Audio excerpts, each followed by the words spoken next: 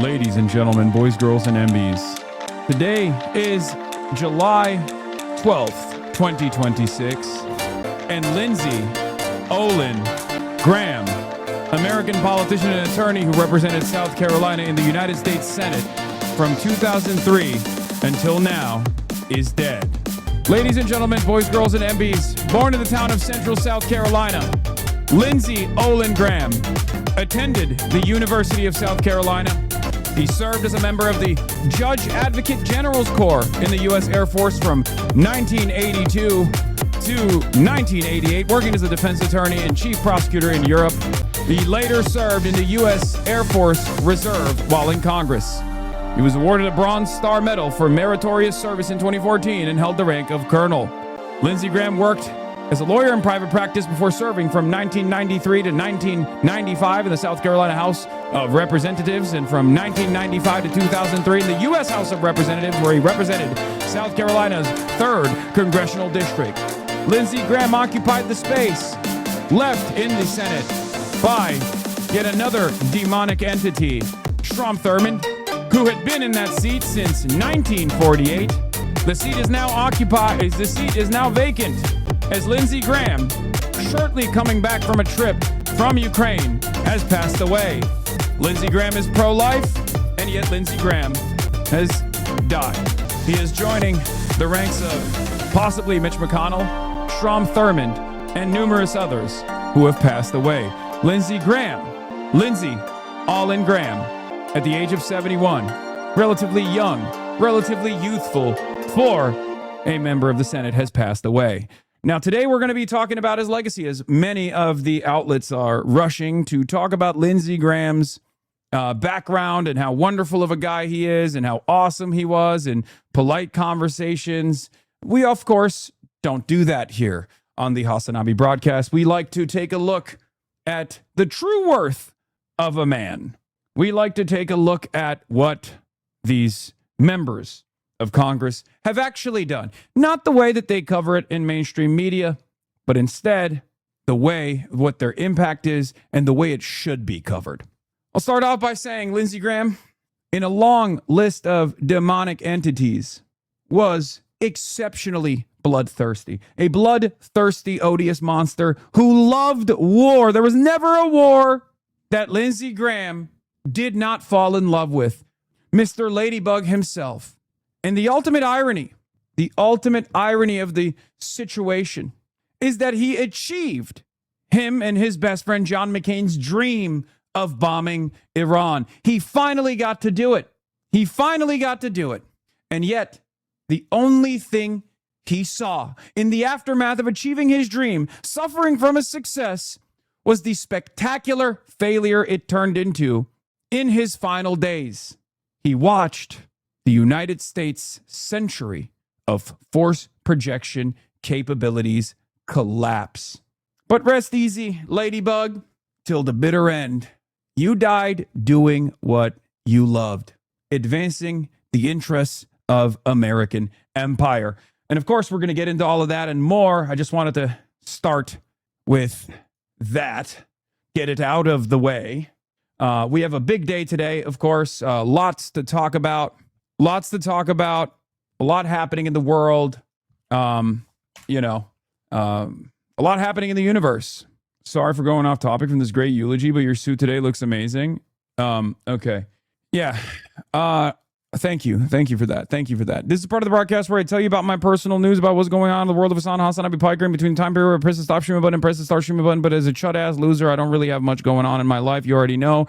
I played a little bit of basketball. It's mostly cloudy here and 77 degrees in stolen California land, stolen Tongva territory. And we are live. We're alive. I'm going to blast off, and we're going to get into it. Lindsey Graham dead at 71. War with Iran is back. Situation monitor. O'Connor interview. Clavicular in Israel. Sunday fun day is upon us. Get in now. I haven't seen Benjamin Netanyahu on American television as much since another prominent right-wing figure died in the United States of America, and his name was Charlie Kirk. That's right. Benjamin Netanyahu is making the rounds on television talking about how wonderful Lindsey Graham was. Now, of course, that's probably not great for Lindsey's legacy, especially considering that everybody fucking despises Benjamin Netanyahu. But I guess it's honest. But One must ask the question. Sure, it's honest. But what did he do to Lindsey Graham? What did he do to Lindsey Graham?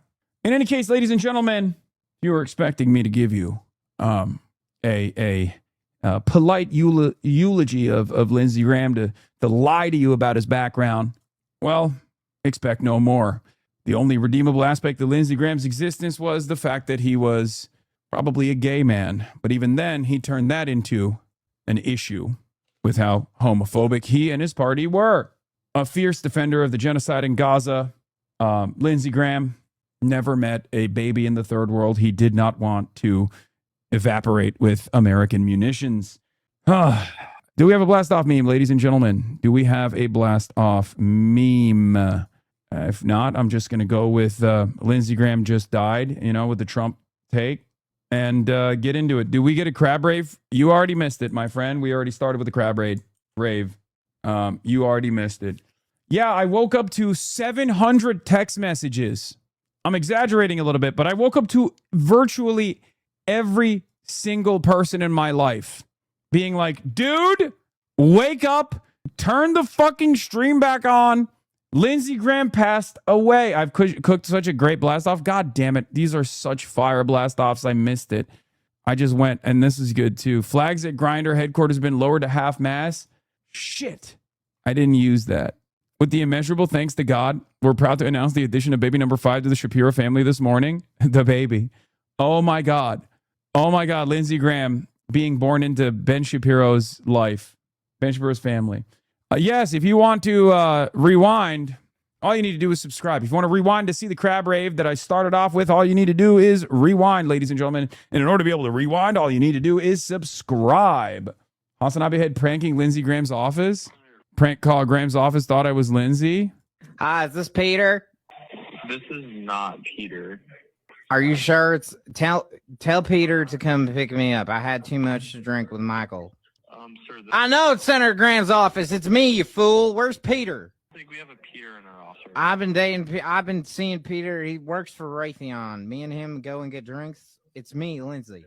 It's late. It was late at night, and I'm still here. I need to pick up ASAP. Yes, sir. Lorenzo. Hello. Yes, sir. Who's Peter? Yes, sir. I can get that for you. That is incredible. That's funnier than, oh my God, it worked.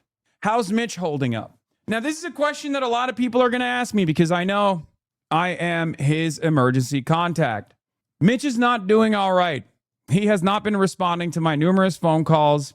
Usually at this hour of the day, we'd be having a phone sex style situation going on, and Mitch has not been responding to my phone calls to do the phone sex. And I assume that part of that is because he's probably really taken aback by the news. Okay. He's been ghosting me, and I feel some type of way about it. I think it's really messed up. I know what Mitch meant to him. Or sorry, I mean, God, I'm mixing my dead guys. I mean, sorry, Mitch McConnell is alive. I know what Lindsey meant to him. So he's ghosting me, which is really messed up. It's really, really messed up, folks. But yeah, are you planning on covering the Will Lawrence situation? Yeah, sure. I mean, I think it's so nasty. I hate that stuff so much. Will Lawrence got hit with the crime of making a statement that is like objectively true, and then having it get clipped in a nefarious way to foment some kind of like racialized animus. I think, from what I understand, he was literally talking to someone who was like a black organizer, like a young black organizer, about like entrenched black political power within the Democratic Party, offering a setback to further progress, including an abject refusal of younger black voices from entering the fray, and they cut it to make it seem like that he's being anti-black or something. It's a classic situation. I hate that. Anyway, let's finish this. Yeah, I need to get picked up ASAP. Okay, I'm at the Quiznos and. Damn, that's insane. That's an insane fit. Yeah, I got to get on my. Circle. Do you know where that is? That was not. He's, sir, I don't know Peter in our office. He's not in. We're having a liaison, man. It's undercover. He was gonna pick me up at the Quiznos. Okay. Okay. Oh, they thought I was Lindsey Graham. Oh, he believed it. I know. Chicago Bish. He believed it. That was awesome. Lindsey Graham after fighting for the top bunk in hell with Charlie Kirk. Dude, listen. Disavow. So Lindsey's NDA expires, so people are coming out about him. Just woke up to find out Lindsey Graham is dead law. Most of you know him as the homophobic senator for South Carolina, but to me, he will always be the man who paid a Twinkie pre-transition college student a fast stack of cash to do unspeakable things to him in a hotel room while he wore red lingerie. It is a canon trans event to have far-right freaks bankrolling you, then turning around and voting against you. People love to judge us, but I never see them opening their wallets. Shout out to sex workers everywhere forced to humanize their enemies just to make rent. It's an absolute mindfuck to me that one of the reasons I have any semblance of financial security and a lack of student loans is because of this man. At the time, I had no idea who he was, and I only figured it out because another group of twinks leaked Lady G to the media. Some queers tried to grandstand critique this, saying we shouldn't out people. I believe bigots with power deserve no peace or privacy, especially when they hold public office. I'm glad they did it. Icons forever. Anyway, if you ever enjoy what I do on the internet, I know that is in part because of Lindsey's generous donations over a decade ago. Oh my God. Because of Lindsey's generous donations, I've ever sent you dollars or something. Know that was kickstarted by the now deceased sissy senator from South Carolina. Oh my God, Lindsey, rest in hell for what you did to our community. I will continue to love queer and trans people harder than you ever hated us. You loved every second of our time together, and now everyone knows. Kissy face. Dude, this is going to be an insane week. Because Lindsey Graham is a demon. Like, Lindsey Graham was a demon. He was a very bad guy. I will, it's going to be tough to fully explain to you how much of a bad guy he was. I'm going to try to do my very best. Okay? I'm going to try to do my very best. But god damn, dude. I mean, he was such a fucking demon. Because, look, the American Congress is comprised of the worst people on the planet. Like, if you were to look at individuals with so much power, so much destructive capability, the American Congress is up there as far as historical forces of ultimate evil goes. Lindsey Graham is above the fold. He is above the average level of evil you automatically subscribe to if you're a part of the American Senate. He is one of the worst of the worst. A gay man who was in the closet, who was, obviously unbelievably homophobic, unbelievably transphobic. That's on the domestic side. Someone who obviously was in favor of ruining the lives of tens of millions of women, with his pro-life sentiment. All that stuff is real. As a Republican, as a regular Republican, he obviously contributed to a tremendous amount of damage here in the United States of America, right? But what makes Lindsey Graham exceptional? A tremendous amount of damage here in the United States of America, right? But what makes Lindsey Graham exceptional? What makes Lindsey Graham uniquely demonic, uniquely evil, is his bloodlust, okay? Lindsey Graham was always at the tip of the spear when it comes to American war machine endeavors. Wherever there was a brown country that was waiting to be bombed, Lindsey Graham was there going, hell yeah, let's do it. Let's do it. I mean, that'd be a great idea. That'd be a great idea. I love Israel. Israel is my favorite. Am Israel high. I say it every day. Look, and on top of that, he was such an inconsistent charlatan. In 2016, he said, we are going to vote in Donald Trump into office, and he's going to ruin this nation, and he's going to ruin this party, and we are going to deserve it. And then he puckered his lips and planted them inside of Donald Trump's ass cheeks for the next fucking decade till the bitter end. That's who Lindsey Graham is. And let me tell you something. Maybe some of you are not very political. That'd be really funny. You're watching me on a fucking Sunday. So obviously that's probably not the case. But you can tell a lot about a man, about the way he treats the legacy of his best friends. Now, Lindsey Graham is a bad guy for his policies. We know that, and we will get to that. There's plenty to talk about there. But Lindsey Graham was also an exceptionally fucked individual because his best friend in Congress, alongside another demon, Joe Lieberman, that's the independent Democratic spoiler, Joe Lieberman. Fuck him too. Okay. But his best friend in Congress was a little known man by the name of John McCain, also known as Bomb Iran John McCain, also known as I like my war heroes not captured John McCain. That's what Donald Trump said about John McCain. Now, John McCain was known as a maverick.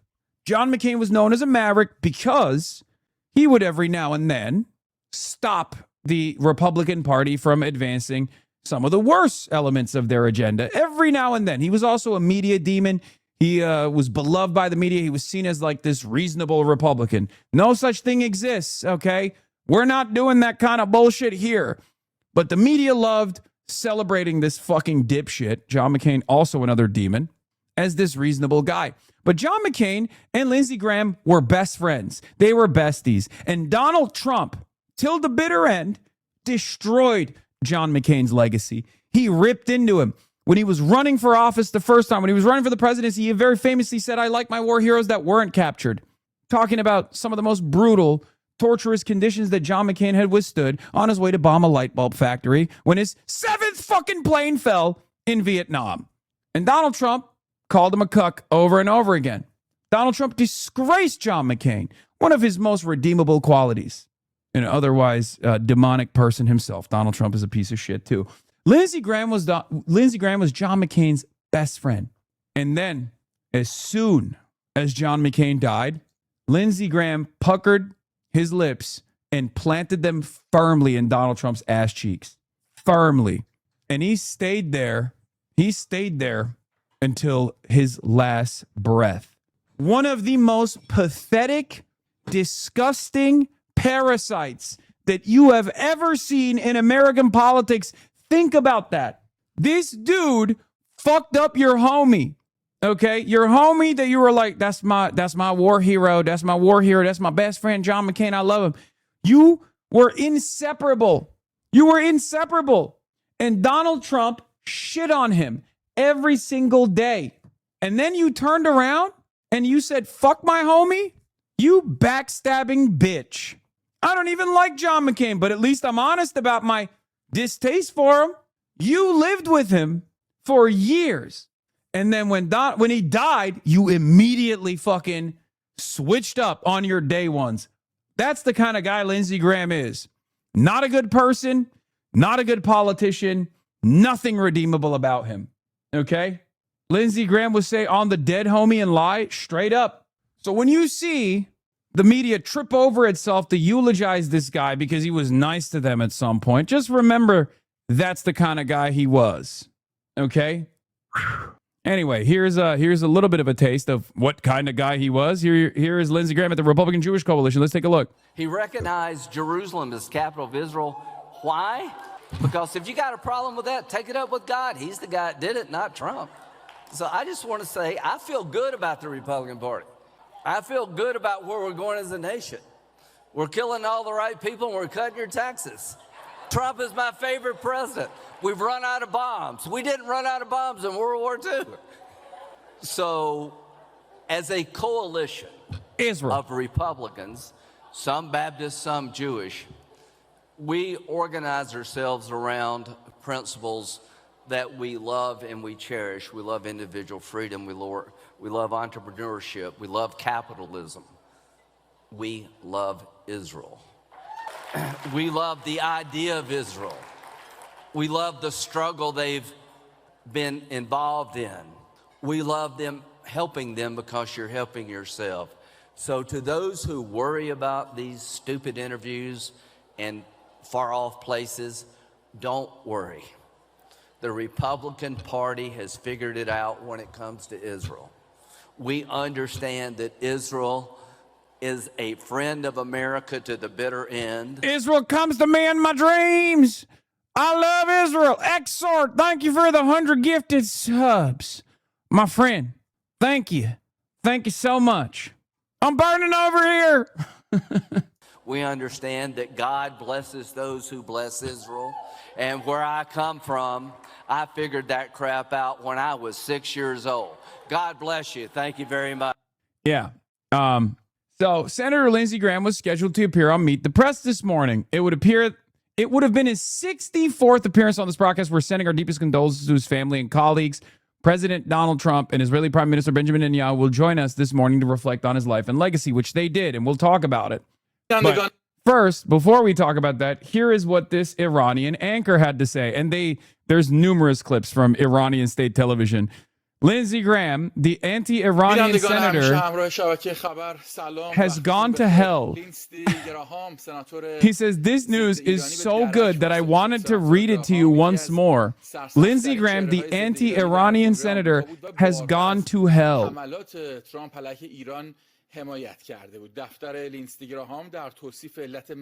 Oh my God, so much Lindsey Graham content. There's something for everything. Here's Lindsey Graham on Cuba. Finished the job that President Reagan failed to do. I am a big admirer of Ronald Reagan, but I'm here to tell you that Donald Trump, in my opinion, is the gold standard for Republicans, maybe any president, and when it comes to foreign policy. Maduro, everybody talked about him. Well, Donald Trump's got him in jail. Cuba's next. They're going to fall. This communist dictatorship in Cuba, their days are numbered. The Iranian regime, the mothership of international terrorism, is about to collapse. The captain of the ship, the Ayatollah, is stone cold dead. I have to apologize. I have to apologize for something. I've led you astray. For the longest time, I've led you astray. I've told you foolishly that evil never dies. And today, I recognize that I was wrong. Sometimes evil does die. Because it's not like Lindsey Graham passed away surrounded by loved ones at the age of 71, far after he had been done with his impact. I mean, he passed away at the age of 71 when he was about to become the senator again, the senator from South Carolina once more. So he had more evil in the tank. He had far more evil in the tank, and I don't even know what the events surrounding his untimely demise are, because he seemingly was in operation. He seemingly was still perfectly willing, perfectly able, perfectly capable to do more harm. So he had at least one more term in him for sure. He had that dog in him. What was sustaining his life force was the continuation of American empire. So it's very strange. Now, the question is, did he die in Ukraine, or did he actually make it back to the United States of America? Because I'm a little unsure about what happened here. Because he was in Ukraine the night prior, and I think he died in the United States. But some people are suspecting that it was a 911 call to his DC home, but is that fake? You know, did he actually make it back? They would not be able to hide it, transporting a body internationally. I don't know. Yeah. I think he died in DC in his home. There is a 911 call, but I saw some conspiratorial minded people speculating that he had died in Ukraine and they're like hiding it or something. I don't know. QAnon is suspecting of foul play. And it's not just QAnon that's suspecting of foul play. But this is really funny. The Islamic regime threatened to kill him 6 days ago. I mean, I don't know why you're giving credit to the IRGC here. You know what I mean? Like, I don't know if they deserve it, but fuck it, you know? It's kind of funny that these guys are all just like immediately saying like, nope, that's the IRGC did it. Okay, I'm sure they don't hate that. I'm sure they love that. Exclusive photos show Lindsey Graham being carted out of his residence while surrounded by emergency medical service workers administering first aid. Now, this is a very different set of circumstances than the Mitch McConnell one. I'll keep it $150. He was keeping his promise he made here. How is he doing? Have you heard anything? No, I'm going to go check right now with my office. Okay. Hoping and praying he's doing well, but I'm going to go check just right now. Is there a contingency plan if for some reason I have his no- Connell, how is he? Bro, ain't no way he said, I'm going to go check. And he actually was serious about it. This is one promises made, promises kept. He'll be back. He was just checking in on Mitch, dude. Yeah. It's not a joke. Yes, this is the last photo of Lindsey Graham to exist. It's Lindsey Graham holding a drone yesterday in Ukraine. I thought this was a joke or trolling. Nope, it's real. This may be one of the very last pictures ever published of Lindsey Graham from his Ukraine visit, published yesterday in the Kyiv Post. Yeah, he went to Ukraine to visit a drone factory, which again is like shocking, but it's just like it's definitely confusing to me because I mean he seems fine. His father died of a massive heart attack at 69. Nice, 69. Lindsey has had high blood pressure in his 40s. He was fresh off a 14-hour flight, so pulmonary embolism is likely the culprit. We are also carrying the flame right now at level 6 hype train, ladies and gentlemen. Ladies and gentlemen, we're carrying the flame at level 10 hype train. You already know. If you like independent media, please subscribe to the Piker Broadcasting Service, the People's Broadcasting Service. Wasn't he supposed to be a Russian stooge? Lindsey Graham? Fuck no. Lindsey Graham was #1 on the Ukraine front. Him, Elizabeth Warren, these guys were like all over it. That's not Lindsey Graham. Famously, remember that quote that I always repeat when I always mention, like, this is probably the least bad thing that he was doing. Let's be real, as far as his like foreign policy stuff goes, as I've already maintained, it's like America's on the right side for the wrong reasons. And Lindsey Graham openly admitted that it was the wrong reasons, right? He straight up, he is responsible for the quote that I've used over and over again. The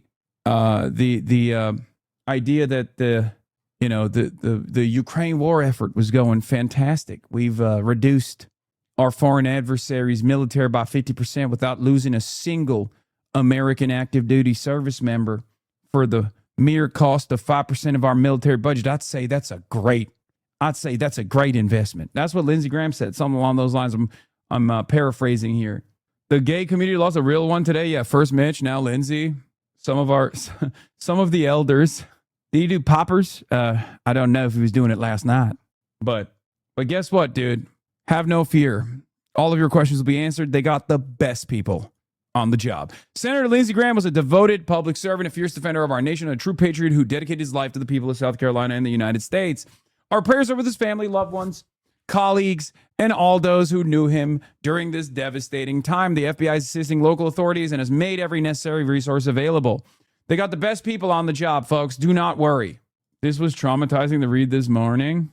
Oh, God. Oh, dude, this is the ladybug thing. No. That's too much. That's too much for now. We'll get to that later. Nasty. Don't bring that up. Do not bring the ladybug shit up right now. Come on, dude. Delete. It's too much. Ladies and gentlemen, People's Broadcasting Service, Piker Broadcasting Service on a hype train level 7. At level 10, we carry the motherfucking flame. Professor Sayed Mohammed Marandi says, too bad. I wanted him to see the oil market prices on Monday before going to hell. That's crazy. 31 years in office, 0 sexual assault allegations from women. R.I.P. King. That's crazy. Why are you trying to censor the things he loved? No, the ladybug thing is nasty. It's nasty. How close the GOP is to losing their majority in the Senate? Very close. Problem is we got John Fetterman on the other side. So right now it's 50-50, depending on where Mitch is. You know what I mean? If Mitch is gone, then what is this? Breaking. An Iranian regime account is now claiming Iran assassinated Senator Lindsey Graham. They just released one of their state-sponsored IRGC. Again, you know what's funny about this? I don't think you want to say this. If your goal is to make it more likely that people subscribe to striking Iran, you probably shouldn't give them credit for assassinating Lindsey Graham, who was an objectively repulsive figure. So that's the issue here. Like I don't think people are going to look at this and go, wow, this must have been an Iranian assassination, and therefore I hate them more now. We should definitely bomb them. You're giving them credit for perhaps the highest profile assassination that Iran could have ever pulled off. And because he's an unbelievably repulsive figure, it's just, you're not going to win a lot of favors. Lindsey Graham, TTV, fuck you. Pretty great. Reagan been dicking me down crazy. Lindsey Graham, TTV. I can't die now. Wait, shut the fuck up. Is this serious? Trump told Graham he was preparing to launch fresh strikes against Iran after another attack on commercial ships in the Strait of Hormuz. Oh my God. We cracked the case. Oh my God. He's coming off of a 14-hour flight, and Donald Trump gives him such spectacular news that he has the hardest boner he's ever had, and it causes him to have a heart attack. That's it. That's it. No, he nutted too hard. It's clear. It's clear. He heard the likelihood of dead Iranian children. He heard about Donald Trump bombing Iran extra hard, and he had a heart attack. Clearly. Trump told Graham he was preparing to launch fresh strikes against Iran after another attack on commercial ships in the Strait of Hormuz. A person who spoke with Graham shortly afterwards said the senator complained that he was feeling unwell. When the person urged him to seek medical attention immediately, Graham said he would do so Sunday morning after his scheduled appearance on NBC's Meet the Press. Graham then joked, "I can't die now. I still need to do the Russia sanctions, get Iran sorted out, and do Israeli-Saudi normalization." It's kind of crazy that no one is taking into account. First of all, we're at level 8 hype train, by the way. If you gift subs and subscribe, we can carry the flame at level 10. We're at level 8 hype train, folks. Level 8 hype train. Subscribe to independent media, Piker Broadcasting Service, the People's Broadcasting Service, for tomorrow's news today. Right. 1 minute remaining at level 8 hype train. It is pretty crazy. It's also the worst guy ever gets to eulogize you, and he's just going to fucking farm your death. Okay. The People's Broadcasting Service, Piker Broadcasting Service, is sponsored by you, the people, for you, the people, and nobody else. No ads, just the news. For tomorrow's news today. Okay. What the hell is this? Miss Lindsay for level 10 hype train? What? I'm not going to play this, dude. Come on. Not because it's like disrespectful to Lindsey Graham's legacy or something. I obviously clearly don't care about that, but because it's probably cringe. I'm sorry. Yeah, Lindsay had the "judge me by my enemies. At least they use a good photo of me. Judge me by my enemies." That's our line. I show speed reaction. What happened? What happened? Wallahi, what happened? Wallahi, what happened? What? Okay. Not a great week for people named Graham. Oh, for sure. For sure. Not great. That is crazy. Let's get started on I guess before, because I have a Ro Khanna interview that I'm going to be conducting in a little bit, but let's get started on Lindsey Graham and the ridiculous glazing that he's receiving currently. We're at level 9 hype train, by the way. Subscribe to the Piker Broadcasting Service for free with a Twitch Prime, or for $6, or you can gift a sub to others. A subscription to the Piker Broadcasting Service allows you to rewind. It allows you to send me links. And also, if we get to level 10 hype train, we will carry the motherfucking flame as always. ABC 7 played the most insane music when they announced it. Never put my love out on the line. Never said yes to the right guy. Never had trouble getting what I want. But when it comes to you, I'm never good enough. When I don't care, I can play him like a Ken doll. Won't wash my hair, then make him bounce like a basketball. But you make me wanna act like a girl, paint my nails and high heels. Yes, you make me so nervous that I just can't hold your hand. You make me glow, cover up, won't let it show. He loved Demi Lovato.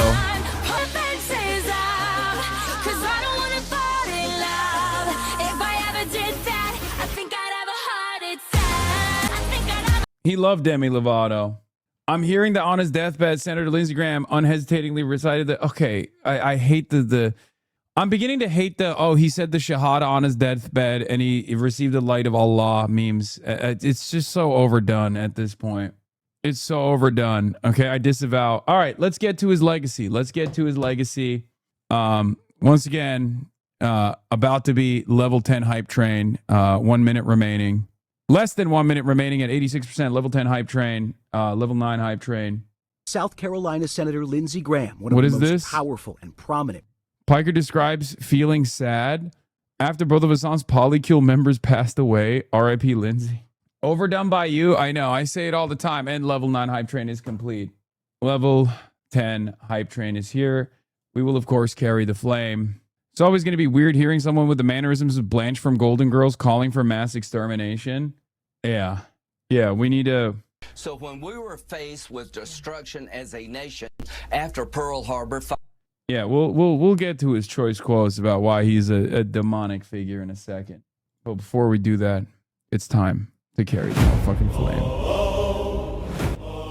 Sarsılmaz durdu fırtınanın sesi, iman erliydi, dirildi yüreğim. Gerçeği söyledi, bedel ağırdı. Allah için ölümden korkmadı. Biz Kırkoğlu'yuz, alev taşırız. Hakkı savunur, adını anarız. Oh no! He said biz Kırkoğlu'yuz. Sarsılmaz birlik, cennet. Son of Kırk. Eş ve baba, ailesi kalbindeydi. Kur'an üstüne ev, imansız olmaz. Dünya susturmaya çalıştı onu. Bizde yaşıyor, yolunda sürer. Biz Kırkoğlu'yuz, alev taşırız. Hakkı savunur, adını anarız. Biz Kırkoğlu, cesaret bizimdir.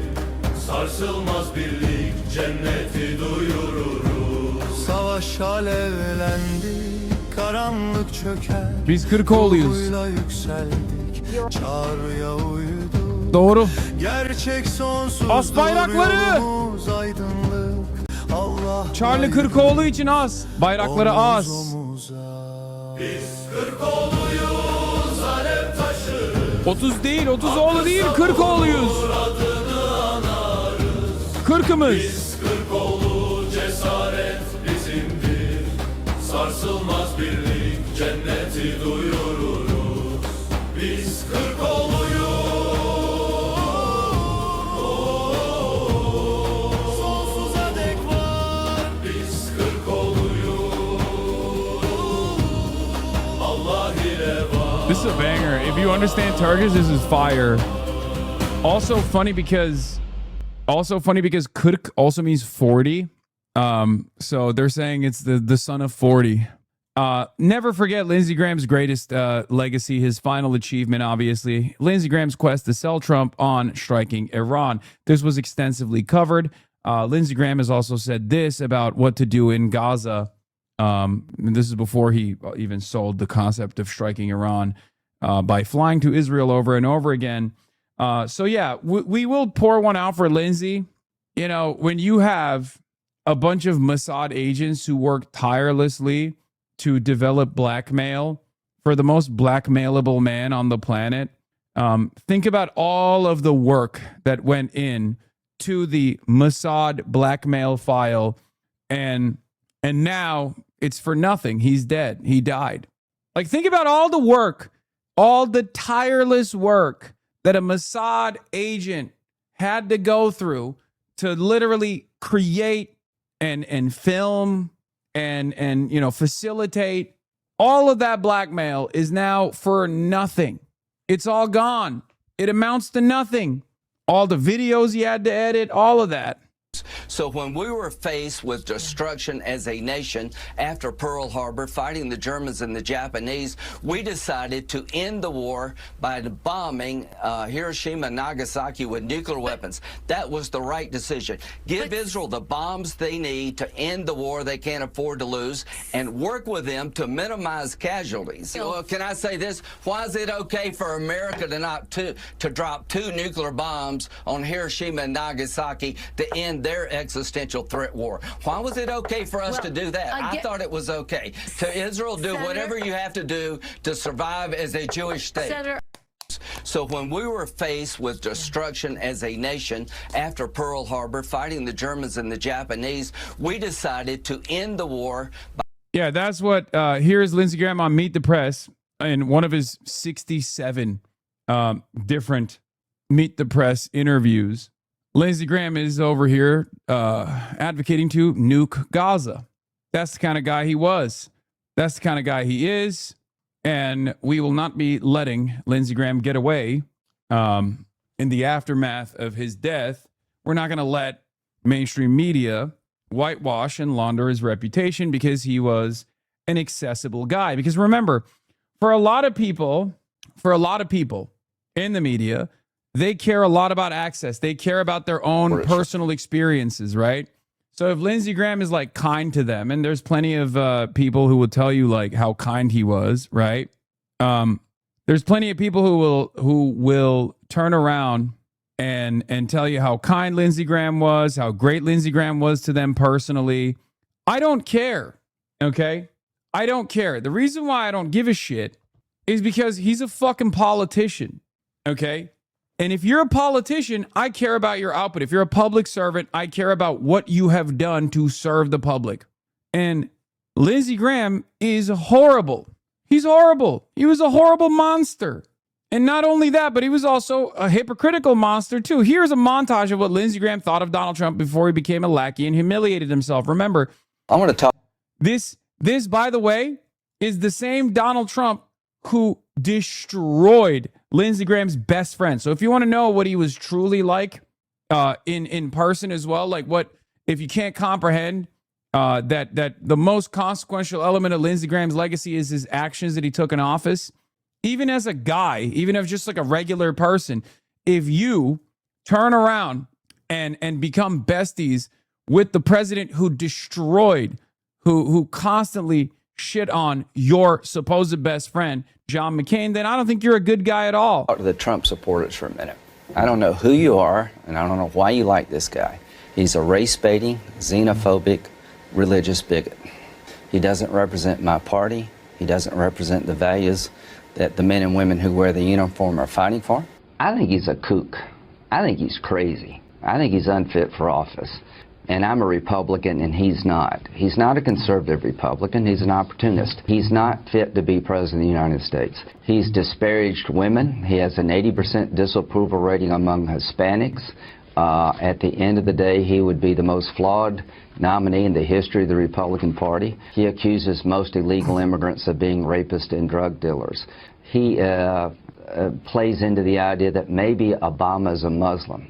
70% of us in South Carolina believe that Donald Trump is not a conservative Republican.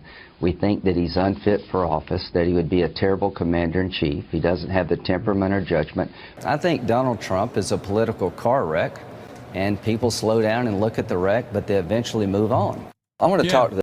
Like, objectively, this kind of sentiment in 2026, can you imagine any Republican saying this shit in 2026? This was 2015. Now, we know that they were fake and phony, and they were doing the same racial agitation that Donald Trump was doing as well. It's just the difference is Donald Trump was saying the quiet part out loud, whereas these guys kept it to dog whistles. Donald Trump was not dog whistling. He was using a bullhorn, right? But like, Donald Trump made the Republican Party far more honest in their dishonesty, in their cruelty, in their senseless desire to destroy marginalized populations. Okay? That's it. And that's who Lindsey Graham is. An empty suit, an empty vessel who was single-minded in advancing America's death and destruction campaign overseas. I just woke up and found out Lindsey Graham is dead and in hell, but only for being a homosexual, so I don't know how to feel about it. That's crazy. It worked.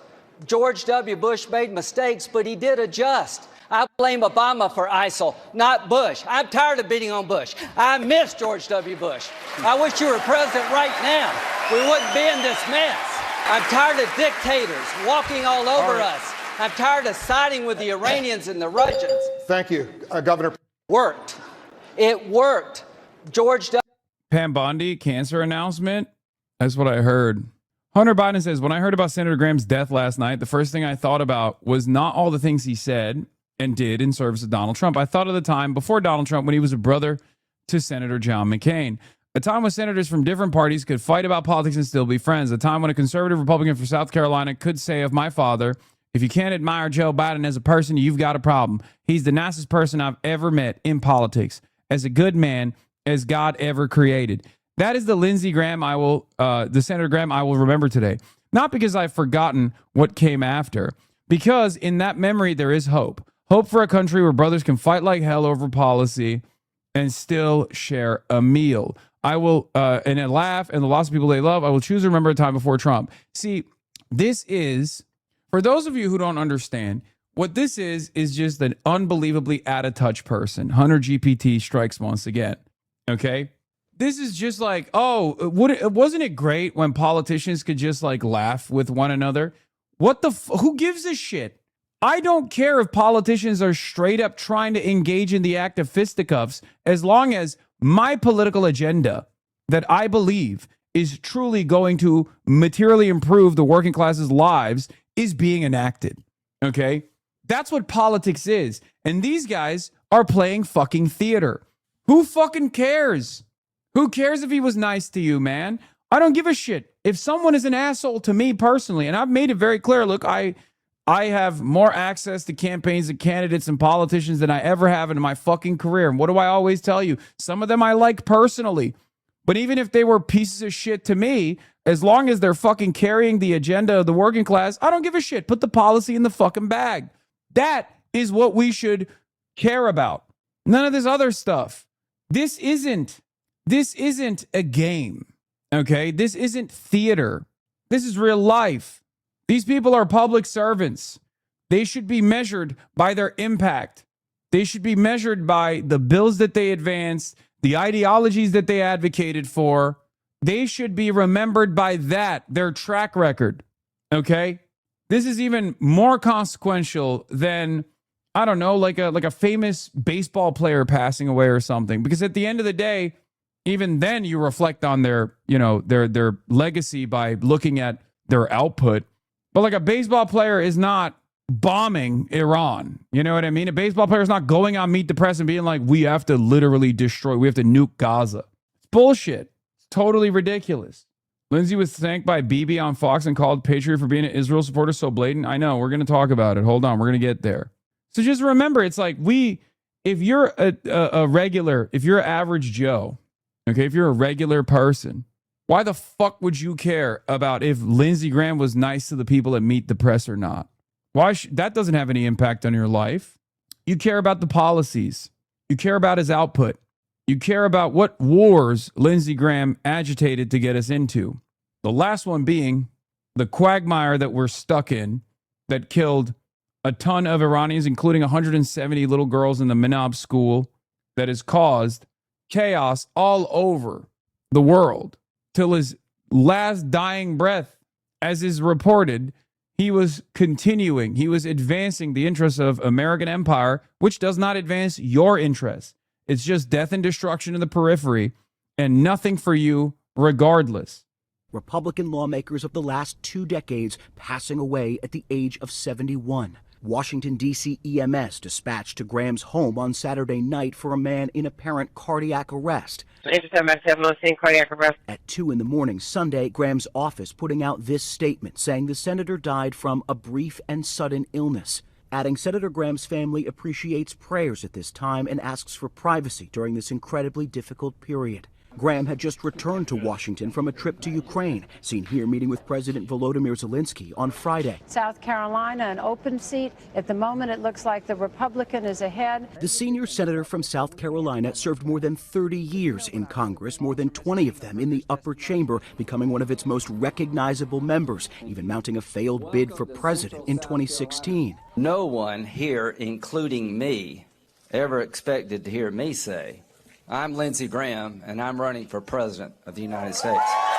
He went from political foe of President Trump's to one of his closest allies in the United States Senate, a persistent advocate for Ukraine in its defense against Russia. President Zelensky calling Graham a true defender of freedom, a staunch advocate for Ukraine, and a determined leader. In recent months, Graham also intensely backing President Trump's war in Iran.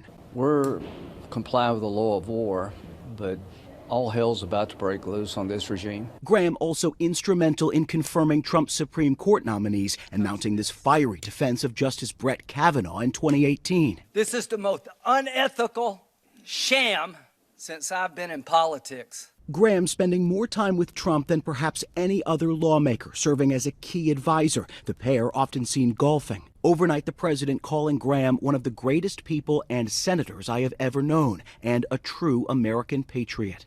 South Carolina's governor will now appoint an interim senator to fill Graham's seat until his term ends in January. Graham was running for re-election, so Republicans in South Carolina now have to hold a special primary to fill his spot on the ballot, Gio. And Jay, this comes as there are continued questions now about the health of Senator Mitch McConnell. That's exactly right, Gio. McConnell was checked into the hospital exactly 4 weeks ago today. His staff has still not said why. It's an unknown medical condition. His office continues to say that McConnell is getting treatment and that he's working on Senate business. The governor of Kentucky is demanding answers about McConnell's condition. And if McConnell continues to stay out and with Graham gone, that creates a numbers problem for Senate Republicans. They go from 53 voting Senate Republicans to just 51, Gio. Yeah, lots of questions there. All right, Jay O'Brien, thank you so much. Senator Lindsey Graham was as comfortable abroad as he was at home, visiting Ukraine just this Friday. Good, older, but no wiser. And using his bipartisan relationships and closeness to President Trump to finalize a new Russian sanctions bill he hoped would force Vladimir Putin to end the war. So when I get back to Washington, I'm going to go with Senator Blumenthal to the Republican and Democratic leader to see if we can find time to move this Russian sanctions package that would give tools. Dude, I think Nancy Mace is actually fucking insane. Like, there's something wrong with her. Because, like, look, you can't be shitposting like this if you're trying to replace Lindsey Graham's seat in the special election. Like, I think there's something truly fucked up in her brain, dude. Like, this is a crazy thing. This is some shit that, like, an anonymous shit poster on the internet or someone like myself would post. You know what I mean? Like, if your goal is to actually if your goal is to actually take over the role, how the fuck are you gonna, like, you look like a crazy careerist. Just when I thought I was out. Again. Yeah, she's saying that she's running for Lindsey Graham's open seat now, like moments after he died. And you know, I just don't think that is going to look good for people that are, I guess, maybe heartbroken. I assume there's some people who are fucking heartbroken, right? Like, I don't know. I don't know, man. Anyway, let's continue. To President Trump to help end this war. Yet Graham died in Washington on his return after a brief and sudden illness, his office said. He served in Congress for more than... Like the Republicans. Are they even heartbroken? I don't know. I just, there's whatever. 30 years representing his native South Carolina. He was meant to appear on NBC's Meet the Press today. Instead, President Trump and Israeli Prime Minister Benjamin Netanyahu spoke in his place. I just can't believe it. He was like a member of the family to me. It's very tough, actually. It's amazing. Mr. President. He was such an advocate. I think America has lost a great patriot. Israel has lost one of the great champions of the American-Israeli alliance. Graham first entered Congress in 1995 and was one of the House managers during the impeachment trial of Bill Clinton. I have lost no sleep worrying about the fact that Bill Clinton may have to be removed from office because of his conduct. I have lost tons of sleep thinking he may get away with what he did. When he joined the Senate in 2003, he made his name as a foreign policy interventionist, supporting the Iraq War and hawkish on Iran way before Trump's recent military interventions. As the Iranians claim the Strait of Hormuz is closed and fire missiles at US interests, Washington says the strait is in fact open as they launch strikes on Iran. The return to hostilities matches what Graham said recently, that diplomacy won't work, and called on Trump to go harder. If Iran contests control of the Strait of Hormuz by the United States, we will obliterate them. Graham was one of the Trump administration's staunchest defenders, backing Supreme Court nominee Brett Kavanaugh amidst allegations of sexual assault. You've got nothing to apologize for. This is the most unethical sham since I've been in politics. And despite being pro-Ukraine, he called on Zelensky to resign or change after clashing with Trump. You're gambling with World War III. What I saw in the Oval Office was disrespectful, and I don't know if we can ever do business with Zelensky again. Like, he's such a piece of shit. Like, his claim to fame is like the spearheading the bipartisan effort as the Republican for Ukraine and like being tight with Zelensky. And the moment that Donald Trump turned on Zelensky, he turned on him too. Like, he is a literal demon, bro. He is just he was such a bad dude. Notice they aren't mentioning his love for South Carolina, Lamau. Yes, because he was like the foreign policy guy. That's why I have so much smoke for him. For many critics, this was all an astonishing U-turn, because when Graham ran for the Republican presidential nomination a decade ago, he did not mince his words on Trump. He's a race-baiting, xenophobic, religious bigot. And you know how you make America great again? Tell Donald Trump to go to hell. And he claimed after January the 6th that his newfound friendship with Trump was over. All I can say is count me out. Enough is enough. Yet the man who... No, it wasn't. No, it wasn't. Honestly, the only thing I know him for the whole Supreme Court use my words against me embarrassment, yeah. voted to impeach Clinton did not vote to impeach Trump. In Graham's final days, he worked alongside other members of Congress to convince the White House to increase its support for Ukraine. Meeting Zelensky in Ankara during the NATO summit, and again days later in Kyiv. The Ukrainian president said Graham was a true defender of freedom, and that America and the world had lost a determined leader. And joining me now is Prime Minister of Israel, Benjamin Netanyahu, another longtime friend and ally of Senator Lindsey Graham. Prime Minister Netanyahu, welcome back to Meet the Press, and my condolences to you. Well, thank you. I'm frankly, I'm in a state of shock. It's just not a good, like, if you're like family members of Lindsey Graham, you got to be like, dude, shut up. Don't say anything. You're literally the modern reincarnation of Adolf Hitler, and you're like, that was my bestie. Also, this is this does remind me of the whole Charlie Kirk incident, when Benjamin Netanyahu immediately rushed to American television to be like, Charlie Kirk was a friend of Israel. We did not kill him. He was the best friend that Israel could ever have. Obviously, with Lindsey Graham, it's a little bit less believable, considering that, I don't think Israel's the one country Lindsey Graham was never turning on, okay? Rain or shine. Because he even turned on Ukraine.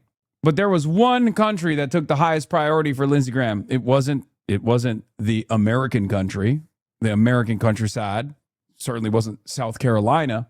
It was the nation state of Israel. Am Israel high.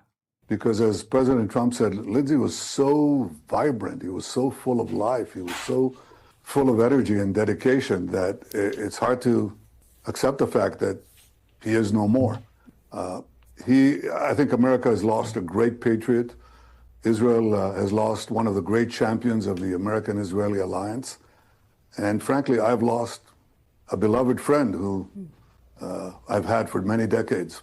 There's just no one like him. Well, Mr. Prime Minister, Senator Graham was one of the leading voices advocating for Israel, advocating for expanding the Abraham Accords. Every time I talked to him, he wanted to talk about this. Mr. Prime Minister, what does his loss mean? Dude, again, this is the media being so unbelievably out of step with the public. Like, they're having a conversation about Lindsey Graham's legacy that they feel best honor him, right? Every normal human that hears that, from South Carolina all the way to California, are going to be like, yeah, no, we know that, which is why we fucking hate him. He was a rapacious brown noser, both literally and figuratively. And not only that, he was spineless. And he placed the interests of Israel above the interests of Americans every single day. This kind of conversation in media circles might be a normal one, but if you're having it in public, it's not going to reflect positively on Lindsey Graham's legacy. I'm glad that they are unintentionally doing the correct thing, which the media rarely ever does, because the positive way to cover Lindsey Graham is to say, like, he was a diligent worker, he was tireless, he was the best at finding bipartisanship, he was nice to me, all this shit, right? He always stood for American interests, he stood for the interests of South Carolinians. They're not doing any of that. They're just like, he loved Israel. That's the only thing he cared about till his last breath, actually. Not only for you, but the people of Israel. What do you think the impact is globally? In Israel, it's grief. In Iran, it's celebration, because Lindsey never confused good and evil. He knew exactly where the Iranian regime is. He thought it was a great danger, not merely to Israel and to America's allies in the Middle East, but to America itself. And he just never wavered. You know, he was so clear. He had clarity. He had courage. He had convictions that he believed were at the basis of America. That's I always use it like the Superman comics. You remember freedom, justice, and the American way. He represented these traditional values, and Christian, he never flinched. Isn't it so odd that a congressperson died and the media is asking about the opinion of a foreign country's leader about him? Why the fuck are we talking about the feelings of Israeli citizens right now? What do you mean? That's the president. We interviewed the fake president and the real president on Meet the Press on Sundays, you know? He was absolutely uncaring about the winds of fashion. You know, he believed something, he spoke about it directly and with candor. And if he wanted to tell me something unpleasant, he would do so, you know, in his southern drawl. And sometimes I always say that I knew something bad was coming when he said, well, you know, you want to take it from a good old southern boy from me who doesn't know much about the world, and then he'd bring it in, you know. He was so smart and so full of conviction and dedication that it's these qualities. And I think the president spoke about it. He was at once a great politician, but I think beyond that, I think he was just an incredible patriot. Let's see what people are saying. Hold on. Last time he came out and said something similar, he came out to say he had not killed Charlie Kirk. Tells you all you need to know. He lost someone who would put all of the needs of America's greatest ally ahead of any of the needs of the people of the U.S. The fact that we go straight to Israel for their feedback says a lot. AIPAC is for sure going to try to install a new puppet in his place. Don't worry, NBC. I'm sure AIPAC is busy buying Lindsey's replacement. This is what I mean. This is what I mean when I'm telling you, like, they're so out of step that they think this honors his legacy. And surely, from the perspective of Lindsey Graham, this is honoring his legacy, right? But the average person that hears from the fucking war criminal leader of the apartheid state that they do not like are not going to reflect positively on Lindsey Graham's legacy, and they shouldn't. So the media, being so out of step with the needs of the masses, is unironically doing the correct thing unintentionally by reflecting on Lindsey Graham's legacy with accuracy. For America. You talked about the fact that he has as many friends and some enemies. You heard President Trump say he could be a tough cookie. He talked about the fact that Iran had threatened him. Did he have concerns? How did he process the fact that he was quite outspoken and not afraid to engage in tough debates? Well, he was absolutely fearless. You know, we spoke about it more than once. But he was fearless, as he should be. He's a leader in public life, and you have to take those risks. But I, frankly, hope to have many more years of friendship with him, and enjoyed his indefatigable and incorrigible honesty. He was very honest about his views, and the amazing thing about Lindsey Graham is he put it directly. You know, he said. You know, I stand with Israel openly. I know that the winds of fashion blow in another way. I couldn't care less. Sometimes he'd incorporate some words that I won't repeat now, but he was just so clear, so courageous, both for his own personal safety, but also for what he believed was absolutely necessary for America. And he believed that when you say that Lindsey Graham was a rapacious brown noser, both figuratively and literally, are you saying he ate ass forcefully? Yes, dude. It was a double entendre. Yes. Israel's security and America's security are intertwined. It wasn't just a spin or anything like that. It was something he held deeply for many decades, and I could see his contributions because he sometimes tried to out-negotiate me. You know, we were. It's just unbelievable. You know, we had with three American presidents, with President Clinton, President Obama, and President Trump. Remember how Lindsey joked about bombing the flotilla to Gaza? Hope Greta and her friends can swim. Monster.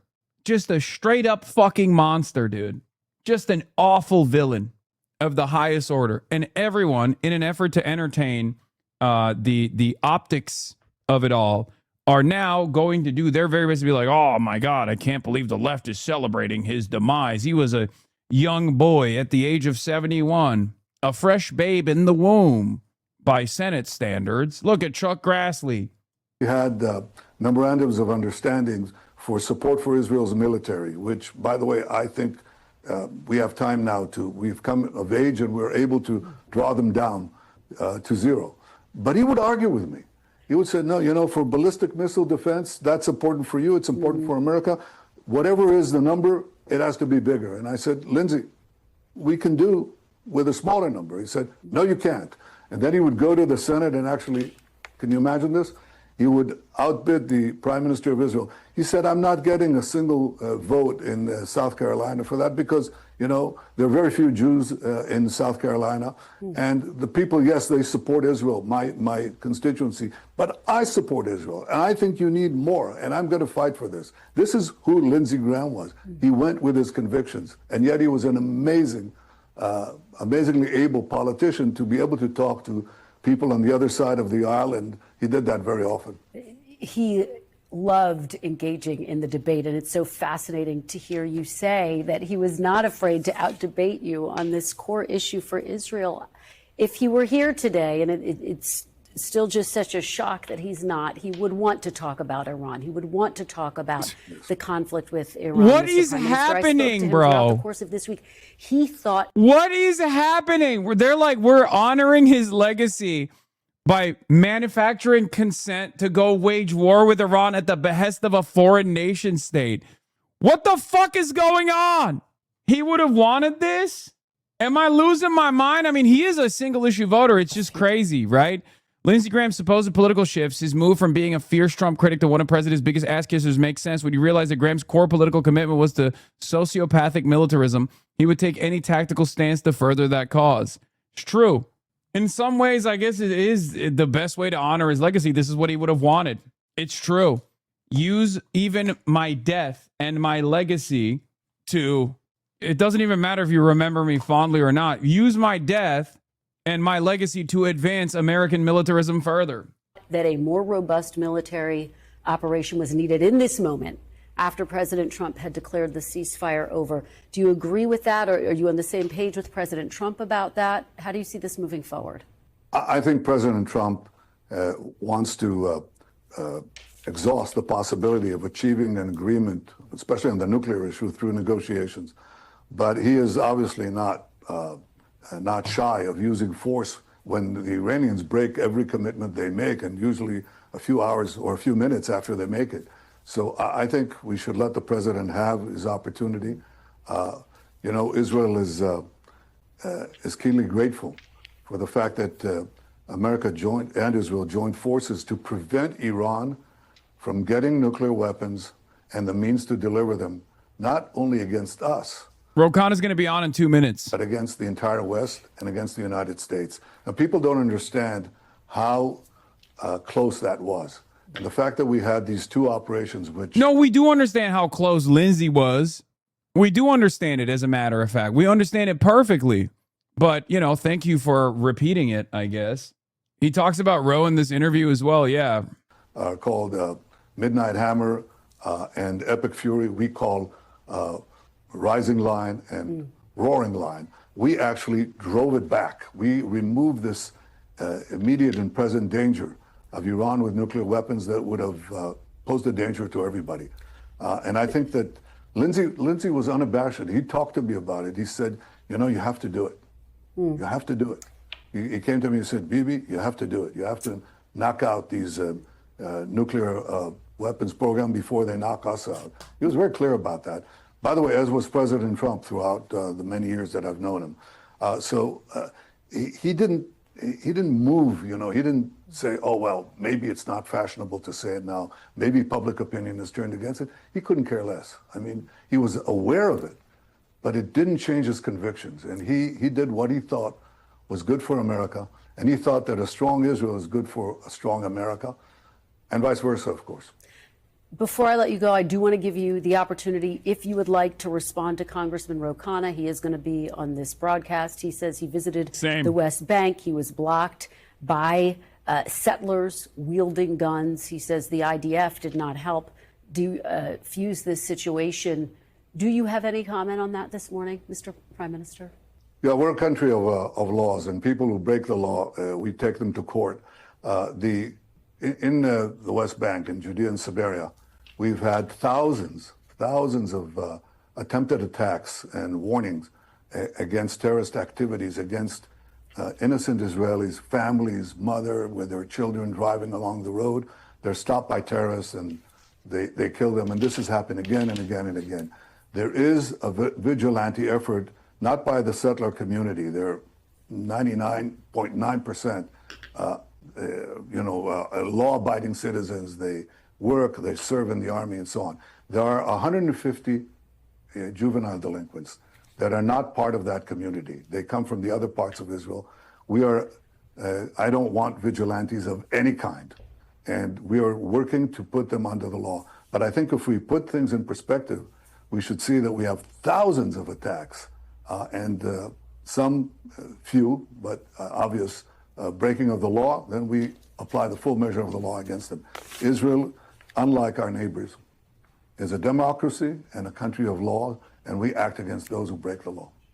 Well, all right. So on that note, now that we heard from Benjamin Netanyahu, we will have a unique opportunity to hear from Congressperson Ro Khanna, Democrat from California 17, right now, as a matter of fact. Ro Khanna will be joining me on the broadcast. Ro Khanna will be joining me on the broadcast right now, and we will be talking about his experiences in the West Bank. Hold on 1 second. Welcome, Congressman Ro Khanna. Welcome back to the broadcast. I'm doing all right. How are you doing? You had a fairly traumatic experience, from what I understand. You went to the West Bank, and you were, by your own admission, detained for over an hour, first by some settlers in the West Bank, and then also by the Israeli Defense Force, and that the tension continued when they arrived on scene. First of all, I want to talk to you about your experience, but right before we get into that, we just watched Benjamin Netanyahu respond on Meet the Press to some of the experiences that you had. I'm sure you've heard it by now because you were on Meet the Press, I suspect, earlier today. What did you have to say for Benjamin Netanyahu's commentary on this? Well, they're shameful. Both Netanyahu's comments and the Israeli ambassador. First of all, these were not juvenile delinquents. There is actually was an Israeli as part of our delegation, one of the security officials, and another person that was a expert in settler violence, and they gave an interview of what happened. So if people don't believe me, if they don't believe the New York Times photographer's account, they can listen to that account. And what happened was that there were violent settlers who surrounded our van, brandishing M4s and fully armed, kicking the tires of the van, blockading our van in, wiping the windows, taunting us, laughing at us, videotaping us. Why were they there? Because we had the audacity to go to see the Zenuta village that had been burned and destroyed by Yanon Levy, who is an extremist Israeli settler. By the way, we also met earlier, a few hours earlier, Ottawa's brother, Khalil, who Yanon Levy murdered in cold blood. It's on a phone. You can actually see the video. And this person is out free, basically a rogue vigilante. He burned down the Zenuta village, and he sent likely his thugs to detain us because he didn't want us to take the footage and tell the world about what happened in Zenuta and what happened at that elementary school. So we're there for 20, 25 minutes. I'm concerned, but, I think, okay, the police will come, the military will come. So the IDF shows up, and I think, okay, great. They're going to clear us. We're going to get on our way. And they, to my shock, further the blockade. They watch as these settlers call reinforcements. More of their settler friends come in to have cars parked blocking us in. And 4 female soldiers of the IDF block us. At this point, our security person who speaks Hebrew and the Israeli gentleman go to speak to the officers, explain that it's an American delegation, explain that we're in touch with the American embassy. And the soldiers basically curse them out and say, "We don't care that they're Americans. They're on our land. They're on the settlers' land right now, and you will stay here." Now, fortunately, we talked to David Brownstein at the embassy. He's a career person, number 2 person there. He finally got to someone high up in the Israeli government, and they send a police force. And by the time the police got there, about 75 minutes in, the violent settlers rushed away and the IDF rushed away, and we were allowed to go on. But it was a 75-minute detention, and Netanyahu needs to prosecute Ynon Levy. They need to prosecute these extreme settlers. They need to open an investigation into the IDF. But what was even more offensive than Netanyahu's responses, and knowing that I was detained, an American congressman, was the Israeli ambassador's responses on Face the Nation.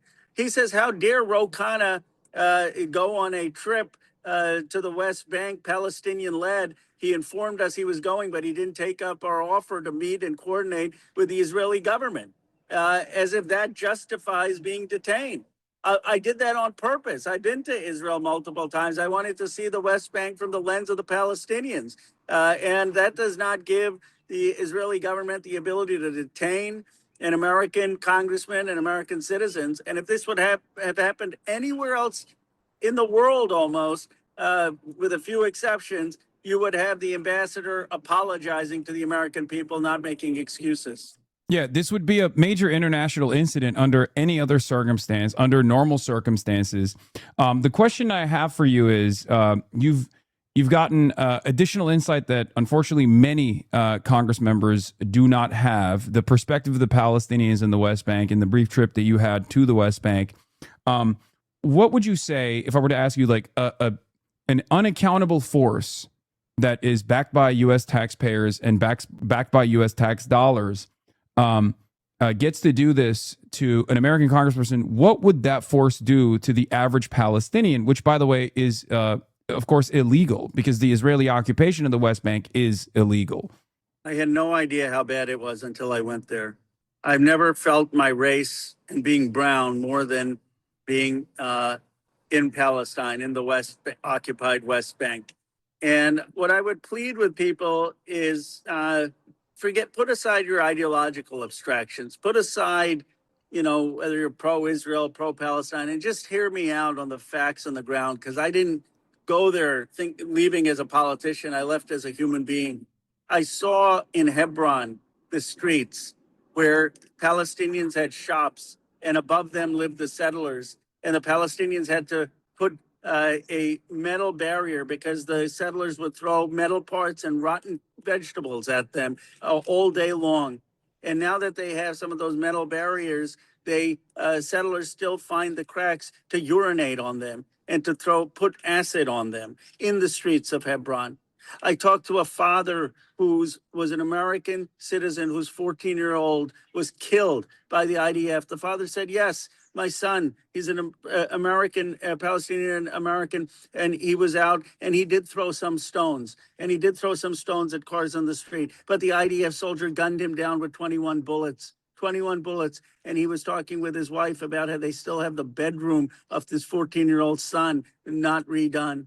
I talked to a family in Al-Khair who night after night sees settler violence, and their daughter, who is 18-year-old and studying to go to a university, had to flee in the night because settlers, while I was there the night before, were rattling on their doors, yelling curse words, attacking the house, and they put an Israeli flag on this Palestinian home that I was in.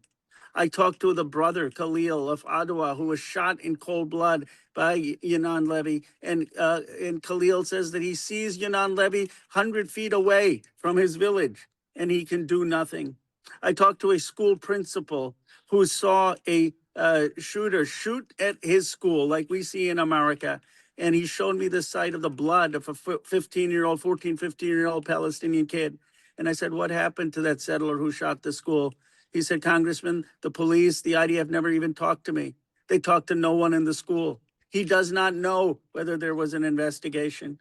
I talked to the mayor in Beit Zohar, who talked about how people in the summer come to him saying they don't have enough water to wash their clothes. This is a Christian majority town who do not have enough water to flush their toilets if they just go urinate and don't take a bigger dump because the water shortage. The Palestinian Christians in Beit Sahur get 50 liters per capita of water, which is 50 liters less than the UN standard of what is required for a decent life, a dignified life, while the settlers just kilometers away get 400 liters per capita. And the Beit Sahur and Bethlehem are barred from drilling for more water under their own land.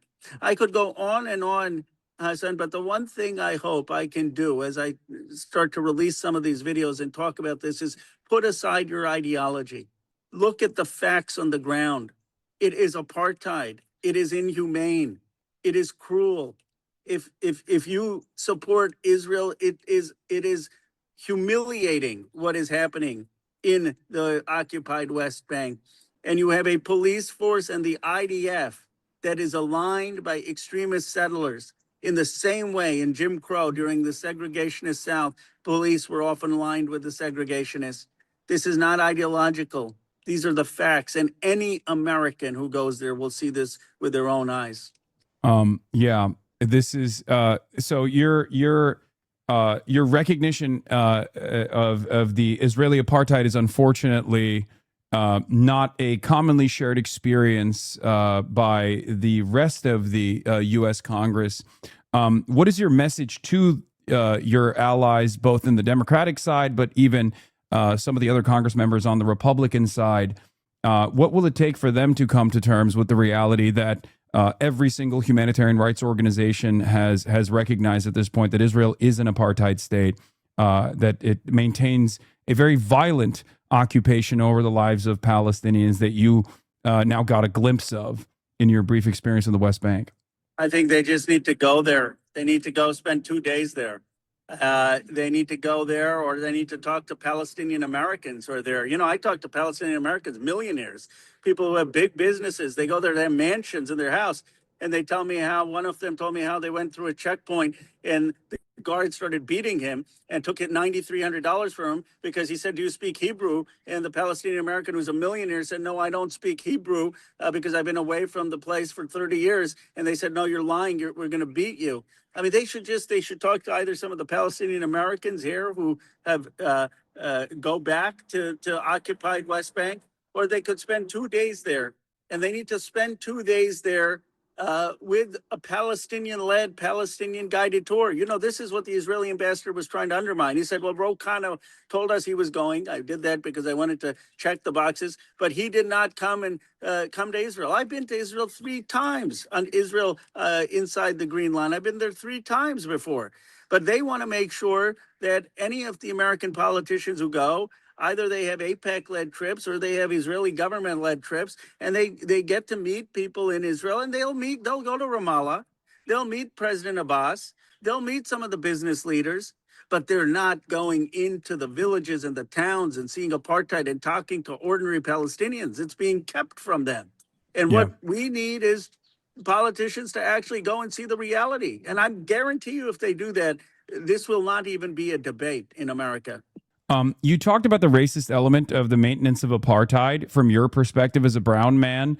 Can you elaborate a little bit on that? I mean, you're a brown man in America. It's not like America has been all too kind to brown folk. You're from Pennsylvania, and you're saying that this was a different kind, that I believe you said something along the lines of you had never recognized your skin color as much as you did when you were traveling through the West Bank. I've never felt my race as much as I did in the 3 days I was in the West Bank. Never. You know, when I grew up in Pennsylvania in Bucks County, it was a middle class upbringing. Went to public school, but I had a lot of people who believed in me. I couldn't hit for anything. They still played me on little league teams. I still traded baseball cards. We all rooted for the Phillies. I had a pretty decent childhood, and yeah, sometimes someone would say, go back to India, but that was the exception. That was not the norm. But you know, the only time I was acutely aware of race in America, most acutely, was after 9/11. When I don't know if you had this experience, after every airport, I would get called up for advanced screening because I Yes. was brown going through airports, and it was post 9/11. But in the West Bank, I felt my race acutely every moment. At the checkpoints when we were traveling, and my aide was at one point a group was white, and one of my friends was white, and I was brown. And I could tell that the security, when they came on the bus, they were concerned most about me. Who is this brown guy? At one place, when we were on the Israeli-occupied side of Hebron, the three or four of us, an Israeli, two white Americans, and me. The guard comes. He doesn't care about them. He comes and says, "Who is this guy? Is he the son of Isaac or the son of Ishmael?" Meaning, am I a Muslim or a Christian? And I said, Hindu. And the guy, it was beyond his comprehension. He said, "What is that?" But I was so made aware of being brown.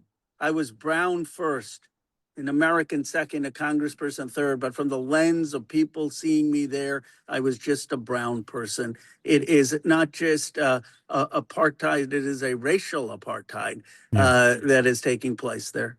Yeah, and it's backed by religious fundamentalists, and I do fear that there is an analog here in the United States of America, a similar growth of a movement that is brewing that is a real, genuine threat to normal American existence.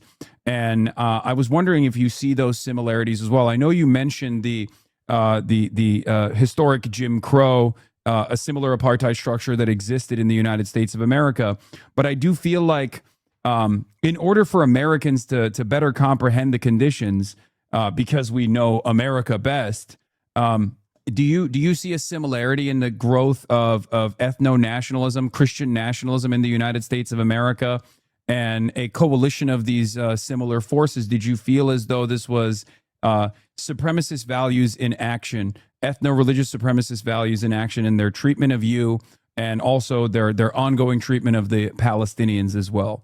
It's 10 times worse than anything in the United States of America. But the one place, let me say to people here who maybe get some perspective, think about ICE, and think about ICE racially profiling people who are brown. You know, the Kavanaugh stops where they can just stop people who are brown or in low-wage jobs. And think about how they're harassing them and how they're detaining them, and in some cases killing them and killing American citizens who get in the way. And think of basically the IDF in the West Bank as 10 times worse and rogue as what you imagine ICE to be, as a ICE that has absolutely no constraints, it can act with total impunity. And so you see the worst form of it in the West Bank. Of course, it should make us even more concerned about organizations like ICE and the desire that they have to purge the country of people who are brown and to tackle immigration. But it needs to be tackled here, but it's 10 times worse in the West Bank. Yeah. Do you, as an American citizen and as an American congressperson, as an American taxpayer, do you feel a sense of moral culpability as well with the ongoing occupation? Because once again, another aspect of this conversation that is not like academic, not theoretical, but very real is the illegality of this occupation, and yet no one talks about it. Do you feel like that we have an obligation to try to recalculate our relationship with the nation state of Israel? And what do you suggest that we can do as regular American citizens, and what can Congress do as well?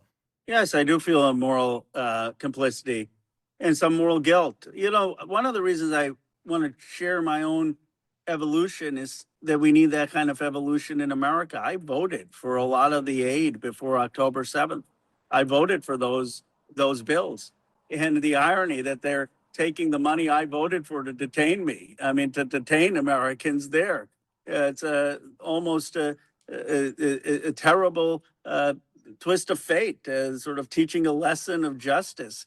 But I was not I have deep roots in my grandfather and standing up for independence in India and fighting colonialism. And I worked against the war to stop the war in Yemen, and I ran against the first Iraq war, and I've been active in trying to stop the war in Iran. But I was not initially, before October 7th, an activist on the Palestinian issue. But I just saw on my phone the brutal killing of children in Gaza, and I said it's a genocide. And I voted against, for the first time, the aid with Biden, the supplemental bill. They said my political career was over when I voted with 37 other Democrats against that aid. I questioned my own president, as you know, because we met in Chicago, and I was against the Biden then and what the Biden administration was doing, and that not having a Palestinian speak.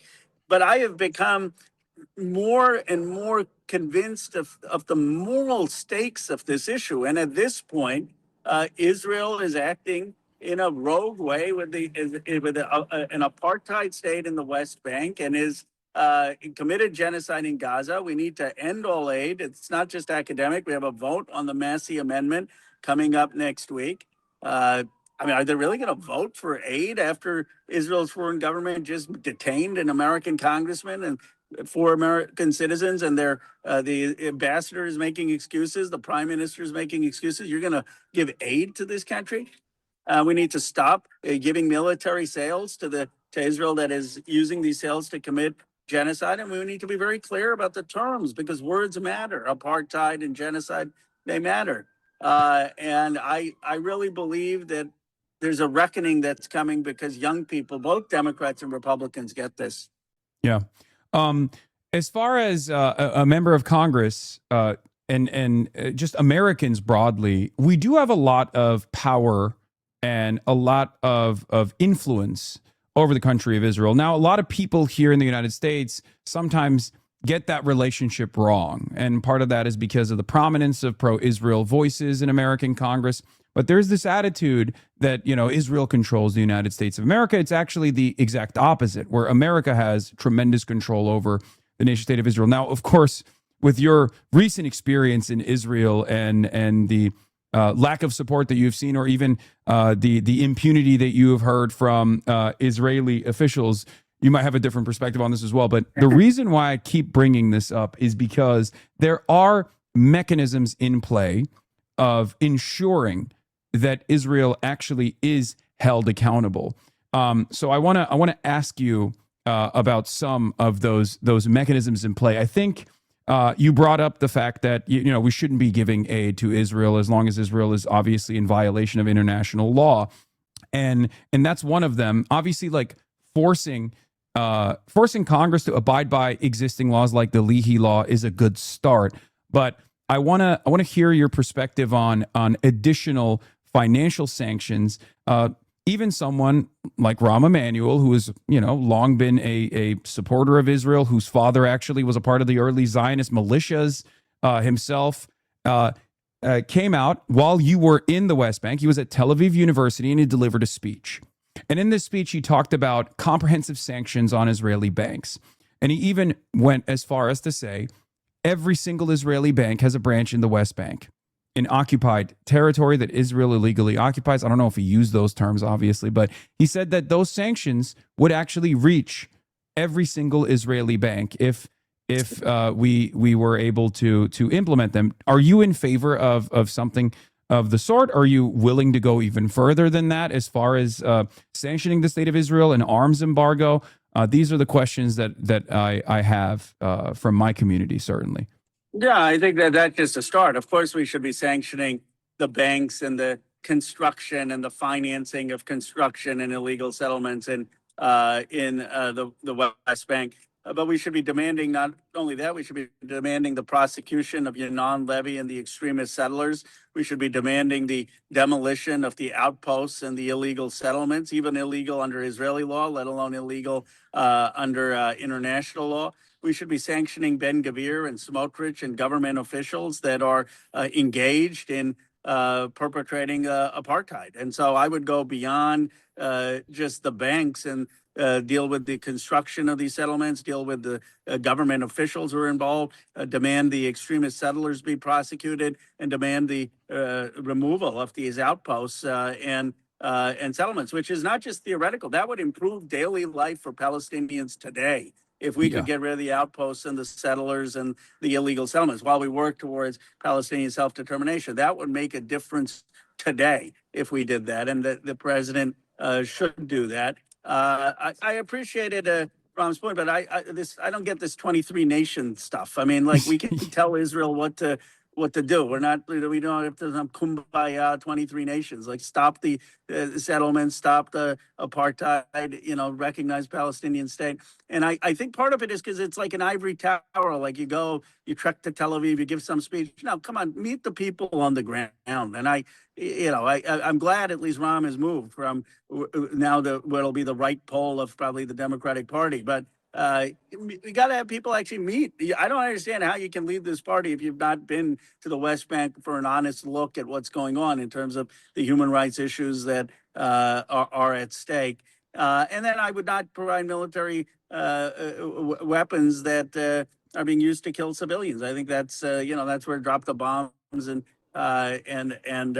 Senator Sanders' amendments are. And I have supported that.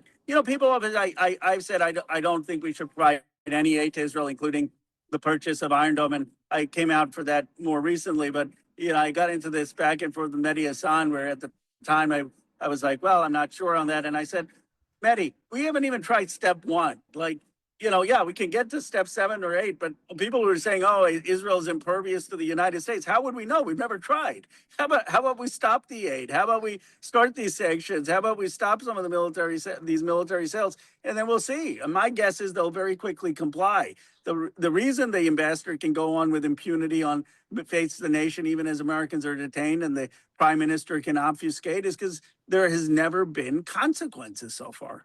Yeah, well, I think the reason why people are demanding an embargo, myself included, is because it is an enforcement action that would get Israel to comply far beyond simply offensive or defensive weapons, especially considering that now there is this new bill that is being discussed where there's supposed to be a merger of the Israeli military and the American one that would make this that would make the issue of holding Israel accountable or stopping Israel's violence against civilians far more difficult. And I was wondering what your thoughts were on that as well. I know you've spoken about that extensively. Yeah, I'm just gonna get to make sure my connection is strong. I've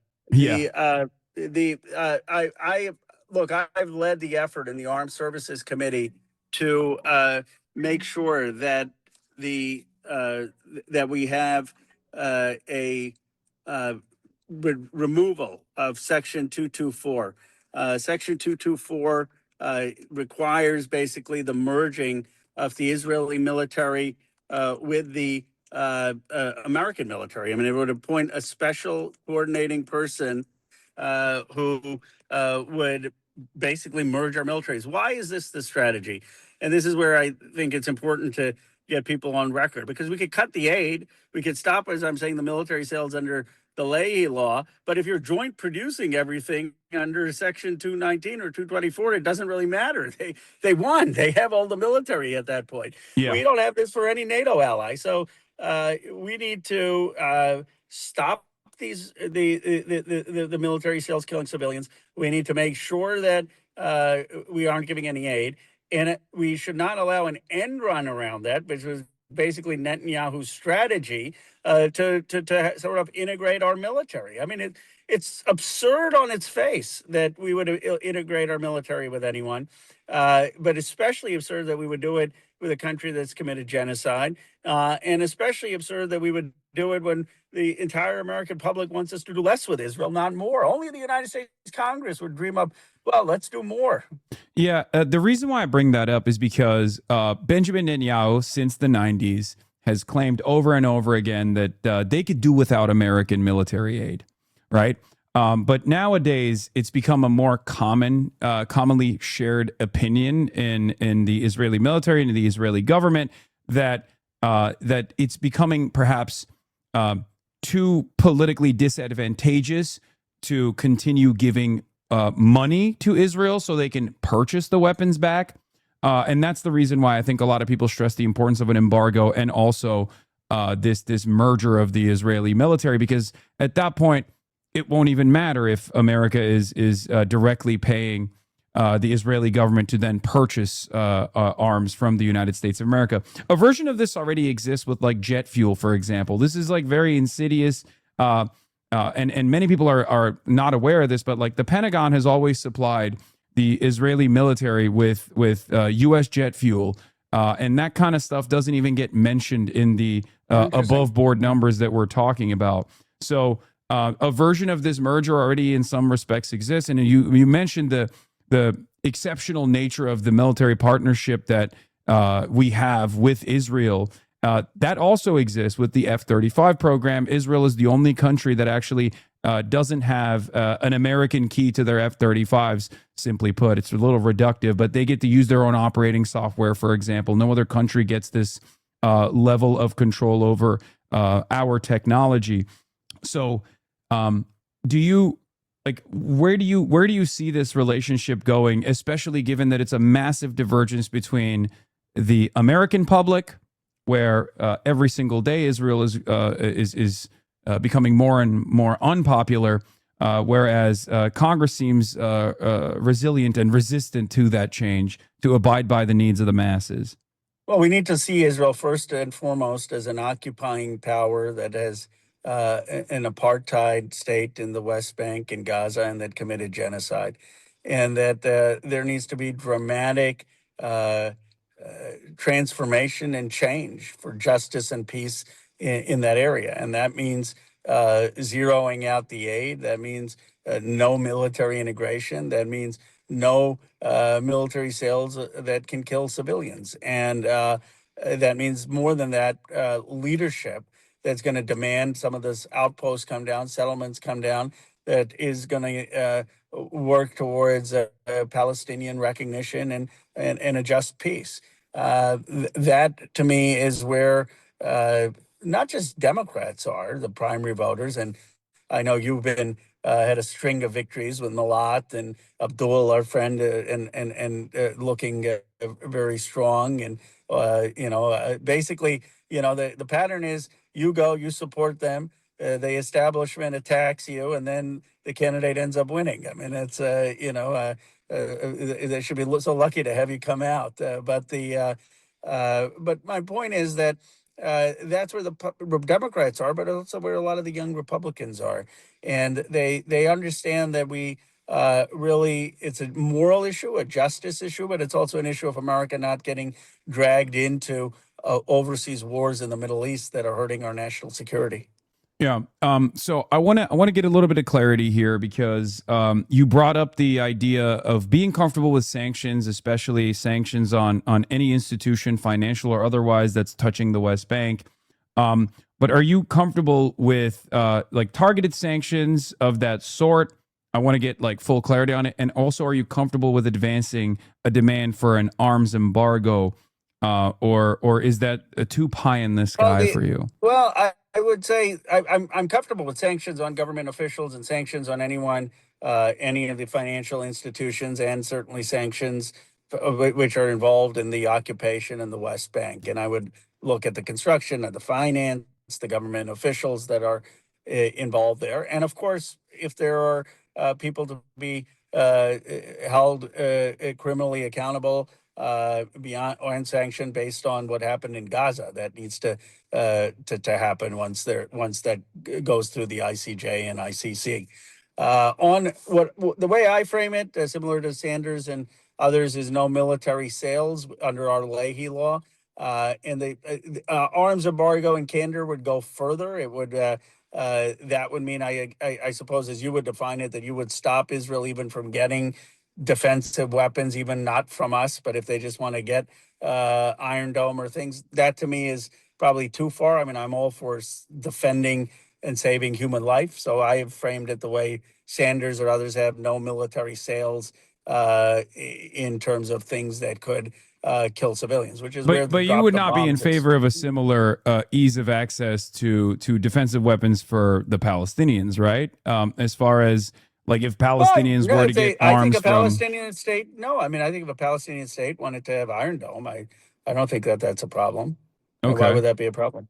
All right. Well, I hear this from other Democratic congresspersons as well, and it's always interesting to hear their perspective because I'm fairly certain that we have long-standing sanctions on Iran specifically for delivering weapons illegally. We've decided it's illegal to the Palestinian population, similar to the Axis of Resistance with Hezbollah. These are obviously not the Iron Dome because they don't have that technology, but these are weapons that are being used and still being used against Israeli soldiers in Israel's illegal and ongoing occupation of Lebanon. Weapons that were received by Iran. I'm not for arming Hezbollah or arming Hamas. Or I don't think that that's going to get to peace. I would say that the United States should be working on the recognition of a Palestinian state to stop the aid to Israel, to stop the military sales to Israel that are being used to kill civilians, and use our leadership to get finally a Palestinian state that where Palestinians can live with equal rights and dignity. I don't think the way to that is for Iran to be arming Hamas or Hezbollah or armed resistance. I just I don't agree with that. And my grandfather. No, that's why I was saying, like, wouldn't you see that it's a fair standard to apply evenly across the board? A similar sanctions package for countries that are also delivering arms sales to a country that, by your own admission, has participated in a genocide, and also a country that actually subjected you to the apartheid conditions in its detention. Well, but I would, I would restrict all aid, so zero out all aid, and I would restrict all military sales killing civilians. I guess the question is, do we? You would go further and say Israel shouldn't have Iron Dome or some of these weapons. I think that they genuinely could be shot at by Iranian missiles, and to me, a life is a life. The way I see it is I see Palestinians as human beings. I see Israelis as human beings. I want a just and equitable outcome for every single person that's living in the region, and I see that as the only way to achieve that is because I don't see the Palestinian existence as a spoiler to this endeavor at all. I see Israel as an occupation to be the primary and only spoiler to a lasting and equitable peace. And therefore, I want the full spectrum of pressure to be deployed on the country that is responsible for a metric ton more of heinous war crimes. And that's precisely the reason why I'm in favor of more comprehensive, more of a comprehensive penalty to Israel, because I'm fully aware that none of those things are most likely going to happen, and that Israel is going to come to the recognition that they have to play ball. One of the things that I wanted to also ask just you, because I'm always a straight shooter, I think on the menu of all the penalties, I'm probably 7 or 8 out of the 10 we're on the same page, and you may go a few further. But my point is, so far we've only done one. And if you actually have an American Congress, an American Senate, an American president who actually start going up the ladder, 2, 3, 4, 5, 6, I think you quickly will see a massive change in behavior, and that's what the base wants. And I think it's not just the policy. I think we need to be going and standing in solidarity with the Palestinian people and lifting up their stories and talking about their daily life and helping the American people understand what's going on there. Yeah. One other question that I had for you before I let you go, and thank you so much for all the work that you've done. Thank you so much for going to the West Bank and seeing the experience of the Palestinians and the conditions that they're subjected to, once again, by a criminal occupation. This is an illegal occupation under international law. And speaking of sanctions, by the way, we've obviously deployed sanctions on the International Criminal Court and the International Court of Justice for even investigating some of these war crimes in the ongoing occupation. Which is absurd. Yeah, which is totally ridiculous. As a matter of fact, someone that you've endorsed, Abdul al-Sayed, has been quite critical of Haley Stevens, who also voted in favor of the sanctioning of, I believe, the ICC, sanctioning of the judges, and and on top of that, voted against Rashida Tlaib, your colleague's bill to apply a similar standard to the War Powers Resolution to demand Israel pull out of Lebanon in its illegal occupation of currently Lebanese territory. I was one of the original co-sponsors or sponsors of Rashida's resolution, which is not just protecting the lives of people in Lebanon, where you've had brutal bombing in Beirut and the surrounding areas, but it's also protecting American interests, because part of what is perpetuating this war and having Iran block the Strait of Hormuz, as you know, is Israel continues to bomb Lebanon. Even the Trump administration is so frustrated by it. And all Rashida's resolution was saying is, let's stop that any assistance to Israel in bombing Lebanon. And of course, I believe that we should not be sanctioning the ICC or the ICJ. Yeah. One question I had for you was about some of the terminology that you used. Like, you were uncomfortable with the term apartheid in the past. You have obviously evolved on your position, and I really appreciate that you've gone through this journey and have been very open about it as well. And also, even before my trip to the West Bank, I think I had said apartheid, but I would kind of hesitate. Yeah, I have no hesitation after going there to say it is an apartheid state. I mean, it is a Jim Crow state. I don't care about any of the politics. I mean, anyone going there, spend 2 days there, I guarantee you'll say the same thing. That's not ideal. Look, I believe it was genocide. You can debate the legality of that and have legal debates. There is no debate if you go to the West Bank on the facts of the ground of apartheid. Yeah. But the reason why I was bringing that up is because, like, you've talked about the importance of using proper terminology. One of the questions that you have received that you have answered in the past is actually a silly question. It's does Israel have a right to exist? And now the new version of this has become, does Israel have a right to exist as a Jewish state? Since you've also faced the militant aspect of ethno-religious supremacy, do you still maintain the position that Israel has a right to exist as a ethno-religious Jewish state, as an ethno state, or has your calculation changed on that? Should any state exist as an ethno state, or do you have a different calculation now? I have always maintained, and I guess here's how I would frame it. I've always been saying that Israel should be Jewish. The Jewish people should have the ability to have self-determination. It's fine to have a Jewish state, but it has to be under equal rights and non-occupation with a Palestinian state and with equal human rights within the Green Line of Israel. There are a lot of religious states, right? I mean, England has the Church of England, Greece has the Orthodox Greek Church. There are, of course, Pakistan and Iran and Saudi Arabia and Jordan. The problem is there's a difference between having a state that has a constitution based on religion, which the Jewish people can have, and a state where she uses religion to oppress and subjugate and deny the rights of others. What is happening right now with Israel is obviously an occupation, an apartheid, and a genocide. So I don't support that. But my hope is that what could emerge is a state that recognizes equal rights and ends the occupation and has a Palestinian state. That said, look, I'm not rigid. Obviously, I've supported this framework for the Arab peace plan, and that could go forward. There are other possibilities people have floated, and I'm open to that. What I do know is that we need to start with improving life on the ground for Palestinians, and that means demanding the destruction of the outposts, the settlements, the prosecution of violent settlers, ending the aid, ending military sales, clearly calling it apartheid and genocide, and working towards peace. Yeah. The reason why I brought that up specifically is because, again, it's vague, but it's also a loaded term for the most part, because, like, Israel as it currently exists is an ethno state.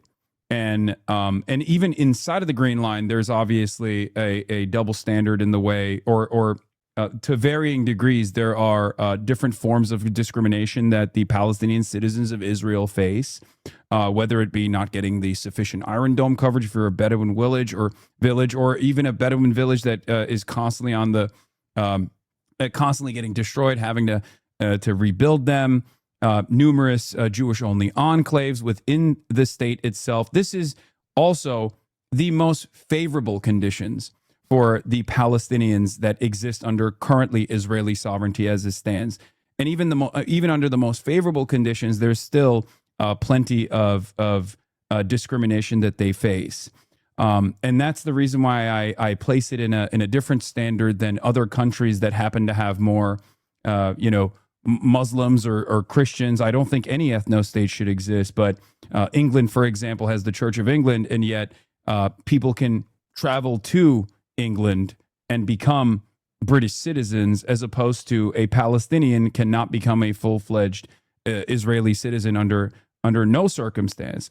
As a matter of fact, well, that's why for me, the ideal would be something like England, where obviously they have the Church of England. The Church of England gets to appoint people in the Lords. It's not completely neutral to religion. They have religious ceremonies for the King Charles. There's still a value of being it's a symbolic one, though, right? Like it's not. It's still a secular state at the end of the day. Like I wouldn't consider England to be a religious state. I would say it's a secular state, and I'm not a fan of the country. And they colonized my grandfather. They've got positives and negatives. But look, I would just say that to the extent it moves towards, if there's a way that people can recognize that the Jewish people, I do believe, have ties to that land, just like the Palestinians have ties to that land, just like many people have ties to that land. And I think that there was a need for Jewish self-determination and in post the Holocaust.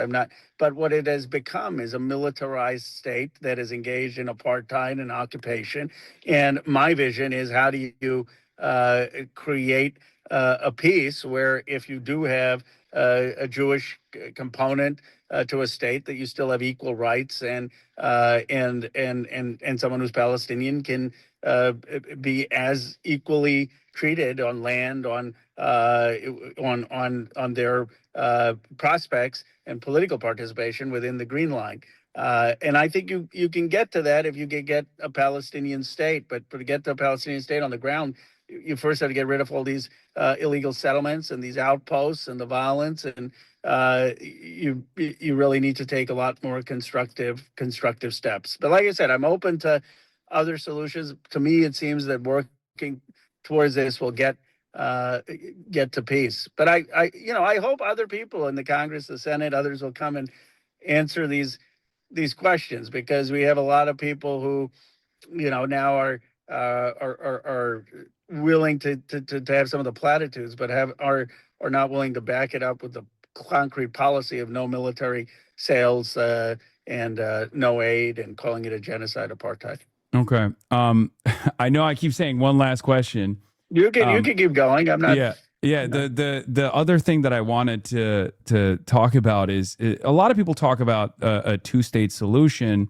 And oftentimes, I think, especially in the anti-Zionist movement, this is seen as a way to just hand wave away a lot of the problems, because it seems impossible to accomplish for numerous reasons. One of them is obviously the 750,000 Jewish settlers that currently live in occupied East Jerusalem and also in the West Bank. And those numbers are obviously growing. There is a non-contiguous Palestinian state, which is precisely the reason why it seems virtually impossible after the last 3 decades of settler expansion. The other question I always have, and I rarely ever get to ask this to any sitting representatives, is how do you foresee a Palestinian standing army, and how do you get Israel to be on board with having a Palestinian army? Because that's the reality. States cannot exist without a standing military. States cannot exist without some kind of security cooperative agreements with other states in the region. Like how would we get Israel to be? How would we get Israel to abide by the fine details of a two-state? one that would have its own sovereignty, its own territorial control, one that would have its own standing military that could potentially have security cooperative agreements with other nation states in the region.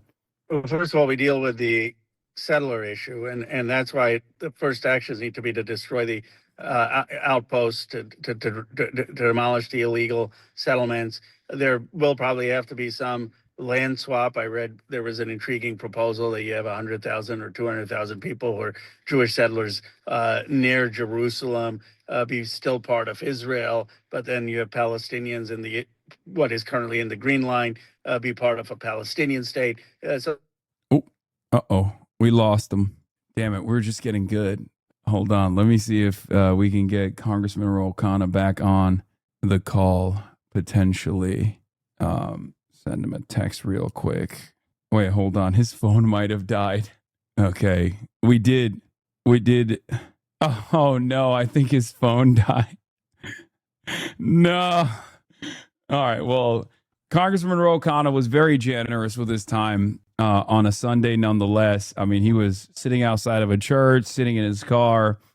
So that was very nice. And no, it's not a strategically deployed phone battery. I do believe it.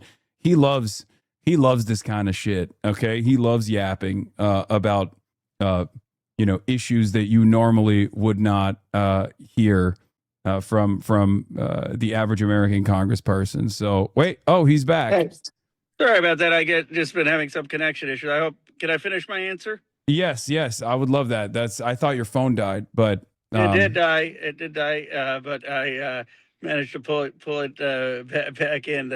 I don't know how it died. I was on the charger. Anyway, you'd think the Silicon Valley congressman would be better at it, but there you go.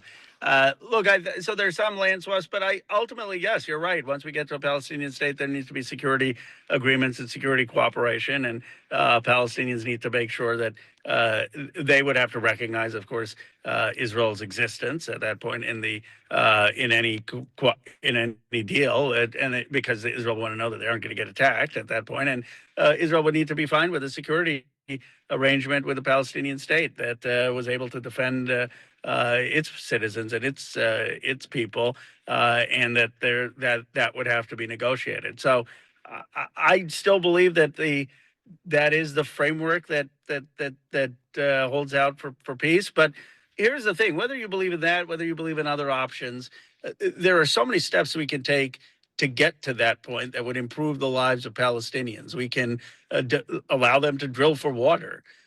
We can make sure that Israel stops subsidizing settlements.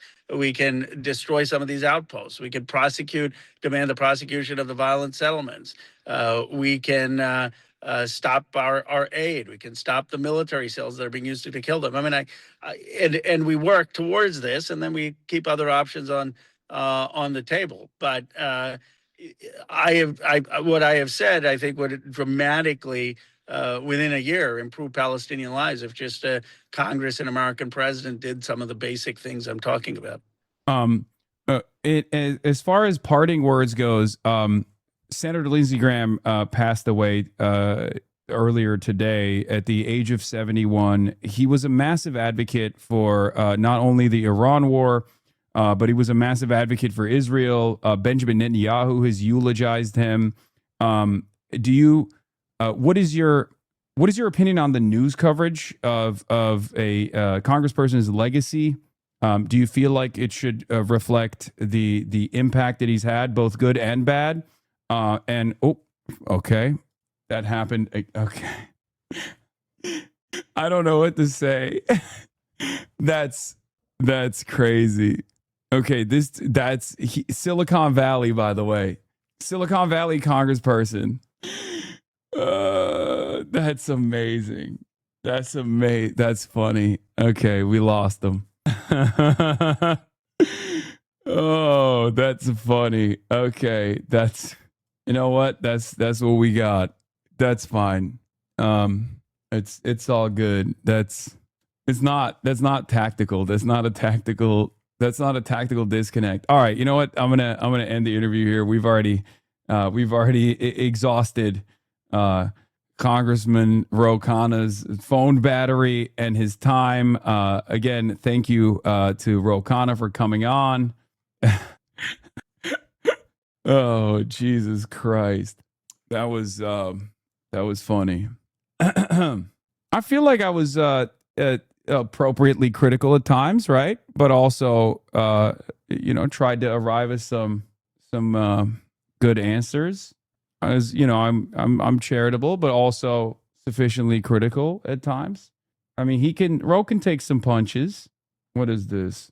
How would you answer that question on the settlers in the West Bank? Would you give them the option to leave or gain Palestinian citizenship? So this is my opinion as an American citizen, right? So it's like secondary to what the Palestinian people want. But I've made my opinion on this very clear. I think that there needs to be a truth and reconciliation. I'm a believer in the one-state solution, specifically because of the way that the settlement expansion has existed. This is not to, reward the Israeli state for its crimes. It's more so just a pragmatic solution to what currently exists, which is a single state, a single solitary Jewish ethno-state that is sovereign and very violent and very brutal in its occupation and its apartheid and its genocide of the Palestinians.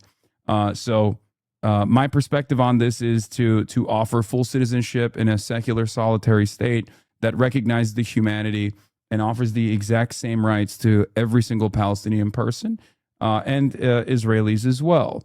There are numerous different solutions to this as well. Some people talk about a binational commitment. I'm fine with that. I'm even fine with like a two-state if it has a full-blown standing military for the Palestinians that can do their own security contracts, right? Like they can just have full-blown sovereignty. It's just something that I don't think Israel will ever be comfortable with. And yes, that does mean that the West Bank settlers would be a minority in the two-state solution in the current land that they occupy, and perhaps the best solution there would be some kind of a land swap scheme with a right to return, of course, as well. But that's the reason why I think a one-state solution with a right to return, with a Truth and Reconciliation Committee to take account not only of the recent genocide that Israel has committed, but also take accounting of 1948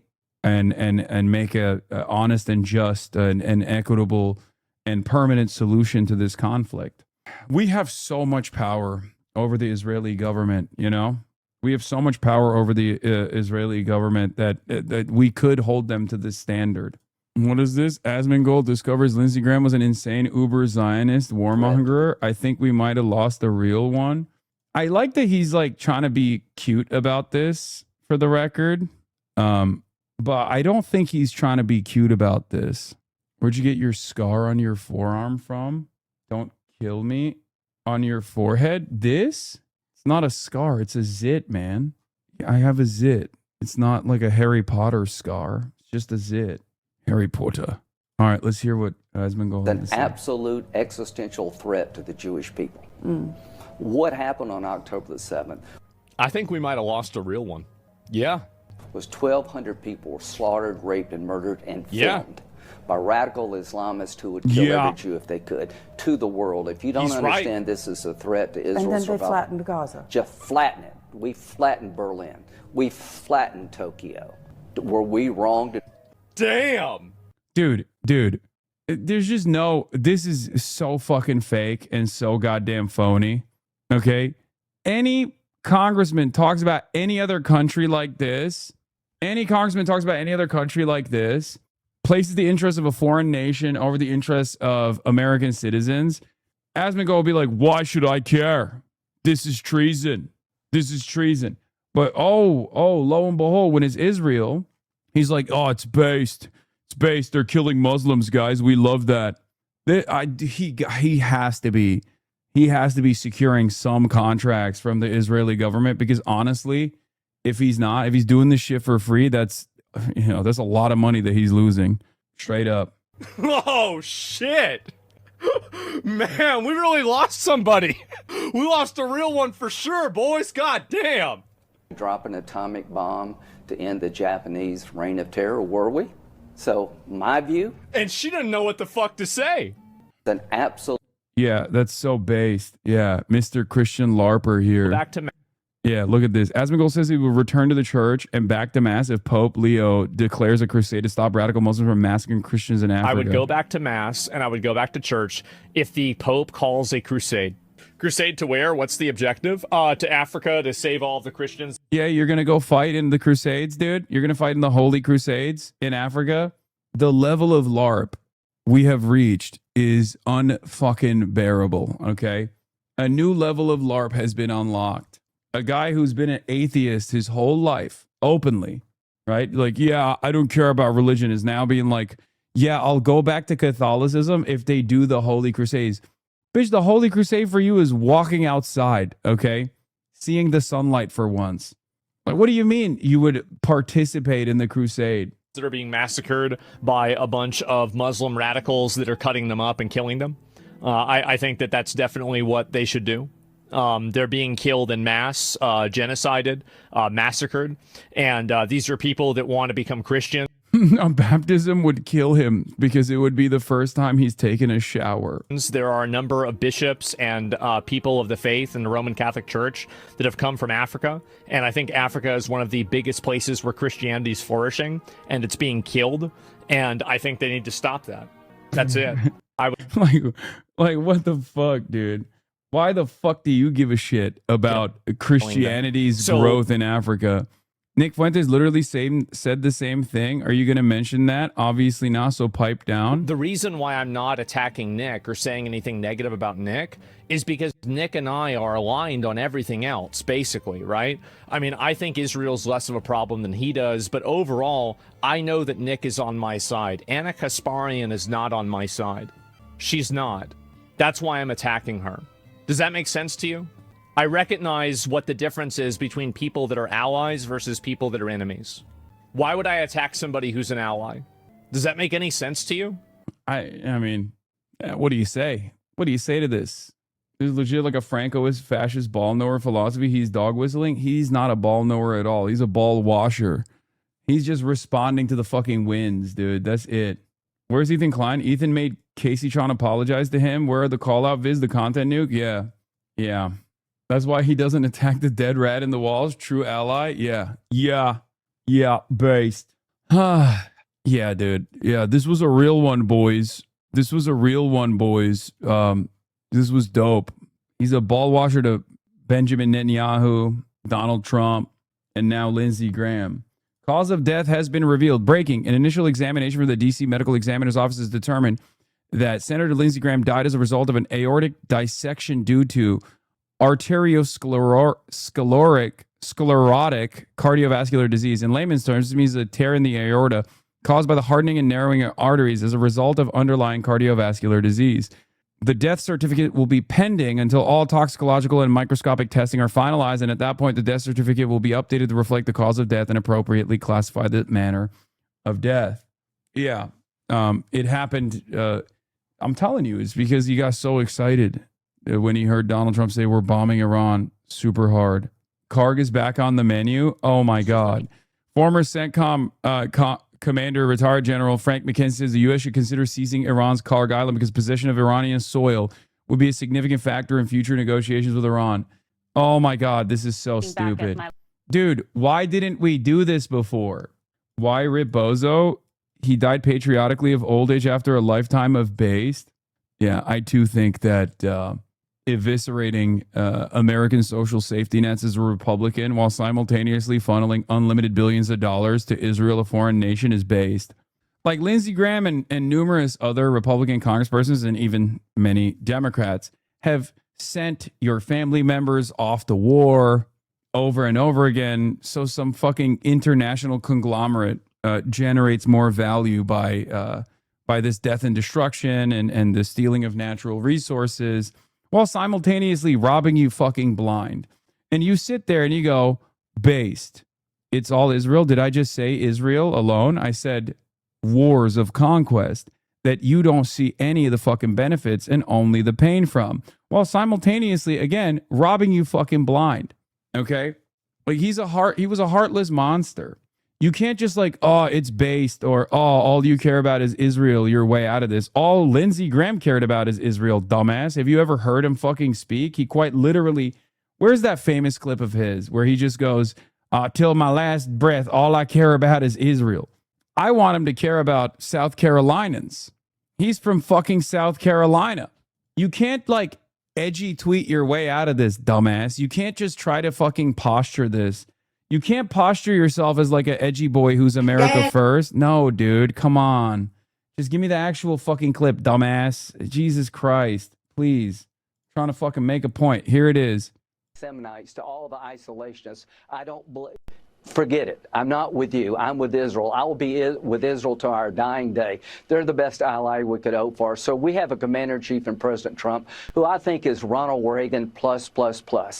Yeah, Israel. That's the guy. That's the guy you're talking about. Yeah. Here's Lindsey Graham openly admitting he'd rather help Israel than help American hurricane victims in fucking South Carolina. That's the guy you're defending, by the way. So based, dude. It's based, though. They're killing Muslims, right? It's based, dumbass. They're killing you, okay?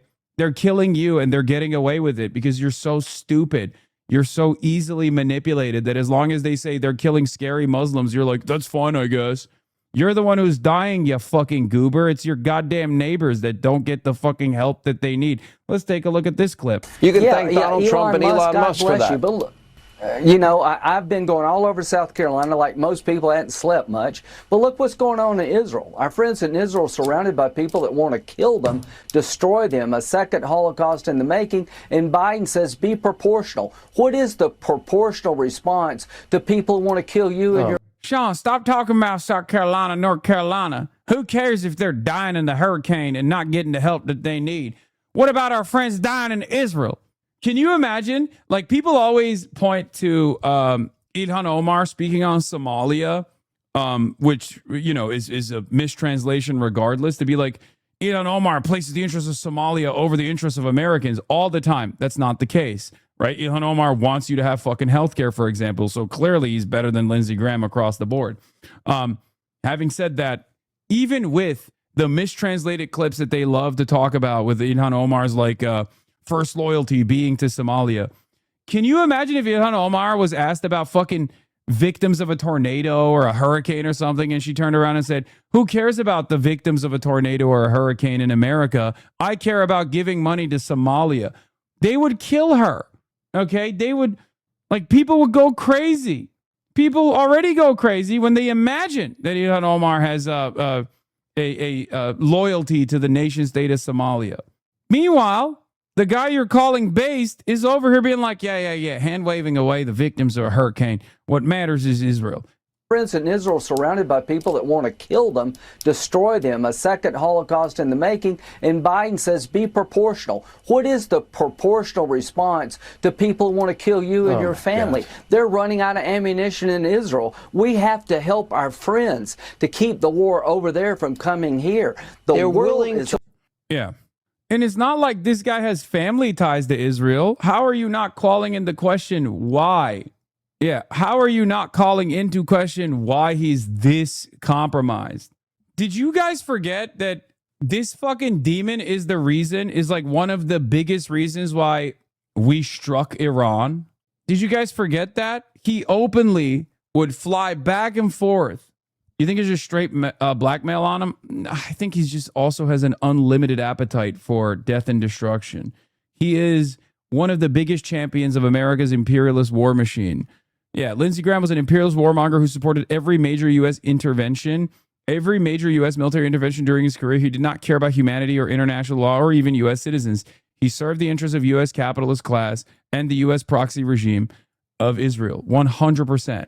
His first priority was to serve his real masters, okay? The American military-industrial complex, which, of course, meant that he would serve his other master, the nation state of Israel, in its territorial ambitions, in its expansionist goals, in its genocidal warmongering. So yeah, what is this? Socialism with nationalism, it's fascism. I'm all for it, though. The Roach is a Brazilian MAGA chud. That's so awesome. Oh, he's one of those like evangelicals in Brazil then, probably. One of the funniest versions of this. Of course, Of course, not an American. Dude, I'm not like Mr. Patriotism at all, as you guys know.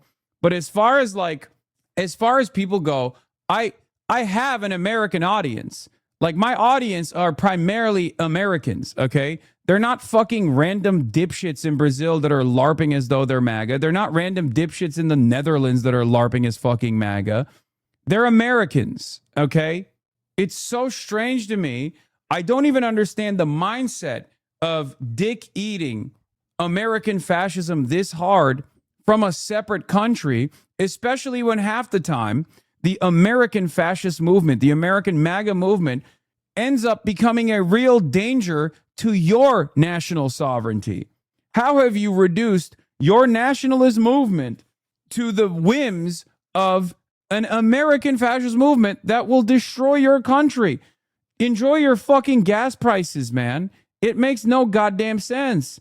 At least in the past, not to say that this was preferable, but at least it was like easier to comprehend that fascist movements in the past would create allegiances with other fascist movements, Imperial Japan, with Nazi Germany, with fascist Italy. But they had a shared interest, but they had their own sovereignty in the process. Nowadays, the international fascist movement has just LARPed into this version of MAGA, and a version of MAGA that actually dictates that their nation state and their sovereignty is secondary to the interests of the American international movement. Very strange. No, Frantz Fanon in The Wretched of the Earth say colonized or colonialized states-born natives could be the most fervent servants of empire. That doesn't explain this. Okay? You're wrong. That doesn't explain the compradors. This is something beyond that. Okay? You're misunderstanding. You're misunderstanding that quote, in my opinion. Okay? That's for compradors that are blindly demonstrating loyalty to the colonial occupation. These are people who think they have a nationalist ambition in a fucking otherwise, supposed to be sovereign state. Okay? It's a little bit different than the Fanon interpretation, in my opinion. I like the number and I like your suit. I'm a numbers guy. I'm a suit guy. I'm a big business guy. Yeah, these guys are fucking traitors. That's what's so crazy about it. They're just straightforward traitors. But they're traitors that don't recognize that they're traitors. They have no investment in a national project. They're not nationalists. In some ways, they're internationalists. Just international fascists, which happen to be, as long as America gets to get a victory here, then we're fine. We're happy with that. It has direct negative consequences. I think you're right here. This is completely separate because they're going beyond supporting the colonial project where they are, but literally within the heart of empire, they will likely never touch. It's really interesting because the impact of American imperialism is genuinely negative for a lot of these countries. Anyway, yeah, I saw this. Here's a quick comparison of the top countries searching on Google for Hassan Piker and Asmongold over the past 12 months. Hassan Piker, United States, Canada, Australia, New Zealand, Ireland. Asmongold, Finland, Sweden, Norway, Estonia, Canada. Like his whole fan base straight up comes from Euroid MAGA LARPers, dude. It's so weird. Anyway, let's get back to Lindsey Graham and his legacy. As you have said, Fox News Alert, Lindsey Graham will be remembered for his fierce support of America's greatest ally in the Middle East, Israel. He is being like, how does this not weird people out? Like, you know how people always say, like, oh, dude, you talk about Israel quite a bit. I don't want to. I don't want to talk about Israel ever again. In a perfect world, I would never have to utter the word, okay? Utter the name. These guys are the ones who literally are like, an American senator just passed away, and guess what? He fucking Dick rode Israel into oblivion till his very last breath. And it's like, doesn't that strike you as odd? One piece that's missing from this conversation is South Carolina. Is that not strange? We're talking about a U.S. senator from South Carolina, and South Carolina has not been mentioned at all, only to determine which Senate seat Israel purchased. Which state in the United States did Israel purchase the seat for a congressperson who would do their bidding? As one of the Jewish states, quote, greatest friends. Israeli Prime Minister Benjamin Netanyahu joins us now. Mr. Prime Minister, thank you for joining us. Let's begin with this. Why don't you just tell us, you've known Lindsey Graham for a very long time. He's been a friend of yours for a long time. Why don't you... Again, where is the motherfucking South Carolinians? Why is the foreign head of state eulogizing Lindsey Graham? Tell us a little bit about your old friend. Well, I met Lindsey when he became a senator, which is several decades ago, and we formed an immediate and easy partnership. He would come to Israel very often with his friend John McCain, or sometimes Joe Lieberman, and I looked at these people as personifying the traditional American values. He was such an American patriot. He was unabashedly for America, and he was unabashedly against the enemies of America. And he spoke what he thought. He was personifying American patriotism is correct, which is personified by how hard you ride Israel's dick. Way with him. He had this charming Southern drawl, and you knew something was coming when he would say, well, I'm just a poor old Southern boy. And then you know he's coming in with the most penetrating insight that few people can deny and that everybody recognizes is the truth. He had a way with him. He was a wonderful, wonderful friend, a great American patriot, and a great champion of the Israel-American alliance. And I'll miss him personally a lot. I really, really thought the world of him. And I think the world has lost a great human being. America has lost a great senator, and we have lost a great friend. Mr. Prime Minister, as you talk about the loss it means, what will you miss most about his leadership and his relationship with not just you, but with Israel? You know, his clarity and his courage. He was absolutely clear. He didn't bend to fashion, the winds of fashion. He knew who the good guys were, and he knew who the bad guys were. He never confused the two. He saw Iran and its proxies for what they are, a danger not only to Israel, but to the entire world, and certainly to America.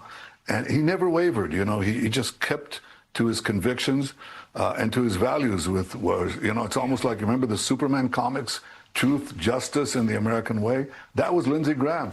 And there was no, I don't know if I can use this word, there was no BS. You know, he just was so direct.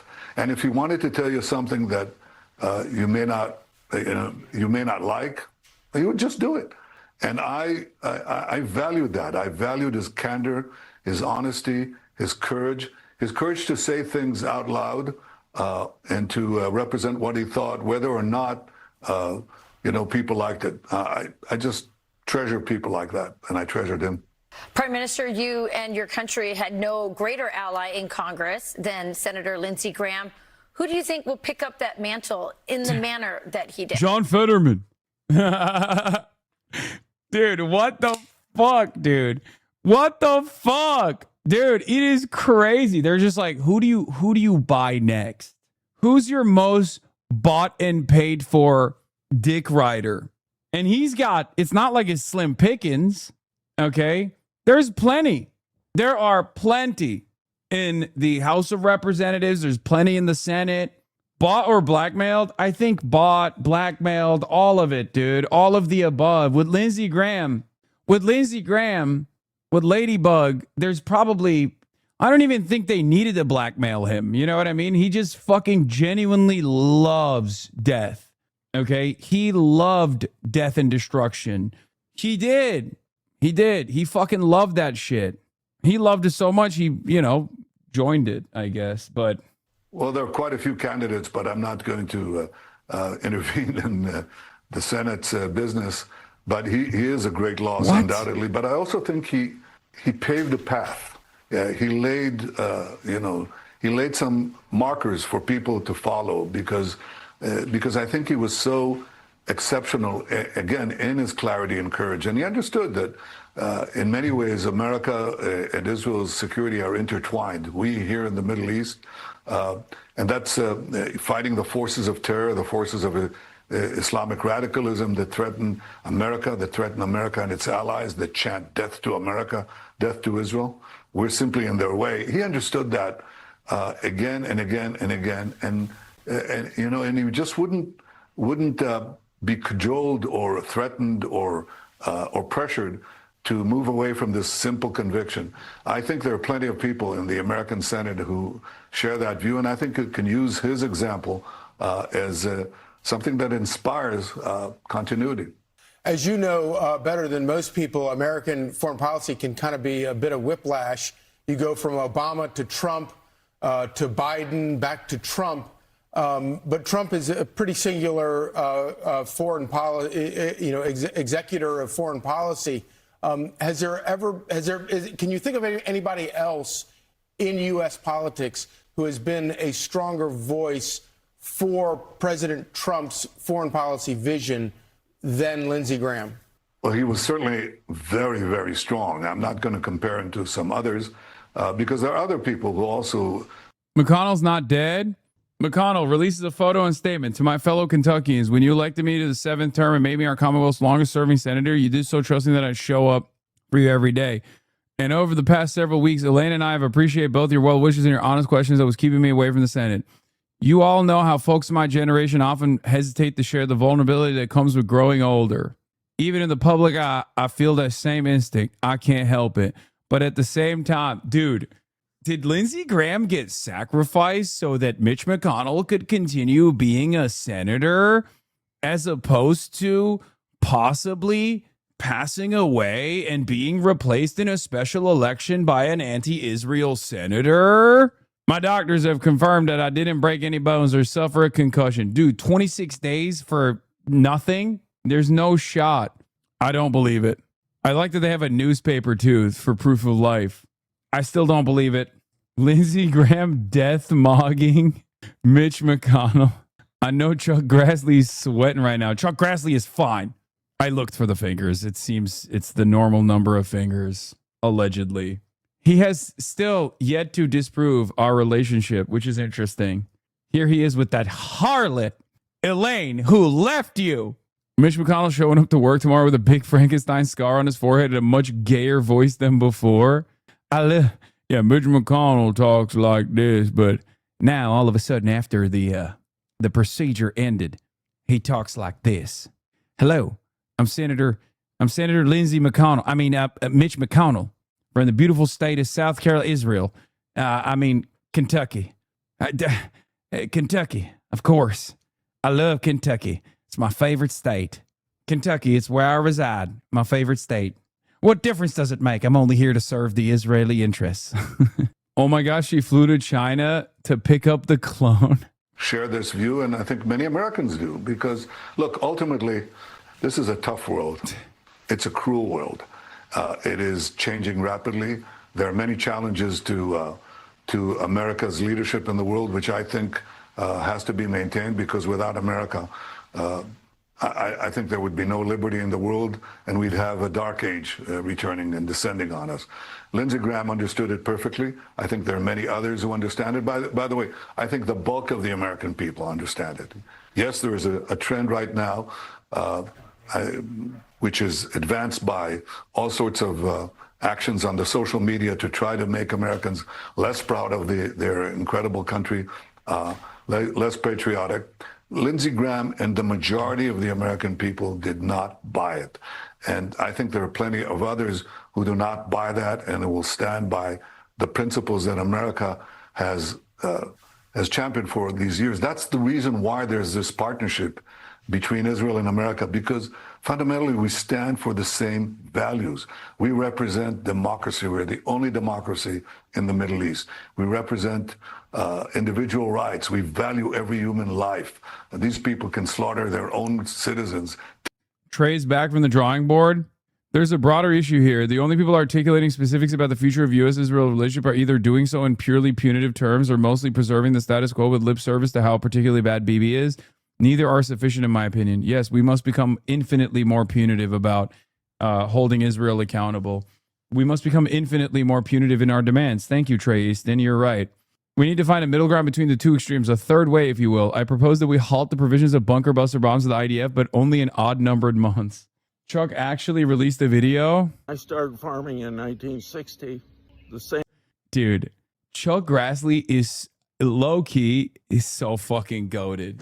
I have a fondness in my heart for him. He is such a demon, but really, he tweets the best. He's the best tweeter in Congress.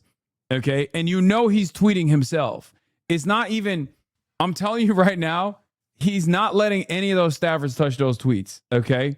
He just got off the skateboard. No, this is actually unironically how he's like, man. When I started farming in 1960, the saying was corn should be knee-high by the 4th of July.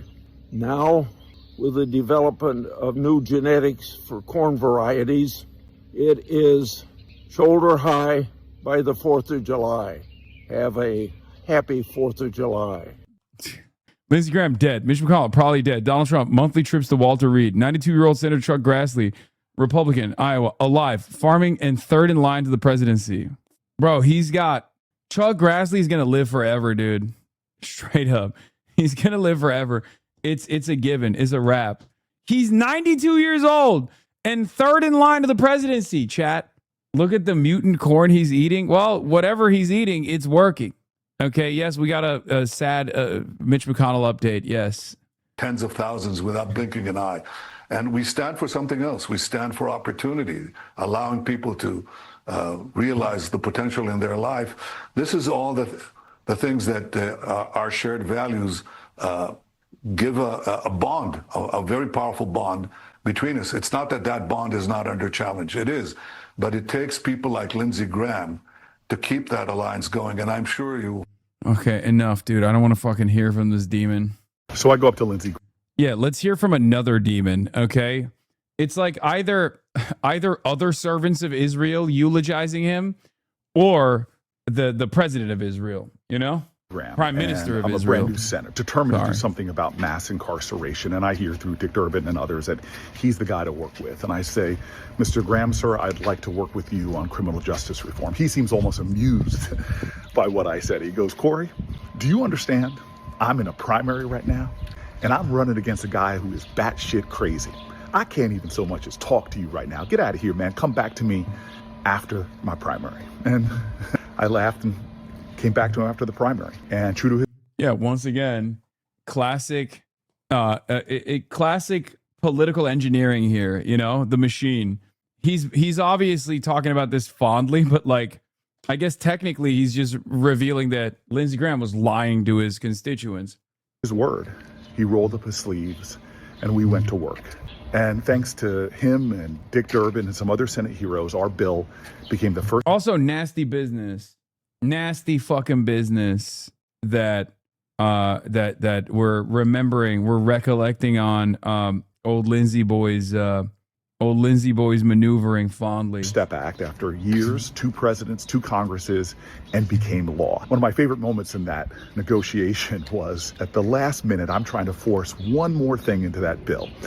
This has to do with children being put in solitary confinement. And I am going at it with this White House official who says, no, hard no. And we're almost yelling at each other. And then he says, I'm going to get Lindsey Graham on the phone and he will tell you. And so he gets the White House operator to connect Lindsey Graham onto the phone. And Lindsey Graham listens for maybe a hot second and then interrupts the guy and says, are you kidding me? We need Cory Booker to get this bill done. We can't do it without him. Give him what he wants. And it was in the bill. It's now part of the law of the land. One of the White House negotiators during that first negotiation told me that Lindsey Graham was like an unguided missile. That God, you never knew which way he was going to go, whether he would come back and hit you. But when he was aligned, when he would be in the right place at the right time, man, he could get things done that other people couldn't and bring a lot of light and new possibilities to the efforts. I am stunned at Lindsey Graham's death, but I pray that he is reunited with his friend, John McCain. Yeah, they went to the same place. That they both are experiencing God's love, grace, mercy, and forgiveness. My prayers are with his family and all those who loved and cherished him. I will miss my perhaps most unexpected friend in the Senate and someone with whom I got some good things done. Mr. President, thank you so much for joining us. Obviously, quite a shock. The senator was a close ally of yours. He referred to himself as your North Star, the Trump guy in the Senate. What are your thoughts about Lindsey Graham this morning? Well, it's devastating. I thought he was fine. He called me last night. He just got back from Ukraine, and he had a great trip. He was telling me about the trip. He was pushing. I don't know who's worse to eulogize this man, by the way. Is it Benjamin Netanyahu, like the enemy of most people? Like most people despise Benjamin Netanyahu, or Donald Trump, who is not only also the enemy of most good people, who is exceptional at eulogizing people. Like he is, because a eulogy requires you to talk about someone else. And Donald Trump is incapable, almost physically incapable of talking about another person. So it's really funny that the only two people that are going and doing the rounds on mainstream media eulogizing Lindsey Graham are Donald Trump, who is physically incapable of ever saying something nice about another person because he's such a fucking narcissist and is also roundly despised by people, or Benjamin Netanyahu, who is incapable of coming across as anything but a demon.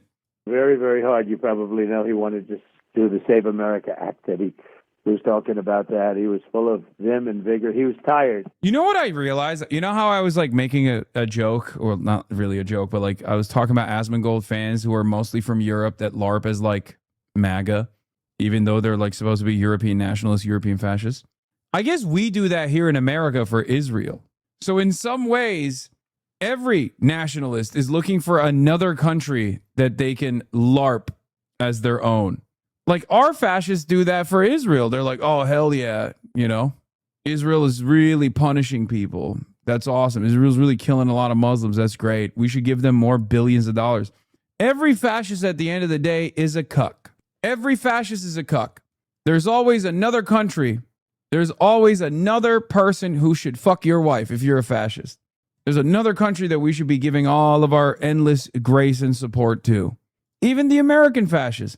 For the European fascists, it's about America and American dominance. And for the American fascists, it's usually the Israeli fascism. He said, I'm tired because it's a long trip. But other than that, he was fine. And he called me, I guess, just moments before, because he called me like at 6:30 or something. And the medical people got there a little bit later, right after that. What a terrible loss it is. He's a great politician. He was a natural. There are very few of them. He was a natural politician. Got along with everybody. When he didn't, he was very tough. He was a tough cookie too. But he got along with everybody. Yeah, he had some harsh words about you 10 years ago when you were running against each other. Did.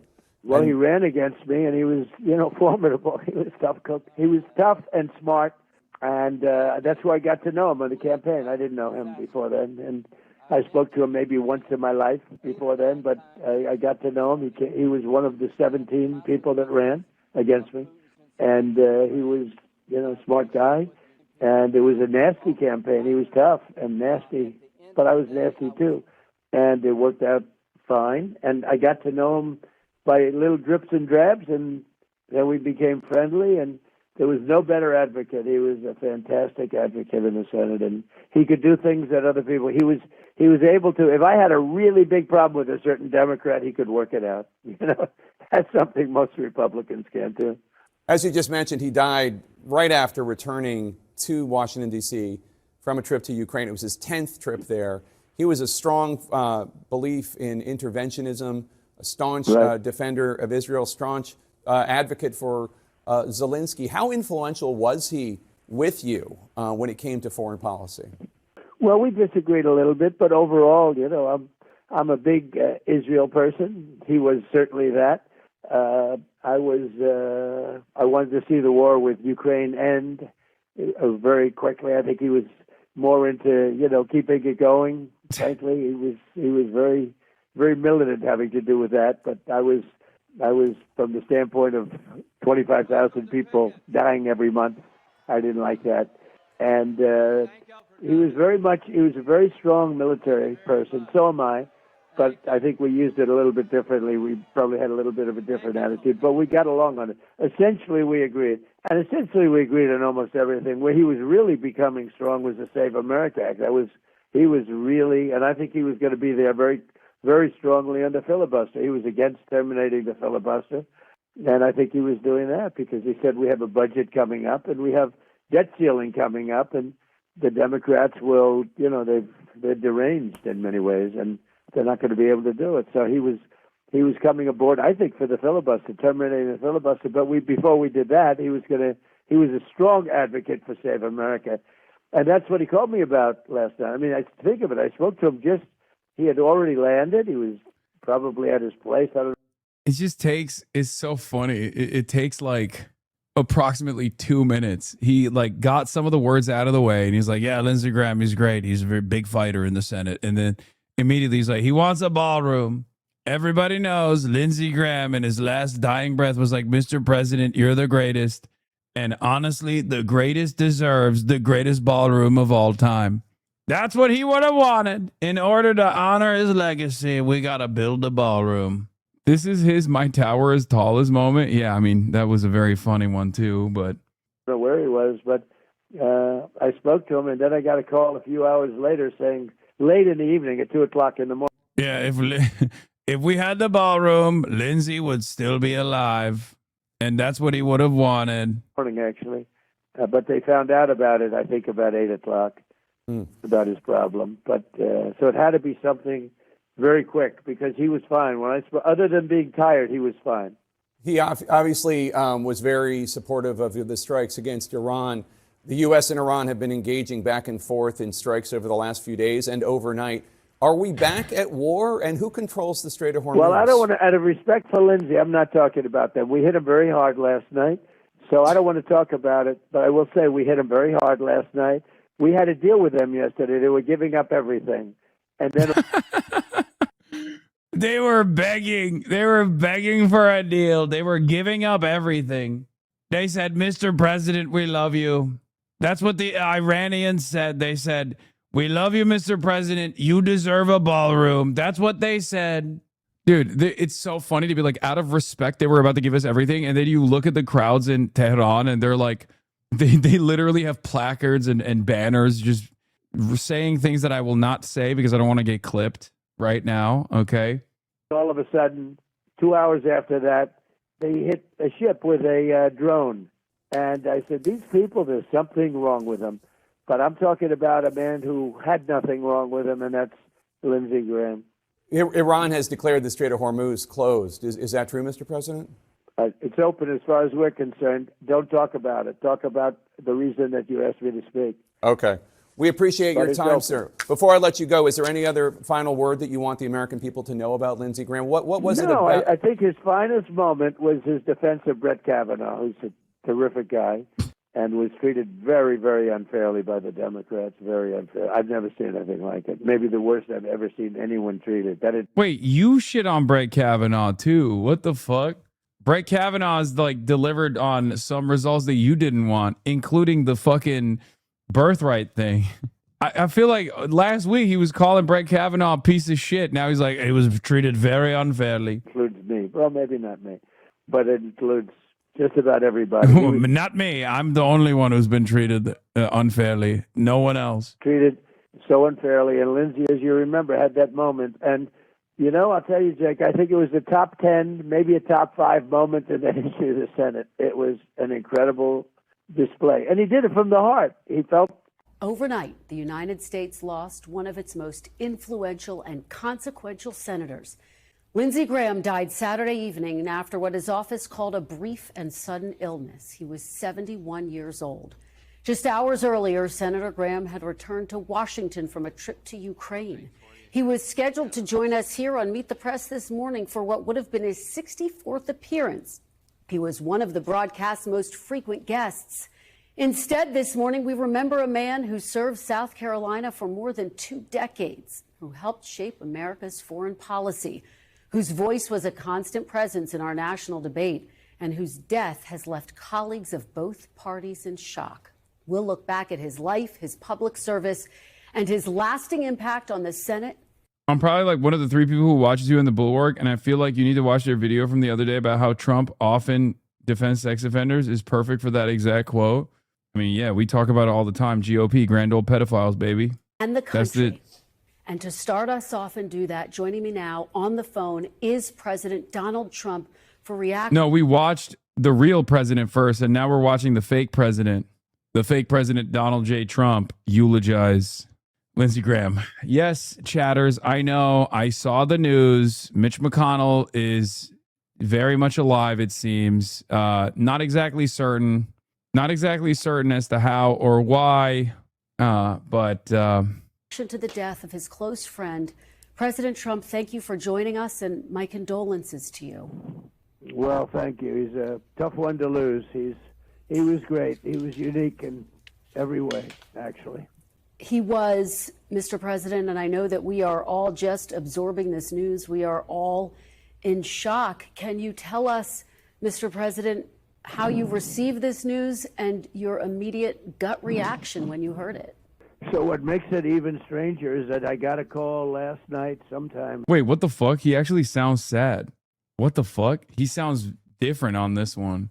Is it the shitty audio, or does this man actually feel? There's no way. Thanks. I forgot this aspect of how evil he was. Yeah. You wanted an FBI investigation. You could have come to us. What you want to do is destroy this guy's life, hold this seat open, and hope you win in 2020. You've said that, not me. You've got nothing to apologize for. When you see Sotomayor and Kagan, tell them that Lindsey said hello, because I voted for them. I would never do to them what you've done to this guy. This is the most unethical sham since I've been in politics. And if you really wanted to know the truth, you sure as hell wouldn't have done what you've done to this guy. Are you a gang rapist? No. I cannot imagine what you and your family have gone through. Boy, y'all want power. God, I hope you never get it. I hope the American people can see through this sham, that you knew about it and you held it. You had no intention of protecting Dr. Ford. None. She's as much of a victim as you are. God, I hate to say it, because these have been my friends. But let me tell you, when it comes to this, you're looking for a fair process.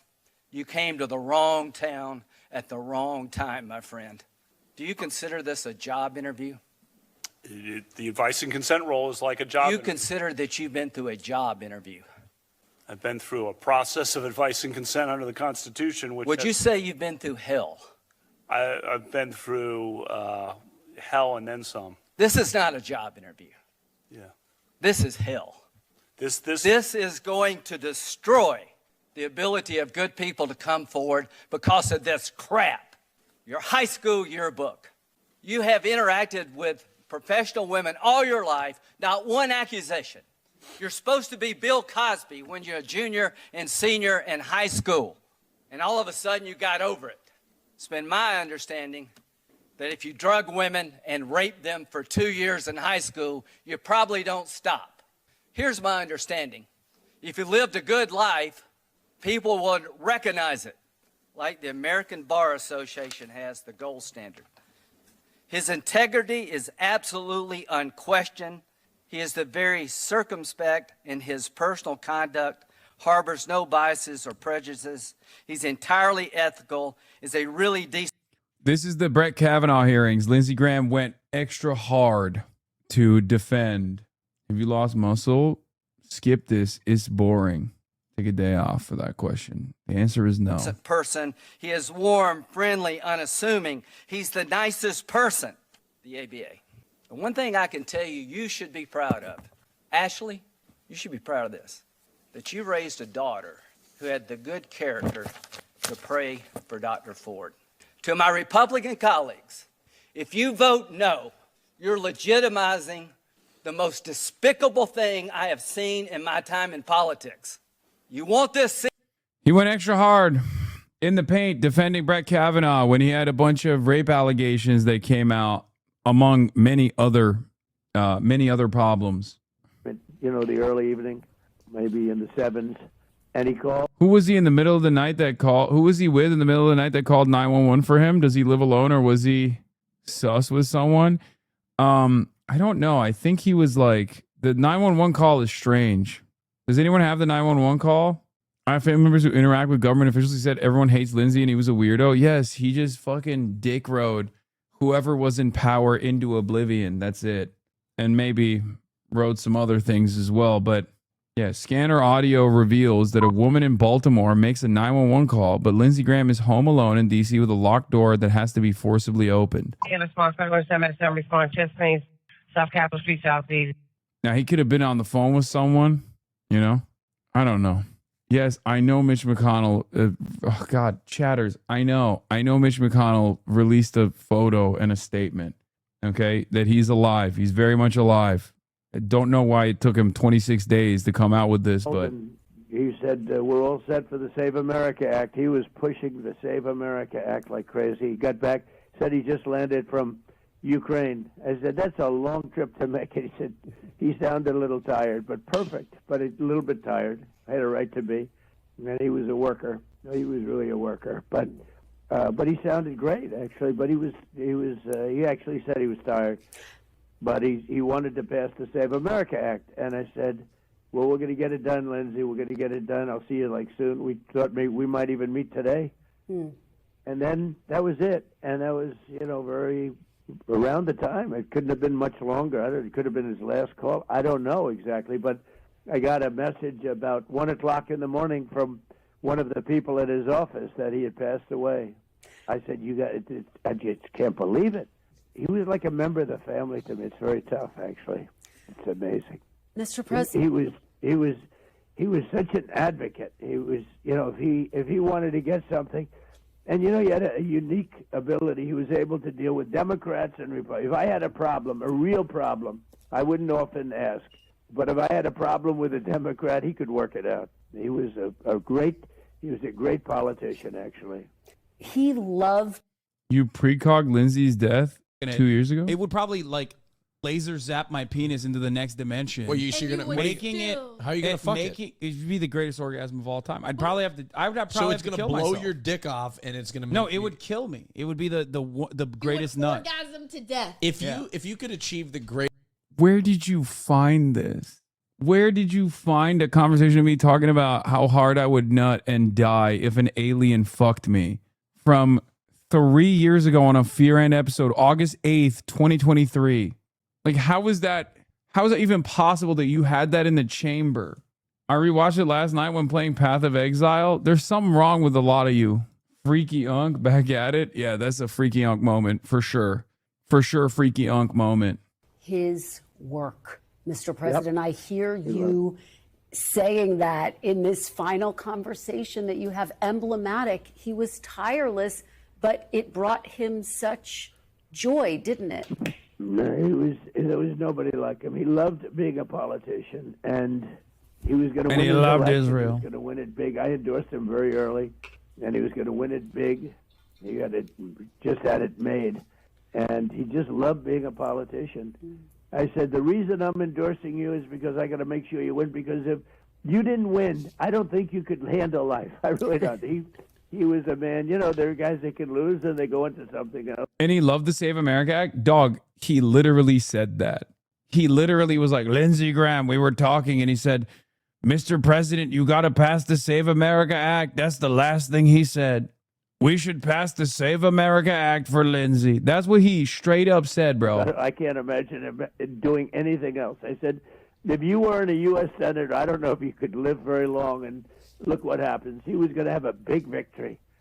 And the people loved him. Everybody loved him. Well, no, he had some enemies. He was a tough cookie. Don't misunderstand. He was a tough cookie in many ways. If he wanted to get something, if he thought he was right and he had people against him, he could be very tough, actually. But he was a good person. Mr. President, it is just extraordinary. You just spoke with him last night. His office says he passed away from a brief and sudden illness. Are you learning any more details about how and why he may have passed? Did he tell you anything in that phone call, Mr. President, about not feeling well? No, he said he's a little tired. He went a long trip, many hours. And he had just gotten back. And it must have been right after that, because I understand the police or whoever it is came there at about 7:30, 8 o'clock in the evening. So yeah, bro, you killed him. You fucking killed his ass, bro. You did it. Good job. You told him about how hard you were going to bomb Iran, and his heart exploded. Something like that. So somebody notified him. But no, he felt okay. I actually, on the on the call, he told me, Kristen, he said, you know, I feel good, but I'm tired. He was fine. I knew him well. He would let you know if he wasn't feeling well. He had days where he didn't feel so well, and he'd let you know about it. But he was a fantastic person. He was a man who you're going to watch. It's going to be a very big thing with him. He's going to be appreciated more now than he was when he was living. What? I think. And just to make that point, I mean, authorities were called to his home responding to initial reports of a cardiac arrest. Again, his office saying a brief and sudden illness. Do you have any more details? I would think it would that? be that, because when I spoke to him, it could have been, you know, minutes before, based on, you know, based on the fact that I heard about the call, whatever time that was, so it was shortly before. But it had to be something like that, because he was, other than being tired, he was fine. And so it had to be something like that, that would just be a quick end. And maybe that's not the worst way to go. You know, he had some fine moments. His moment on Brett Kavanaugh was one of the classics, I think, in the history of the Senate. His moment was literally one of the great classics of anyone in the Senate, when he defended Brett Kavanaugh so brilliantly. And Brett might not have made it except for that. They were treating him very unfairly. Good man. They treated him so unfairly, and Lindsey was so angry at the Senate because of it, and he had really an emotional moment. And I think that saved Brett Kavanaugh's Supreme Court, you know, ascension. Lindsey did something that he was just so angry at the way Brett was being treated by the Democrats. It was so unfair. It was so unfair. I want to ask you more about his legacy. Lindsey got that over. Lindsey did a thing there that was, I think, nobody else could have done that.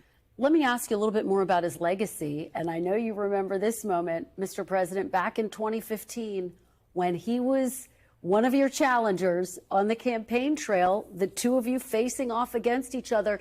And then he very quickly became one of your staunchest allies, Mr. President. And he, frankly, never let up in that posture. No, he never did. Played golf together, frequently on the phone together. What do you think it is about Senator Graham that allowed him to make that transition from competitor to ally so quickly and so forcefully? Well, I got to know Lindsey during the campaign. I didn't really know him then. I met him once or twice, but nothing. And I got to know him during the campaign. He was tough, but he said, "I'll see you in South Carolina." You know, he was. But when it came to South Carolina, I won South Carolina by a lot. And I sort of ran the table on everybody, and it was good. And he appreciated it. He respected it. And we sort of got a little bit friendly, and the friendship grew. It just grew. And he was. I destroyed him in South Carolina. Everybody hated him after. They love me. They love me in South Carolina, which is his state. You might not know, because he's also from the state of Israel. He was an amazing advocate. He was, I don't know how you find anybody like him.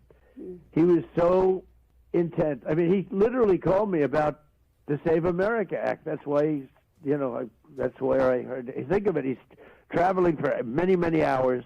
That's a long flight. That's a long trip. And he, calls me about the Save America Act.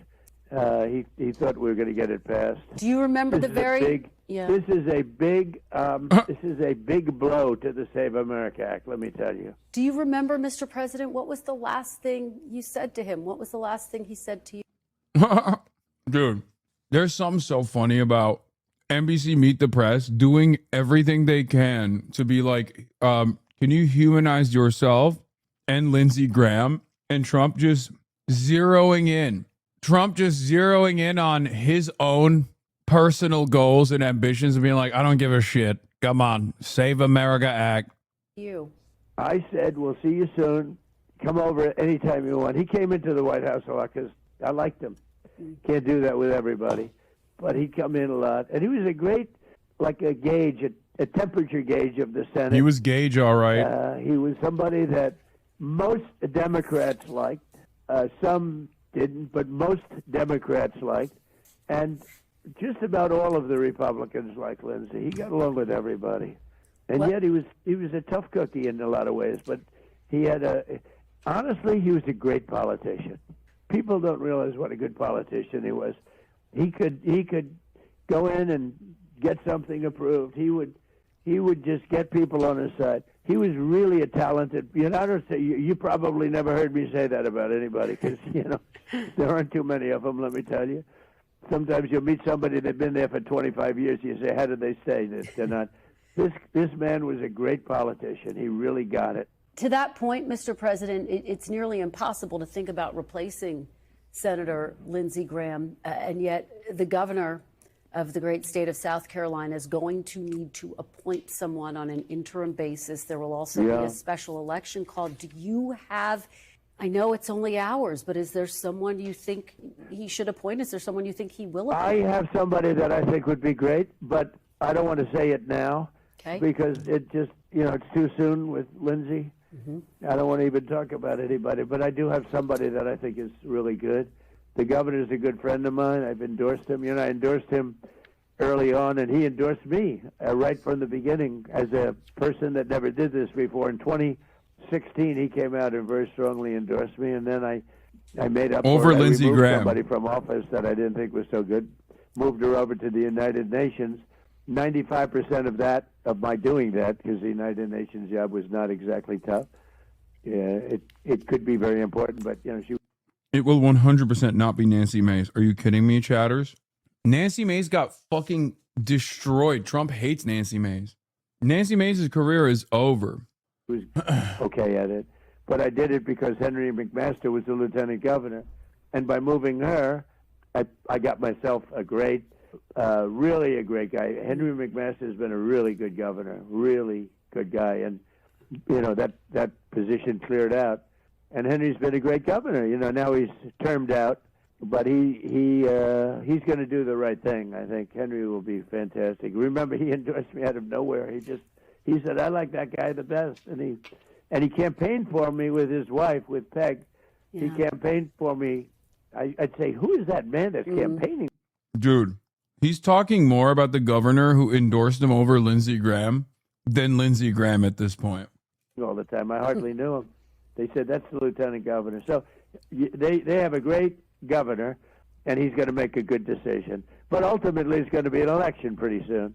As I understand the rules, every state is different. But ultimately, they'll have an election. They'll have some people joining. As I understand the rules, you're the president, dude.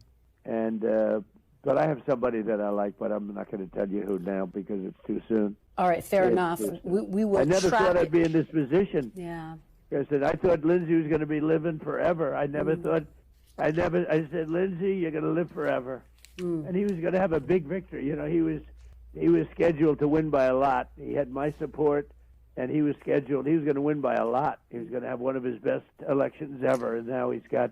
The Democrat was actually performing fairly well against them too. This terrible. Well, I had the great honor of being able to talk to him a couple of times this week, Mr. President. And as you can imagine, we talked about a lot of foreign policy. We talked about a lot of Iran. And in honor of him, I want to still have some of those conversations. Those were the conversations he wanted to have here this morning, Mr. President. You obviously launched a fresh round of strikes overnight. Iran said overnight the Strait of Hormuz. In honor of Lindsey Graham, can we please talk about you launching a fresh set of strikes on the Strait of Hormuz? Is closed. CENTCOM came out this morning and said the Strait of Hormuz is open. Which is it, Mr. President, and how are you going to respond? And I don't want to talk about it because I want to honor the life of Lindsey Graham, so I don't want to talk about it. I told you that before the call. Yeah. It's open. We bombed the hell out of them last night. They're very, very evil and sick people. We had meetings with them they agreed to a deal yesterday, a perfect deal for us. No nuclear, no this, no that, no nothing. They gave up everything. And then after that, they left the room. And then it's so funny to me that they're just straight up, like Trump just lies about this shit every day now. That's the whole, I guess that's the method. Just fucking lie. It's what Lindsey would have wanted. Bombing Iran and then lying about the Strait of Hormuz being open. Don't look. It's open. Don't look. Don't try it. Just take my word for it. It's open. And within an hour, they launched a drone at a ship I said, you people are sick. You're sick people. And so it's one of those things. I don't want to talk about it. Finally, before I let you go. I want to talk about one person today, Lindsey Graham. As we should, Mr. President. Just finally, before I let you go, what is the legacy of Senator Lindsey Graham, Mr. President? He's got so many legacies, but one of the legacies is a Supreme Court justice who's excellent named Brett Kavanaugh. That's one of the legacies. That's a big legacy because Brett was being treated very unfairly. I don't think he could have gotten through without Lindsey's classic. I mean, if you go back into the top 10, I think it would be a top 10, a top 5 in the history of the Senate. The emotion, the anger, the love, the whole thing, everything was in that. I called him up. I said, that's one of the great classics of all time. He was a great politician. He really was. He got along with a lot of people that you wouldn't think of. He was somebody that loved our country, and he fought very hard for the country. And I know he was going to do your show today. He told me, I'm doing Meet the Press. Can you believe it? He said, here I am doing Meet the Press for him. But he told me last night he's doing Meet the Press. So, but I said, just relax and take it easy, Lindsey. He just got back from a long trip. But I thought he was just going to live forever. And it didn't work out that way. Mr. President. I thought he was going to live forever, but it didn't work out that way. And joining me now is Democratic Congressman Ro Khanna of California. Congressman Khanna, thank you so much for being here. My condolences to you. It's a loss for everyone in Congress. Well, my condolences to Senator Graham's family. He obviously served this country honorably in the Air Force. He was someone who bucked his own party on immigration, who talked about having undocumented people have a pathway to citizenship. And of course, we had very profound disagreements on foreign policy. I do believe that there is a new generation that does not want these foreign wars and wants a more human rights-oriented foreign policy. But my condolences to him and recognition of his service. He loved having those debates. And as you say, foreign policy was... Okay. I mean, that's chat. I'm sorry. That's as good as it's going to get. That's actually surprisingly good. Oh, I'm sorry. Is he not terminally online posting like Hassan Hassanabi Piker? What are you, fucking crazy? He said, look, complicated legacy. He was pro-immigration. That's good. But we mostly disagreed on foreign policy and people want something different. That's a great way to fucking... Like, that is a unbelievably fair assessment. He didn't sit there and was like, he's the greatest thing since sliced bread. I've never seen a congressman like him before. Like, he's not going to fucking say R.I.P. Bozo. Front and center in those debates. He had a very close relationship with Prime Minister Netanyahu. You just heard me talking to Prime Minister Netanyahu. And I do want to ask you, because you just returned from a 3-day trip to the West Bank this week. You say you were held by Israeli settlers with rifles. We do have some still footage that was captured by your team of the incident. We should say in a statement, the Israeli Defense Forces, or the IDF, released a statement saying IDF troops were dispatched to the scene, quickly dispersed the Israeli civilians, and reopened the blocked road. The IDF soldiers operating in the area did not take part in blocking the road. Walk us through what you experienced. The IDF is lying. What happened was unprecedented. They had violent settlers detain American citizens, including an American government official. You had these settlers brandishing M4s, kicking the tires of our van, laughing at us, mocking at us, videotaping us. We were detained for about 20 minutes, fearful of our lives. Then the IDF comes, 4 soldiers. They tell our translator that they're on the side of the settlers. They further detain us and block us in. We had to call the American embassy. Fortunately, David Brownstein helped, and he got to someone in Israel. And 75 minutes after the detention by the IDF soldiers and by these settlers, we were let through. Now, I heard the prime minister, and he says that Israel is a country of law and order. Well, let me be very specific. The prime minister needs to open an investigation on these violent settlers who are connected to Yanon Levy, who has destroyed Zanuta's village and is a known person who has killed Palestinians, and these settlers were connected to him. They need to be prosecuted, including Yanon Levy. Their outpost needs to be investigated, and he needs to have an investigation on these 4 IDF officers. Security cameras can see that they were involved in the detention of American citizens. How dare they mistreat people with an American passport that way? Well, we appreciate your weighing in on that. Obviously, that has gotten a lot of attention. I want to ask you about something else that has been under a microscope, your endorsement of Senate candidate Graham Plattner in Maine. He has since dropped out amid a swirl of controversies. Congressman, you stood by him through a series. Bro, hey, I know you got like fucking harassed and detained by settlers and our quote unquote most valuable allies like lying about that, but can we talk about how you're a real big piece of shit for endorsing Graham Plattner? That's awesome.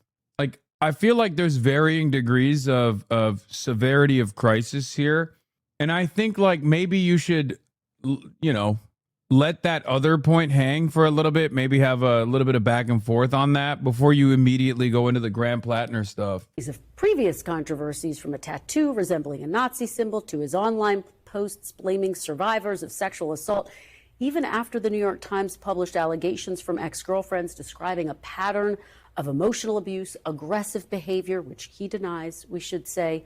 Why weren't those past controversies a breaking point for you?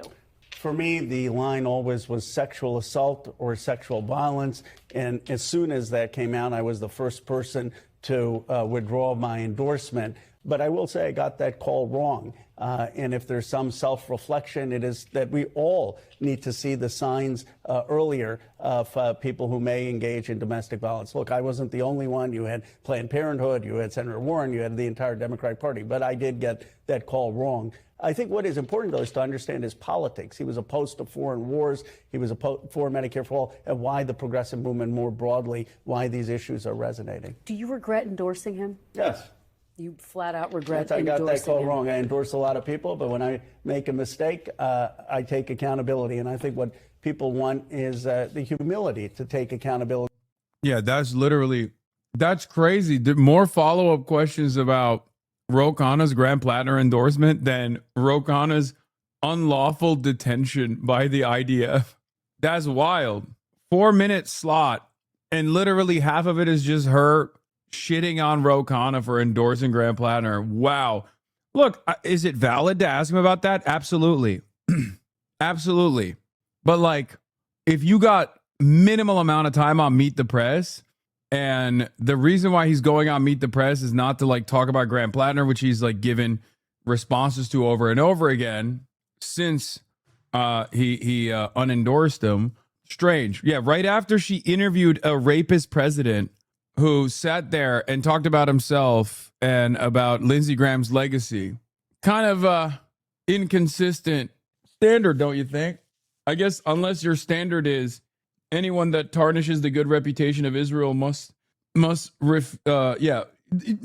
even a rapist president. A rapist president talking about the defense of an alleged rapist like Brett Kavanaugh in positive terms.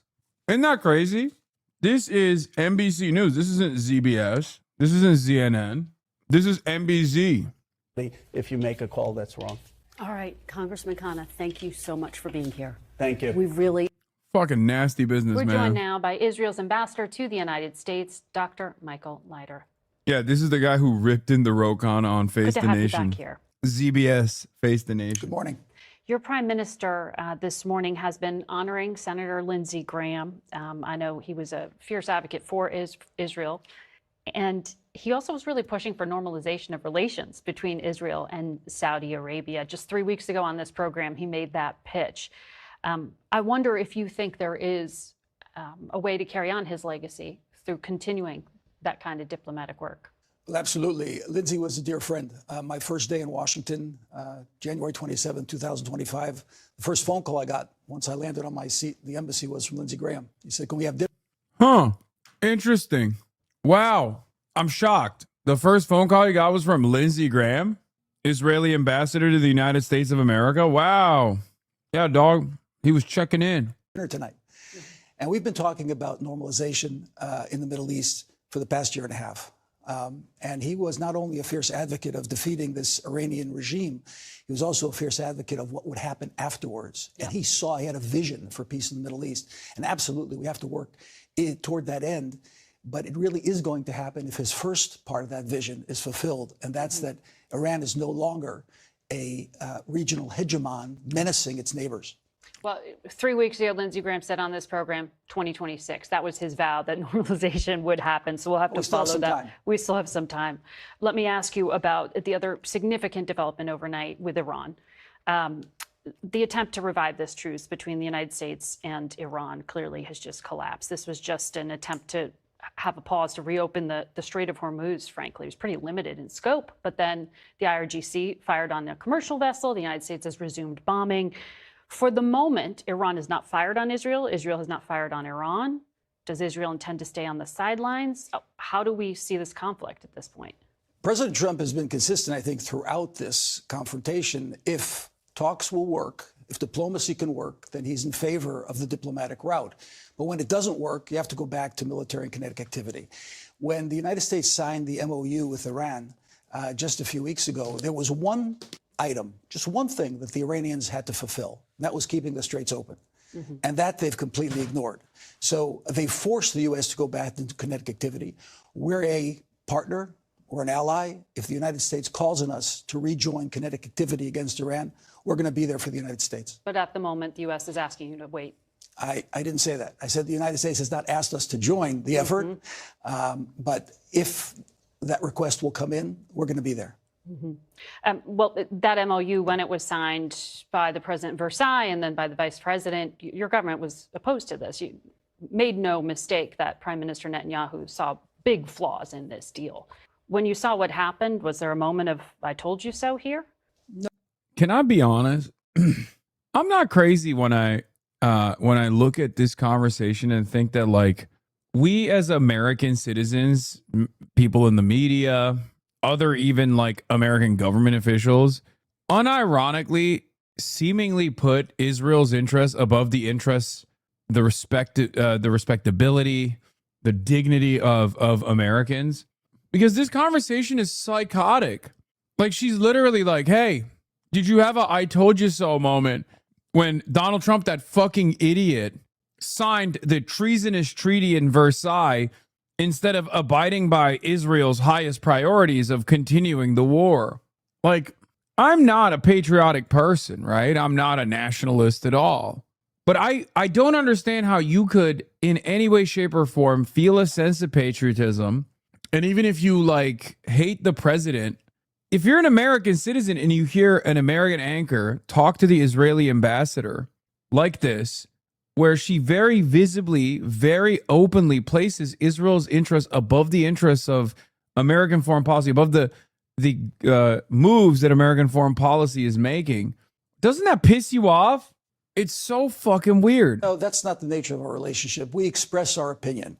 We saw flaws, but we also expressed hope that it would work. If at the end of the day, 60 days after the MOU, we've got a denuclearized Iran, we've got Iran not producing ballistic missiles That is the and most not supporting their timeline in proxies. history. Well, if it would be 90 days or 120 days, if we have Iran that's denuclearized, not building ballistic missiles, not supporting proxies around the region, just not being a menacing, mayhem-spreading regime, then we will have accomplished it without kinetic activity.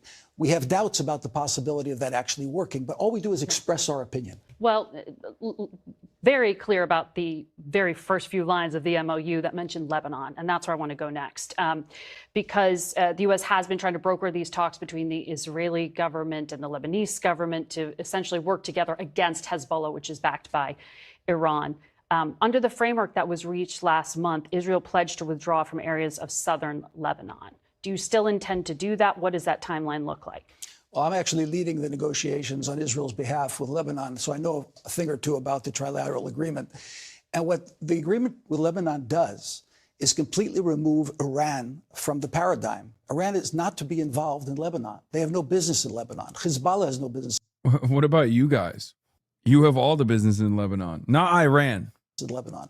As a matter of fact, Israel and Lebanon are on the same page. We want Hezbollah out for our security and for their sovereignty.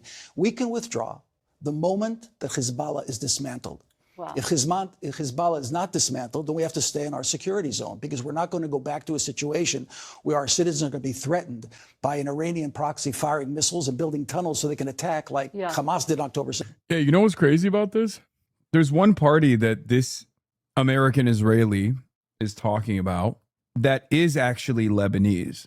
You got the Comprador government, okay? They're Lebanese. Do they care about the interests of the Lebanese population? Not really, but it doesn't matter. They're still Lebanese. Israel is not Lebanese. America is not Lebanese. You know who is Lebanese? Fucking Hezbollah. Well, that's different from what U.S. State Department has lined up here, which is specifically 2 pilot zones. True. Austin Show is also, I'm gay and Lebanese. Yeah. That Israel is supposed to withdraw from and CENTCOM would oversee. They're pilot zones. When does that happen? Pilot zones. Well, we're preparing it right now, but the whole idea of the pilot Lebanon zone. has said that's delayed.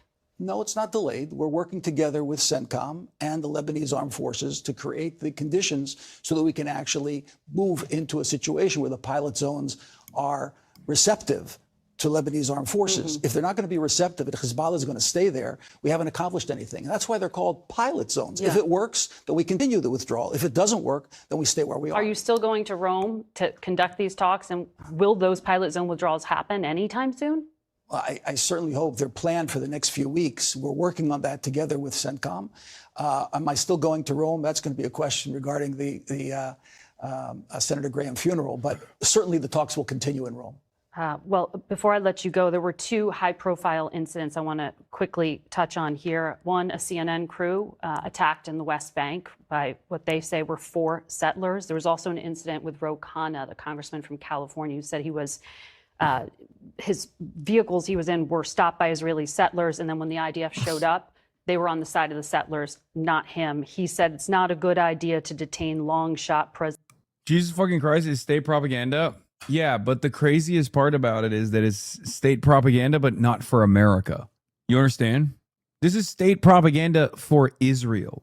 I know it says CBS Face the Nation, but it quite literally is not American state propaganda, which is expected. Is doing Israeli state propaganda. Presidential candidates. It was a warning to your government. Do you think your government needs to apologize to both him and those CNN journalists? Any violence is to be condemned. No excuses, no explanations. Okay, so if CNN crew was attacked, that needs to be condemned, and I'm doing so right now. And we need to do a better job. You are condemning it. Their report. Wait, what about Ro Khanna? This is why I ignore these ridiculous stories that keep coming from CBS and Axios. A rogue sect blew up one of the transiting ships. Absurd on its face. Try harder. Yeah, we're going to get to that in a second. If it was actually took place as they've reported it, absolutely condemning it. We need to rein in violence on all sides. Now, in terms of Ro Khanna. On all sides? Bitch, what do you mean? CNN? Yeah, we got to stop with the violence that Jeremy Diamond is engaging in.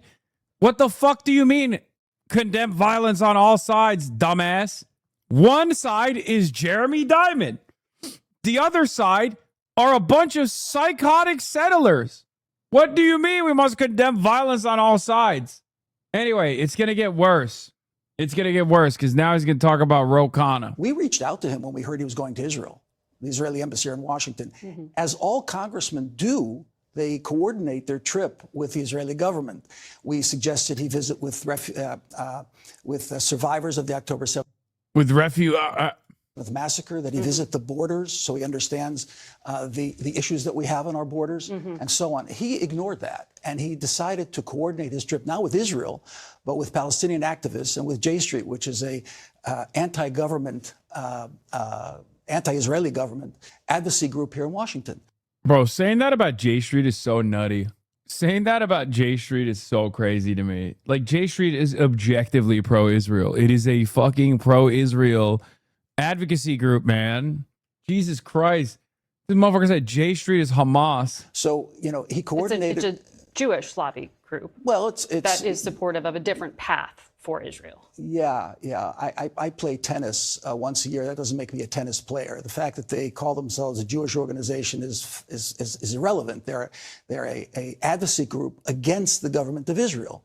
Oh, he's a settler himself? That makes sense. Dude, it's so funny. Dude, so many of these fucking settlers are American. It's unbearable. Like, I feel like Itamar Ben-Gvir and Bezalel Smotrich are unique. So many of these fucking settlers are American, dude. Straight up. That has to be clear. Netanyahu government. Yes, yes. Is so what you mean. And, the government you work for. And Congressman Khanna has made no secret about his antipathy towards the government of Israel as well. So perhaps if he would have coordinated the trip and then, to have this incident on Wednesday and wait to release it on Saturday, maybe this had more something to do with his support of Graham Plattner beforehand and the difficulties he had with that and trying to shift the focus. Why is she laughing? She went, to something else, perhaps? I'm asking a question. Well, we did hear from Congressman Khanna, who said that there was an alert to the embassy on his behalf, and that they asked for the news to be held until he had left the country. There was not an well. alert. There was a question about visas. That's all. But when we requested that he coordinate the trip with us, he rejected that by basically staying silent. So that's unfortunate. This whole incident is unfortunate. It's crazy that he's basically telling every American politician listening to this right now that if you don't coordinate with us, who knows what might happen to you. Like, don't even think about going with J Street and not coordinating with the Israeli government. Isn't that crazy? Who the fuck do you think you are, man? God, I hate this shit. Serious question. Why does he have to coordinate with them? Because, unfortunately, we have this weird attitude where we treat Israel like it's the only country that matters. Many of our politicians, many of those in positions of power, many of them present this as like the lay of the land, the law of the land. Last conversation on Face the Nation with Lindsey Graham, and the senator said, if this deal fails, President Trump is going to take the Strait of Hormuz over by force. The U.S. will control the Strait of Hormuz. That was 3 weeks ago. How does the United States end up controlling the Strait of Hormuz? Well, Margaret, we certainly have the capability to control the Strait of Hormuz if the president... Wait, really? Wait, that's so strange. That's cool. No, that's cool. I just don't understand why we didn't use it. Like, that sounds great. I just don't know why we didn't use it up until this moment. Yeah, speaking of someone who coordinated his trip with the Israeli government, here it is. King Clavicular just got absolutely mobbed in Israel. They're now calling him the Jewish Speed. Oh, I got you. Yo, what's up, guys? Come on, got it. Be polite. What the fuck? Be polite. R.I.P. Lindsey Graham. He would have loved to have sex with Clavicular in Israel. Yum. Here. Boss. Let's fucking go. No. Clavicular. I gotta go to video. Can you not speak ill of Lady G, please? Yeah, I know. Olivia Reingold has moved on from me to Clavicular. I feel kind of sad. She unfollowed me. She's now following. She's moved on to bigger and better things.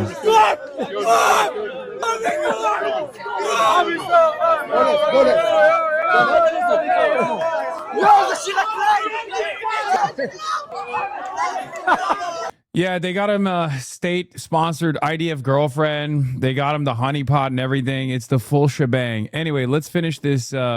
Retired General Frank McKenzie talking about how we could have just like blown up Karg Island, taken over Karg Island, but we just chose not to for some fucking weird reason. And then we'll do it. Chooses to follow that course of action. Look, what he's been trying to do is get to a diplomatic and a political solution here, which I applaud and I think we should all want to see as the final end state. Nonetheless, the fact of the matter is the Iranians generally only respond to military force and to extreme pressure. Look, we're not talking about regime change here. What we're talking about is modifying the views and actions of an extreme hardline regime. That is possible. We have the capability to do that. That capability is resident in the U.S. military, should the president elect to employ it. That would include opening the Strait of Hormuz, maintaining the Strait of Hormuz open, and in fact seizing Karg Island, should we elect to do that. And I would just say as an aside, that's something we should think about doing, because possession of Iranian soil would be a significant factor in future negotiations with Iran. So all those options are on the table. I'm not sure where we're going to go with this, but I do know we have these capabilities. We have those capabilities, but the president has made clear he kind of just wants he wants a deal here. How do you? Dude, American media is so cooked. Subscribe to the People's Broadcasting Service, Piker Broadcasting Service. I'm sorry, dude. Yeah, America has this capability. That's cool. They just didn't deploy it because Donald Trump, by her statement here is, well, you know, Donald Trump wants peace. That's why they didn't deploy it. I know Abdul's getting rat fucked by fake Obama endorsements from AIPAC-backed groups, by the way. Obama endorsed Haley Stevens in 2018. Obama did not weigh in on this race, on the Senate race. Obama, of course, is not going to come out and be like, I'm not endorsing Haley Stevens. He should, but it's never going to happen. Let's be real. Be nice if he actually gave a little bit clarity. That could be cool. What makes things even stranger is that AIPAC fucking hated Obama due to the Iran nuclear deal, but is now running false ads implying Obama endorsed Stevens. None of this makes sense. It's all fucked up. Claviculars in Israel. Lindsey Graham probably saw clavicular recently. Now he's no longer with us. Retired generals are talking about how this time is going to be different if we take Carg Island. Everything is fucked up, man. Mitch McConnell is alive. Timeline is off, dude. Explain to the layperson when the president says we control the Strait of Hormuz, but then CENTCOM says military forces are positioned to ensure freedom of navigation, which makes it sound it isn't exactly free-flowing traffic here. No, it's not right now because we have not deployed all the capabilities that we have to open the strait. We certainly can do that. It would require putting warships up into narrow waters. Look, the U.S. Navy doesn't love to do that, but they're very good at it. And if necessary, they can do it, and they can do it well. You've got to go back to the basic principle of... Okay, retired General Frank McKenzie, former commander of U.S. Central Command. Why haven't they done it? Why didn't they do it in the last 130 days? What's your answer to it? His answer to it was so fucking stupid.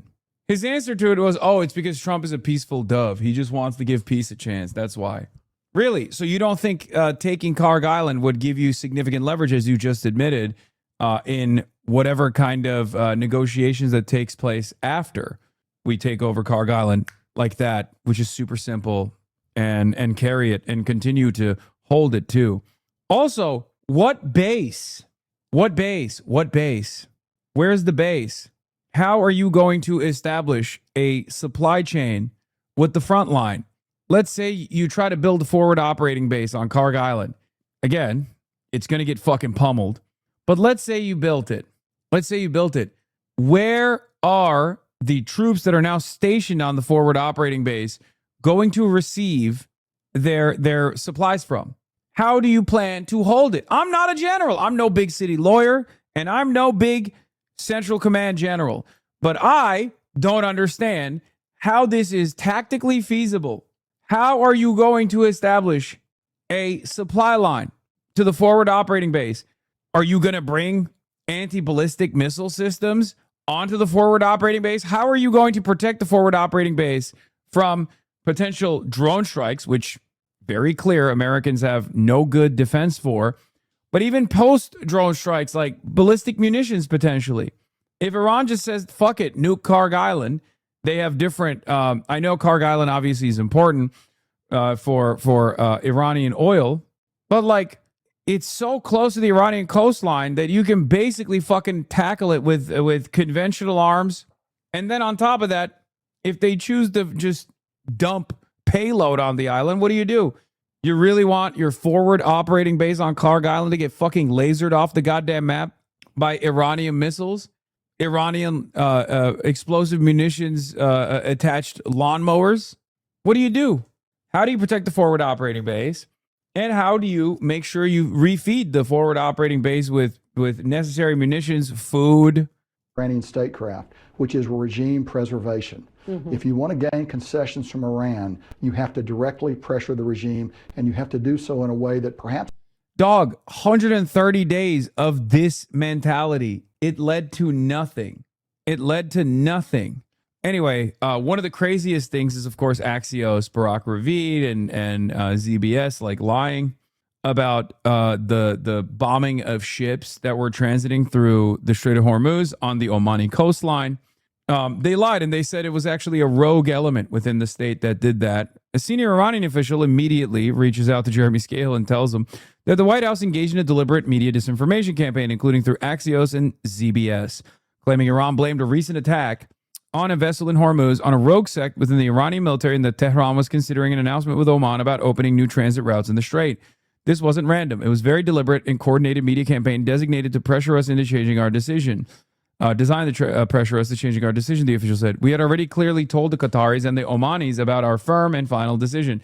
Iran will not allow anyone to disrupt our security and oversight management of the Strait of Hormuz, as the MOU clearly mentioned. The Iranian official said the U.S. is putting major pressure on Oman and added that the idea of opening an alternative lane in Hormuz outside of Iranian management actually came from the American side. We clearly and firmly shared our final position with the Omanis and mediators, the official said. The movements we've seen in Hormuz over the last few hours are the practical implementation of the exact decisions we announced. Yeah. But if you ask Donald Trump, Iran, they wanted a deal.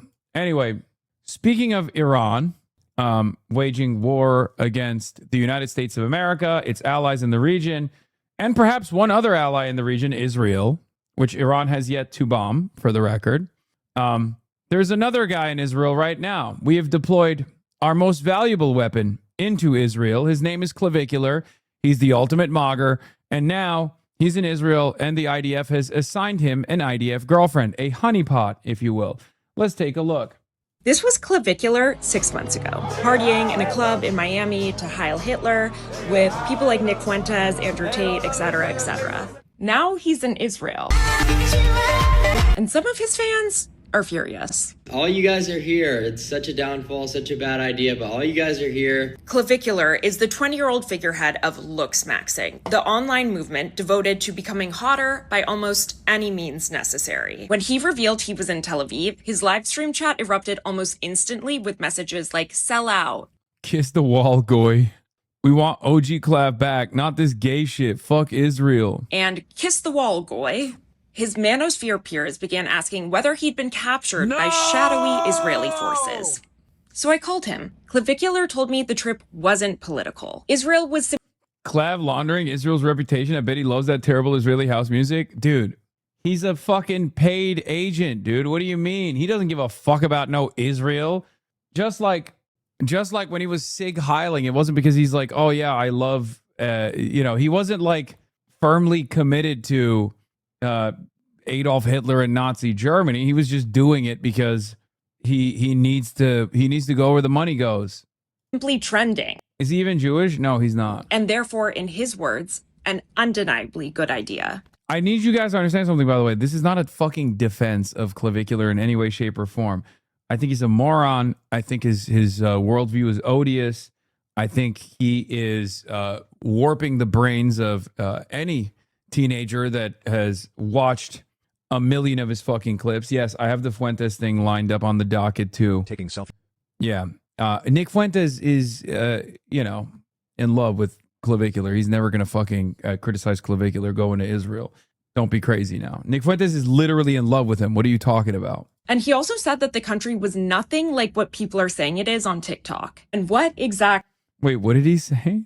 You look up TikTok about Israel and it says it's like bombs and stuff like that, but we're here and it's not that, he said. Speaking to me from a bar in Tel Aviv, it's a good time. And what exactly has impressed him the most? The women. All these women are good looking, he told me. So far, he spent the trip shopping in Tel Aviv, partying at a beachfront club, and is planning an event at a local gym for Monday. Honestly, I think that this is a pretty progressive outlook in which he is an equal opportunity partier. Dude, it's so funny. I mean, look, it's just, there's no greater proof that Israel's PR is in the fucking dumpster, okay? In an extremely egalitarian turn, Clavicular has revealed himself to be an equal opportunity partier. This man in Israel is here to party, y'all. That's it. It's a good time, Clavicular told me. All these women are good looking. I'd love to hear his thoughts about your unusual chin. Okay, stop. Come on, Braze. Nah, keep that shit going. I'm just kidding. Yeah, there's more information on this. Hold on, let me just show you my tweet on it. But yeah, as I was as I was saying, there is no greater evidence of Israel's downfall than relying on a looksmaxer whose claim to fame was slamming his face with a goddamn hammer, who Sig Heiled like last week with prominent neo-Nazis. Like, relying on that kick streamer is a new sign of desperation. I said fairly straightforward PR operation for the genocidal apartheid state shows the level of desperation they've reached, that they're hitting up kick streamers who were singing Sig Heil a couple months back. Yeah, bro. I mean, at the end of the day, anything in Israel or relating to Israel is going to be political, but the women in Tel Aviv are absolutely gorgeous. I mean, like... Yeah, I mean, for you, that's like... it makes sense, yeah. Bro, I was kicking it with this girl who was a soldier in the IDF. Who the fuck is this guy? Look at his face. Ah, you love Israel. It's so beautiful. Hot as fuck. So, like, that was sick. And, like, you know, it's really just me traveling to a different place, like, having a good time. It's nothing political about it. Nothing political about it. Just here's my state assigned IDF honeypot girlfriend. Clavicular felt embarrassed after his girlfriend who serves in the IDF did 10 pull-ups while he struggled to do a single one. Wow, mogs me. It's good to hang it. Decompress the spine, get another ½ inch of height. Fuck it. All right, ready? I got you. Okay. Oh, wow. Mogs me. Sure. Yeah, the IDF gifted him a girlfriend. Clavicular made a boss call after finding out his Israeli girlfriend had to log into the IDF's official TikTok account. Guy, by the way, I mean, how is this any different than fucking Jonathan Greenblatt dick-eating Elon Musk after he Sig Heiled twice and then spending every waking moment trying to get me fucking killed, okay? Trying to get me fucking deplatformed. Yeah, none of these motherfuckers care about actual anti-Semitism, okay? They just care about anti or pro-Israel sentiment. That's it. She's got the IDF login on her TikTok. I'll ask if we can post a video. I'll get permission. Yeah, fucking beast mode, dude. Oh, don't worry, babe. I got you. I can post on the IDF TikTok account. You want to post do you want to do a TikTok on the IDF account? I don't care. What? Who the fuck is this? What is this thing? Who are these people? What will we do? Go up. Just act stupid. I just have to ask for permission. I just have to make one phone call.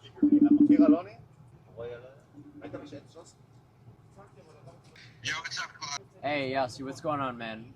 We're streaming right now. Do you know anyone who at the IDF? Because I'm with one of the social media managers, this girl who has the login for the TikTok account, the IDF TikTok. So we're wondering if we could get permission to do like a video on it. I'm not sure if I know offhand, but I was with someone today that used to run it, so I could ask them who's running it right now. But it's probably worth filming something. She has the login. Post it tomorrow. She has the login. Yeah. So I mean, we want to do it today. Tel Aviv, not impressed.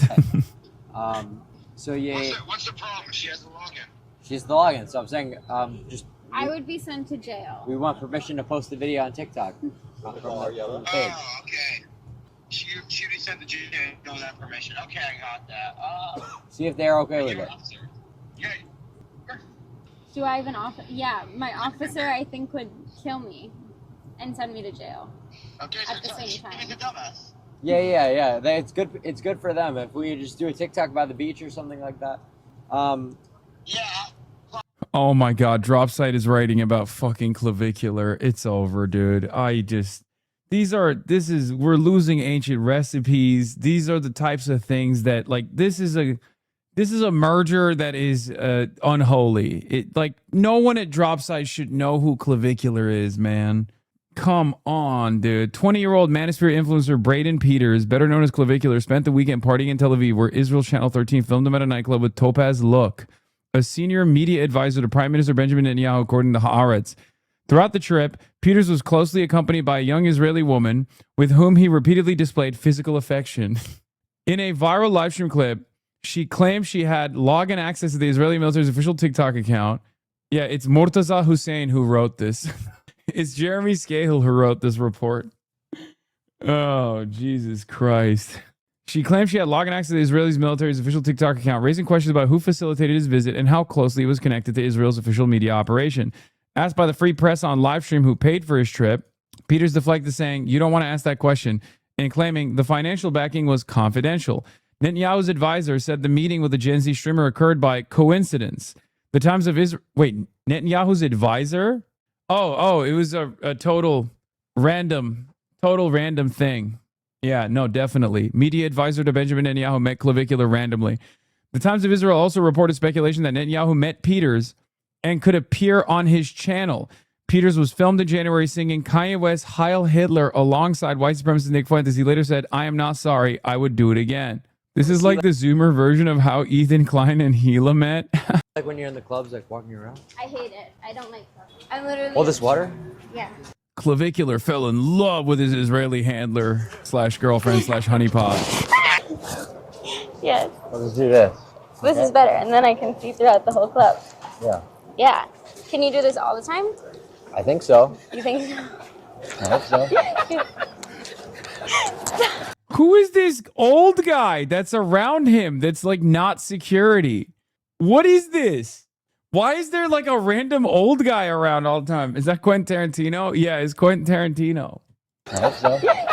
You are 34 years old, man. How am I cringing more than you? Oh, I'm cringing too. I can't. Is it? You are not ready for this clip. This is Israeli flirting. A girl just asked Clavicular to grape her out of nowhere with zero warning. What? Am I gonna... Whoa! Did he say, am I gonna... No. Why not?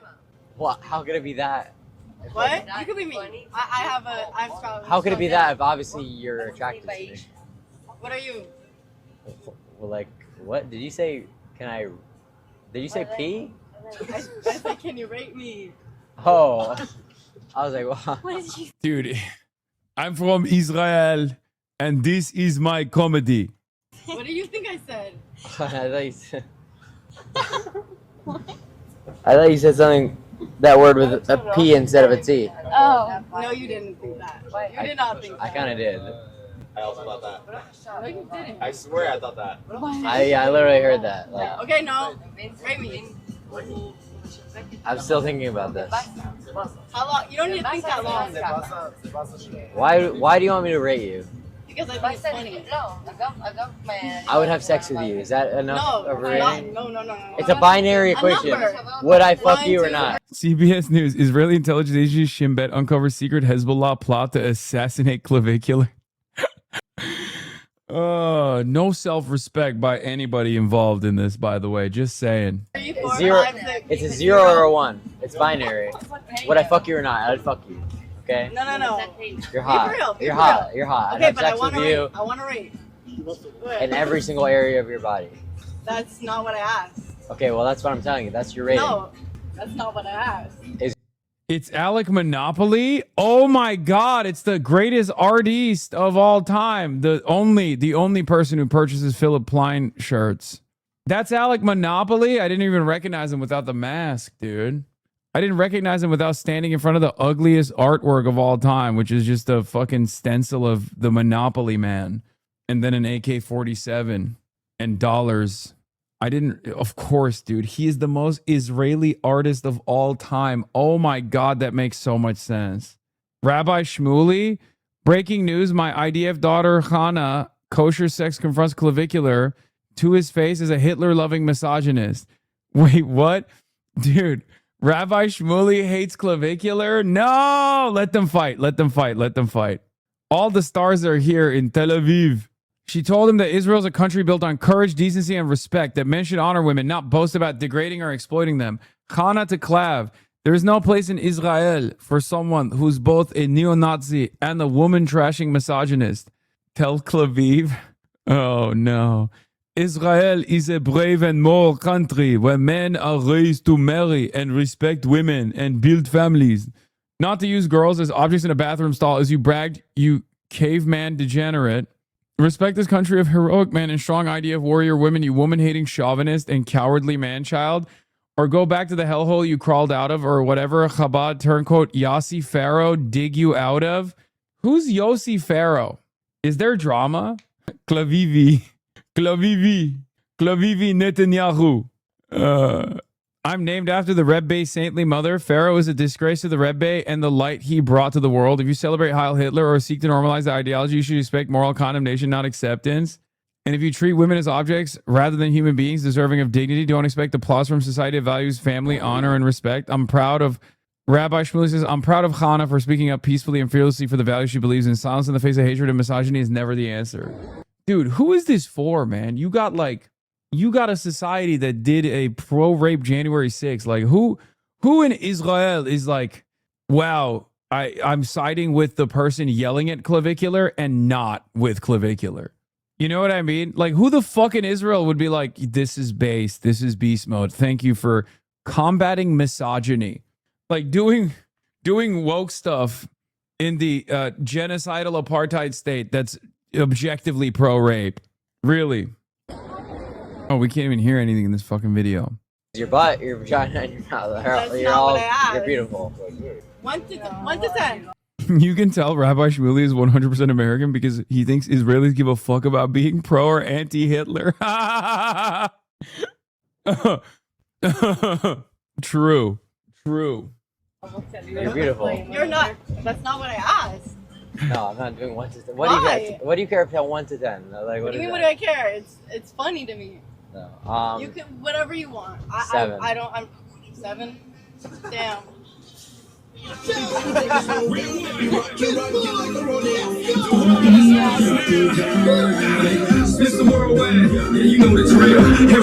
What is this is literally, I feel like this is my nightmare. Like, this is a hellish nightmare, dude.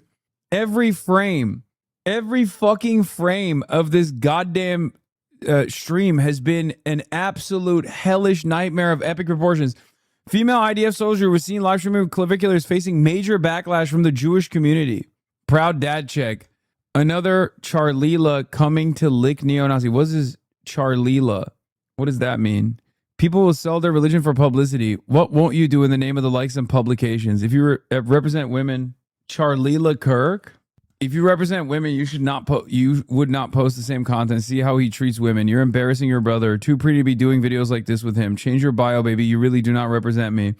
You certainly don't represent me. Shame on you, and walk around with vomit bags to share to all of us. Hey, girly pop, change your bio. Hila? It's a shame to let this unfounded brainstorm that endangers many children in the world for your content. We are happy to see the other comments here that agree with this. We hit it in a video based in Israel on the subject, then that's a good thing. Holy fuck. Someone said it's a shame they didn't rape you and kill you at Nova. You fucking whore, you escort. May they slaughter you. We'll throw a party over your body parts. Jesus Christ. Handle the pressure of all the liberal media outlets who are attacking me because I met with Bibi's advisor, right? I had... Why does this look like he's standing next to him? Charlila is like an Israeli version of Sharmuta. Wait, they stole that too?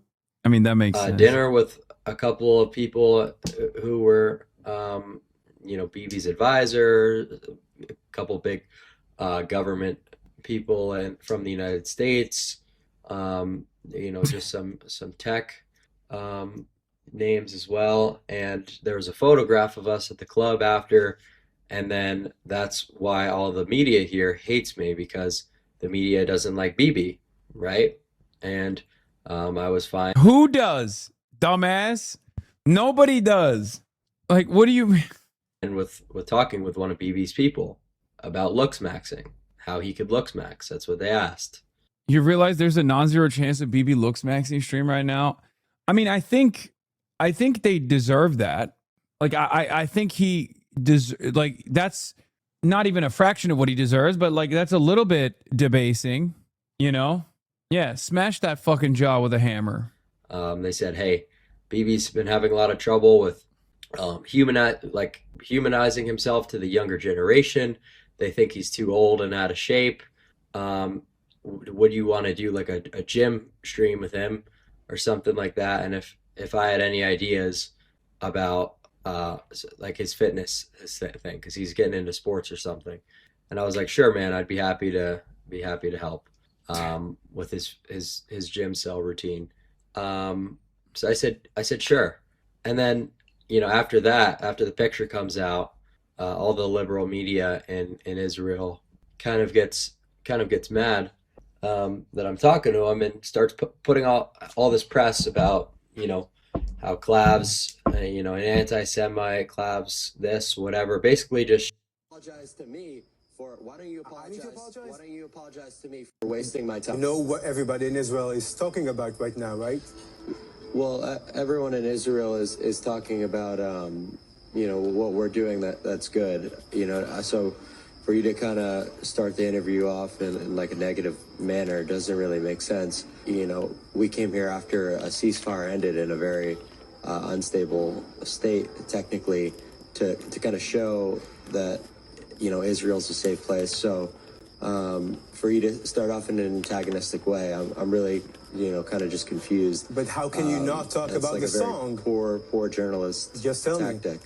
No. So if you're gonna be negative. Is he getting beat up by the Israeli woke somehow? Yeah, I guess there are people in Israeli society that are mad. And also, by the way, he just admitted that he's doing a fucking propaganda tour to show how safe Israel is. Next up, Dubai. Well, next up is not Dubai. It turns out next up is Russia, as a matter of fact. Clavicular posted, happy to announce our next trip will be to Russia if all goes well with my visa.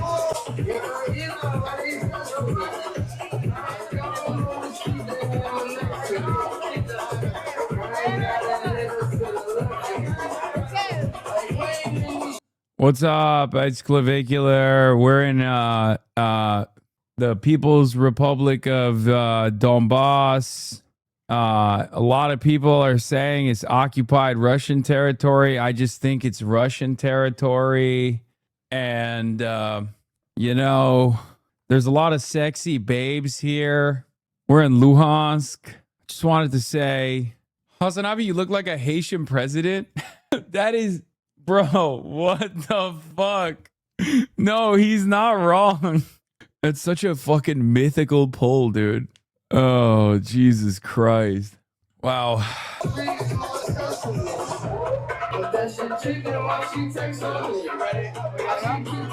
minutes, my USB gets here. Braden is so awkward and strange. Buddy, don't call him anything but Clavicular. If you're going to be negative and ask about like old, situations that are not so positive, then old situations that are not so positive, dog, that was like a month ago. North Korea trip for Clav soon. He would never be so fucking sick as to go to the Democratic People's Republic of Korea. Also, they would auto warm beer him if he ever stepped foot. First of all, I'm pretty sure you can't go to Israel and then just like go to North Korea. There's 0% chance. That would never happen. I don't want to talk to you. Last January is not that old, you got kicked out of a club because right of this. After I was kicked out of the club, the owner called me and profusely apologized. That's a lie. Offered me to come back and top my entire night. So it was just a mix-up. No, that's a lie. So why not clean the page? So why not? That's a lie. Why not seeing the page? So why don't you clean the page and, talk about how much I've done for this country's reputation, because it's in utter shambles. You go on. I mean, he ain't wrong. It's just funny that he thinks it's funny that he thinks that he's doing anything positive to the country's reputation, but also at the same time, he's not wrong when he says the country's reputation is in shambles. This is another let them fight style situation. Another let them fight style situation. On any social media page, the amount of propaganda among Gen Z and misconceptions, so that's what's doing the real damage, right? Not anything I've done that, we're here trying to set everything straight. I don't have to be in Israel, and quite frankly, if you're like, this is the most ridiculous thing ever. I don't want to be talking to someone who's going to be rude. We understand, but there's an online backlash, you know. Because I'm here to do good things. So there's a backlash because of people like you. There's an online backlash because people like you, like me, talking about negative. I mean, yeah, the Miami to Israel pipeline is already like, he did the most Israeli thing he could, which is get into an ownership dispute of a Miami nightclub. So he was already Israeli in spirit before he ever stepped foot inside of Israel. Okay, it's the most Israeli thing you can do other than just living in Miami. So he was already halfway there. Yeah, he was spiritually Israeli. Now he's structurally Israeli. Negative thing. So why don't you acknowledge the fact that I'm here doing a good thing for the country, showing off Tel Aviv's beauty, showing off that it's safe. Okay. So why don't you talk about that? Clavicular seems like just a dude having fun. Why are they trying to make this some international incident law? Really? Okay, Neek Skit, do you think it would be appropriate if I traveled to occupied Ukrainian territory and just talked about how sexy the babes were there? Or do you think that would be an international incident? I don't know. Some people go to like Saudi. Yeah, it was in the news when fucking a bunch of comics went to Saudi Arabia for like a week. Hello? Neek Skid is back. Yeah, there was massive backlash, dude.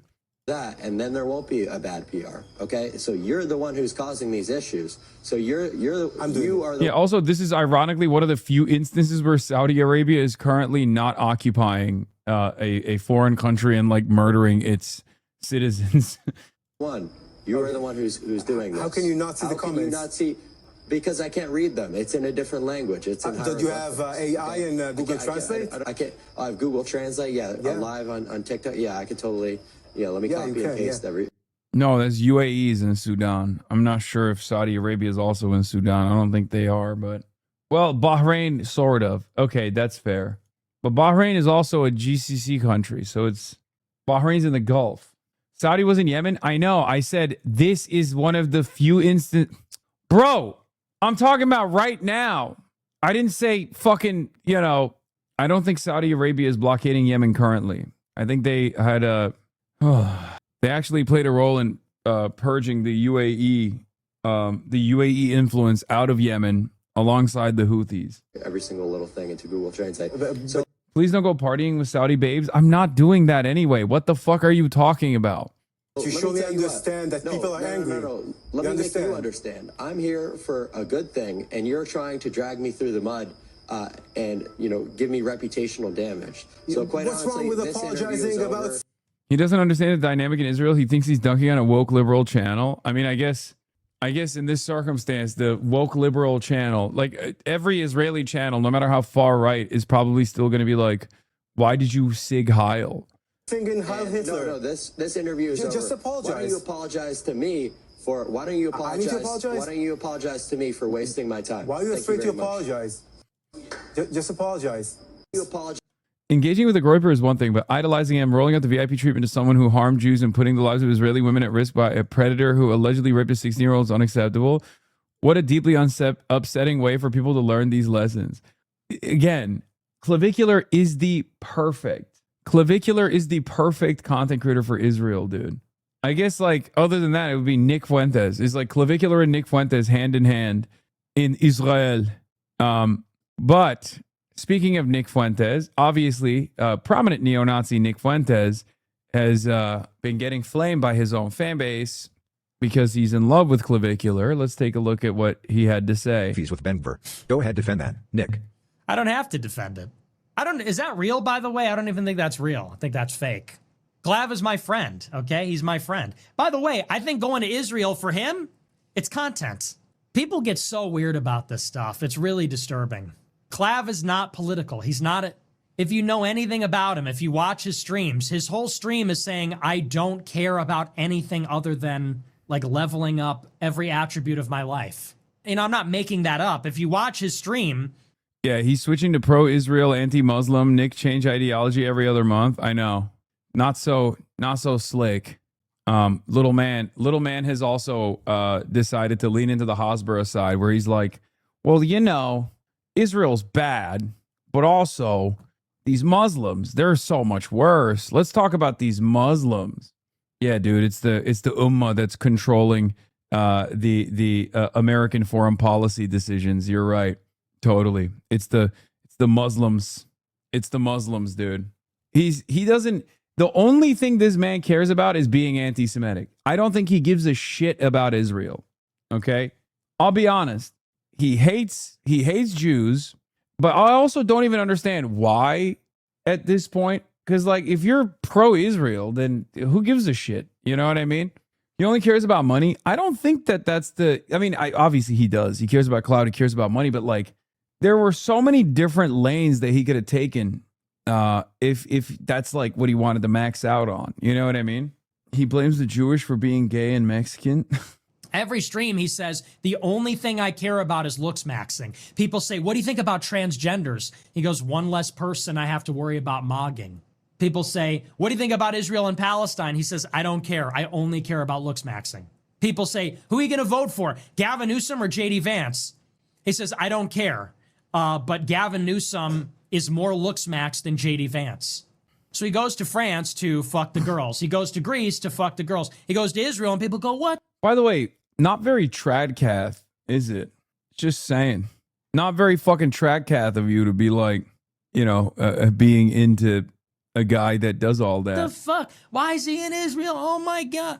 It's like, well, he's an entertainer. I think he said it's like, I think it's a viral idea. You know, maybe that's true. Maybe that's not true. But people should take it for what it is. You know, he's not that guy. Wow, look at that. It turns out the fucking neo-Nazi doesn't give a shit about Israel, by the way. The fucking neo-Nazi doesn't care about Israel. Wow. Color me surprised. Color me shocked. I can't believe at the peak of the Clipper culture for Nick Fuentes, there were motherfuckers out there who were literally like, well, you know, sometimes he makes some good points. Can we fucking build an allegiance with him? I was like, no, of course not. He's a fucking neo-Nazi. What are you, stupid? He just wants to do a similar structure to what Israel has done as a Jewish ethno-state. He wants to do that here for white Christian nationalism, even if he doesn't personally fit the bill, you know, as a gay Mexican manlet neo-Nazi. Like, you can't trust any of these fucking people. This guy will say something clear and coherent and actually intelligent, and then will immediately follow it up with, Zoran wanted to take fucking money from white people and give it to black people. And you're like, well, there it is. Just an unbelievably stupid fucking statement. That's just how reactionaries are. Stop trying to make sense of it. In short bursts, you see certain things that this guy says, and you're like, oh, is this guy clear and coherent? Fuck off. Yes, in a 30-second increment, he can be clear and coherent. It's true. I'd go so far as to say Nick Fuentes is probably the only fucking literate right-winger amongst the entire crop. If you're a moron, maybe, oh God, dude, I'm not defending Nick Fuentes, okay?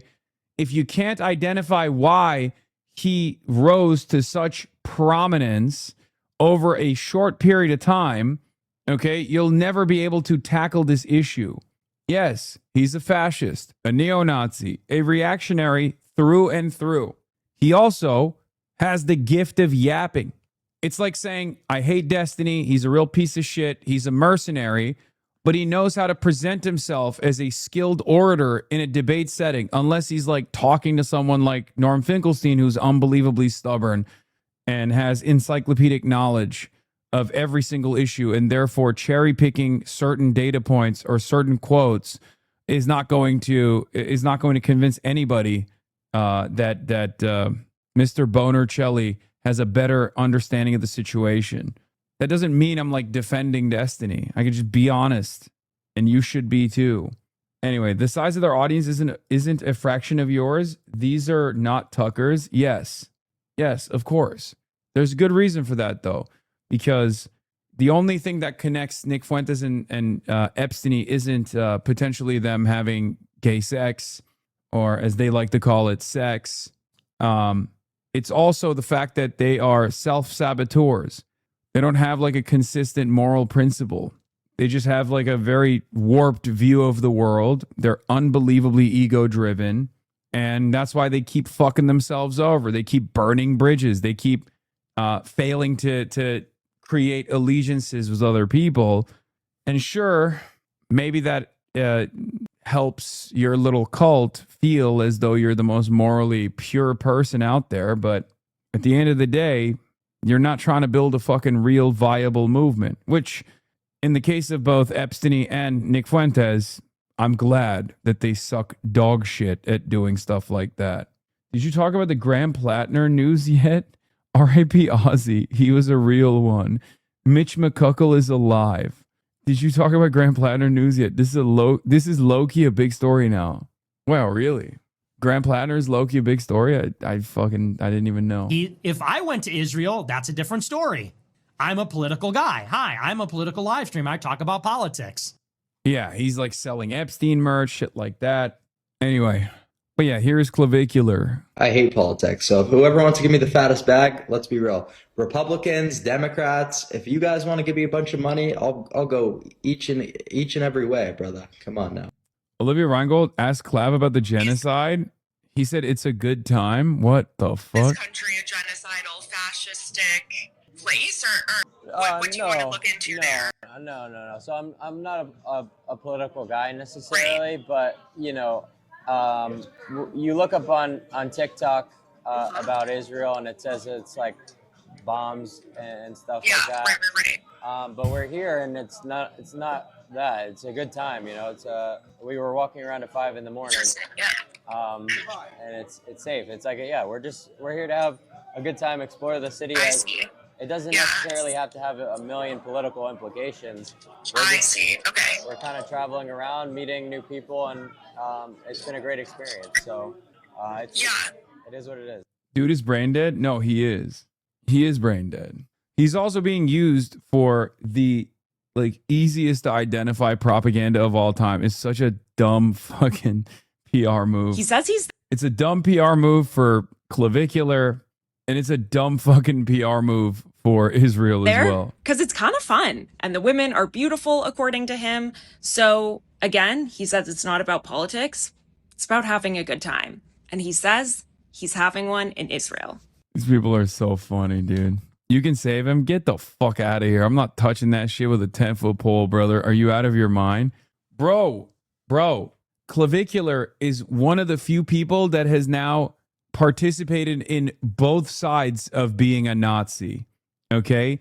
The OG Nazi, the Sig Heil version, the Adolf Hitler loving version, and the modern neo-Nazi movement, which is being a Zionist and loving the state of Israel as it's currently doing a genocide, currently blowing up Lebanese villages. He is one of the unique people that has hit both sides of the neo-Nazi spectrum. I'm not touching that at all. I am an anti-Nazi, okay? I'm an anti-fascist. The DJ musician guy has hired an Epstein-style guy for Clav to get sex in Israel. That's why I'm leaving tomorrow. It's just it's unfortunate because so many people have messaged me thank you so much for coming. All the people have been extremely positive here. Met a lot of cool people over here. It's been great. It's been great overall. I've had a great time and a great experience. He'd respect you because you mog. No, I don't care. Here, I think it's a cool city, so the nightlife's been good. And then there was some other fucking douchebag who, by the way, the one guy who kept coming on the stream, who was never fucking invited there in the first place, who kept just randomly showing up because the mutual friends, he would figure out a way to find out where we were, who kept going on the camera and talking about, hey, how do I go viral? The guy who did the Clav, how are you enjoying your time in Israel? After that, him glazing and everything, after he started getting a lot of negative feedback, he switched up and stabbed me in the back, started talking shit and all that. His main job, by the way, was my assistant reached out to him because he's another influencer in Tel Aviv or whatever, and he messaged us because he said, hey, Clav, I could help bring some girls on your stream. So she responded to the DM of him essentially saying that he could serve as some type of pimp, because I just said, hey, we want pretty girls to take us around Tel Aviv. And he says, oh, well, I can do you one better. APAC Mold also defended his check logs. That's awesome. Asmongold shares. Oh yeah, I saw this one too. I thought I bookmarked this. Yeah. This is you're advocating with a 20-year-old to share his political opinions to a massive audience I have is widely. Dude, thank you, bro. He's actually finally pushing back about this. Thank you, bro. I love you, clavicular 40-year-old man who doesn't shower. Thank you, bro. Thank you, bro. I love you, clavicular. Thank you. Finally, someone's got to say it. Zionism will look at cheerleaders like John Fetterman and clavicular and Asmongold and be like, see, the best and brightest support Israel. Dude, they're so cooked. Thank you, bro. Finally. I'm very conscious of the influence I have, which is why I only speak on topics such as looks maxing, which I've spent years of my life researching. More influencers need to humble themselves and realize that they are ignorant politically or just generally fucking stupid. That is exactly right. And the people that are trying to push everybody to have a political opinion don't want to push everybody to have a political opinion. They want to push everybody to have their political opinion. And that's the main thing that they care about. This is you're advocating with a 20-year-old to share his political opinions to a massive audience. How much you think this motherfucker got paid to do the pro-Israel Israel trip? Clavicular, I mean. It's got to be more than 7K. He was spreading a conspiracy yesterday. The Gaza hospital director, Hussam Abu Safia, that AOC is trying to free, is part of Hamas, by the way. I think Asmongold is genuinely too stupid to deal with. Like, he doesn't know any of these things. He doesn't know what he's talking about. He just goes on the timeline, and whatever his algorithm shows him, he just fucking spits out. And I suspect there's a lot of Hosbarists on his timeline. I don't know. Whatever, dude. He's a fucking animal. He's a dumb, low IQ, disgusting little animal. And his audience must also be the same. Than that, I could find. Actually, they're lower. They're lower than he is somehow because they choose to fucking watch him. A bunch of Tel Aviv girls who essentially just want to are into you and want to have sex with you, whatever. So he says, "Hey, I got this 30." Bro, you did not just say 7K. That is a neo-Nazi dog whistle. No, you fucking baboon. $7,000 is the Israeli Foreign Ministry's identified number of dollars that they give per fucking paid sponsored post that's pro-Israel, which ironically enough, they actually didn't pay people. Yeah, I know. 7,000 is a neo-Nazi dog whistle. I know, just like Pig Dog, right? It's an old story, and it doesn't even exist anymore because, ironically enough, the Israeli government actually did not pay many of these influencers, including Elon Levy, which is really funny. Yeah, they're currently getting paid in Israel. Bro, you did not just properly explain something to someone. That's also a dog whistle. Yeah. Where'd you hear that the $7,000 was a neo-Nazi dog whistle? Chatter, go ahead. Fucking enlighten us. Yeah. Bro, it is. They always say it. Yeah. Neo-Nazis also say Israel fucking sucks. Does that mean we should stop saying it because it's a neo-Nazi dog whistle now? What do you mean? Are you all right? Yeah, you know what else the neo-Nazis always say? They always say they. They always say it. When they, the neo-Nazis, are talking about they, the Jews. Substitute they with Jews. Not so funny, is it? Boom. Got them. Literally every neo-Nazi says it. No, but that's different. Oh, is it? Replace the term 7K with a slur. Not so funny now. Yeah. Israel sucks is different than taking on their lingo. It's not their lingo, you fucking idiot. It was a real news story. What are you talking about? Dog, that's a real number because the real news, like actual news outlets, covered the story. Open the schools. You're usually careful with this kind of thing.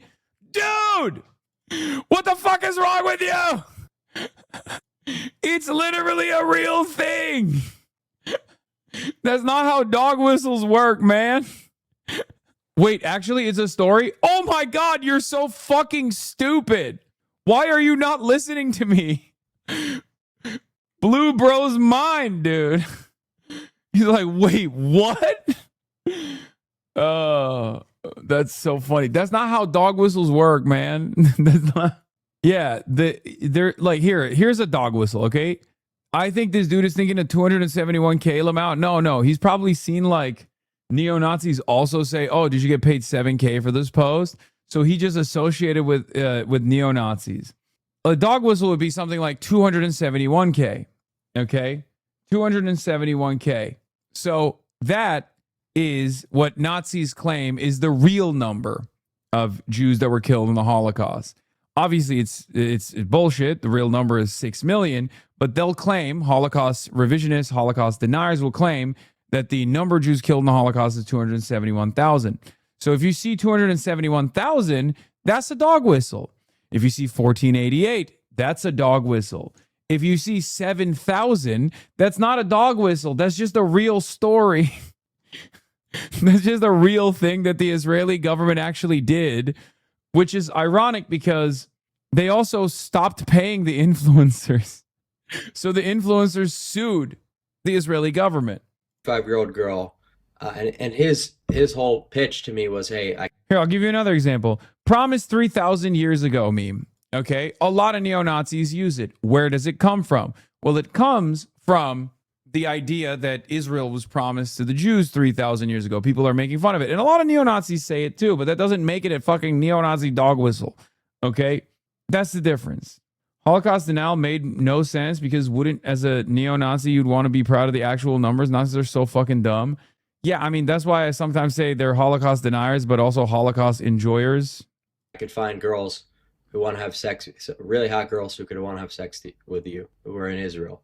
It's like, okay, yeah, why the fuck? Why not? It sounds great. But then he goes in the media and says, oh, what Clav said is disgusting, all of this, because he wanted to get with these girls and, like, you know, this whole thing.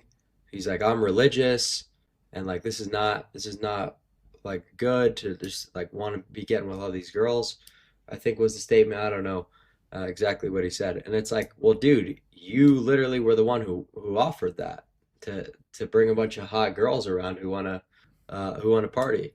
Cool. Oh, I forgot to mention this part. I mean, we briefly covered it, but there was a very cool moment this morning between Jake Tapper, who is excited. 271K. Nah, they're even less online than I am. Can you believe they didn't even know 14 and 88? I literally had to tell them what that means. Well, I know you don't want to talk about any other issues out of respect for Lindsey Graham, but we would love to have you back sometime because I do have a lot of other questions for you, sir. Sure. We'll do that.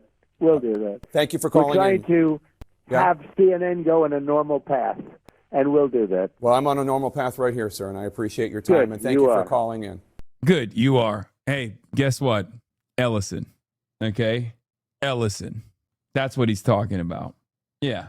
Lindsey Lord going to be dripping hot. Now that Lindsey Graham is dead, many new clients and victims are speaking out. Actress Jesse James Rose just opened up about being one of them. Despite Lindsey's sexuality being an open secret in DC for decades, he ceaselessly harassed and demeaned LGBTQ plus people while in public. Yeah, we talked about this already. I covered it this morning immediately. Yeah. Ellison is an anti-Semitic dog whistle. mentioning that Oracle founder Larry Ellison and David Ellison, his son, or is David the father? Well, whatever. The Ellisons are purchasing all media properties to make them more pro-Trump and more pro-Israel is also a dog whistle. Okay. Thanks a lot. Thanks so much.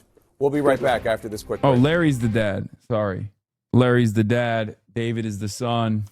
Larry also famously is one of the biggest donors to the Friends of the IDF charity, which, you know, in a normal world would not even exist as a charity on U.S. soil, but it does. Oh, God, the ladybugs thing. Fuck. Yeah. All right. Well, we did it. We did the clavicular shit. This was another really funny point of coverage from the Free Press that I never got around to, so I'm going to do it right now. This was like 18 sagas ago, but I do want to briefly touch on it. And then I want to talk about William Lawrence as well and how AIPAC is attacking him and how AIPAC is defending Haley Stevens in the state of Michigan.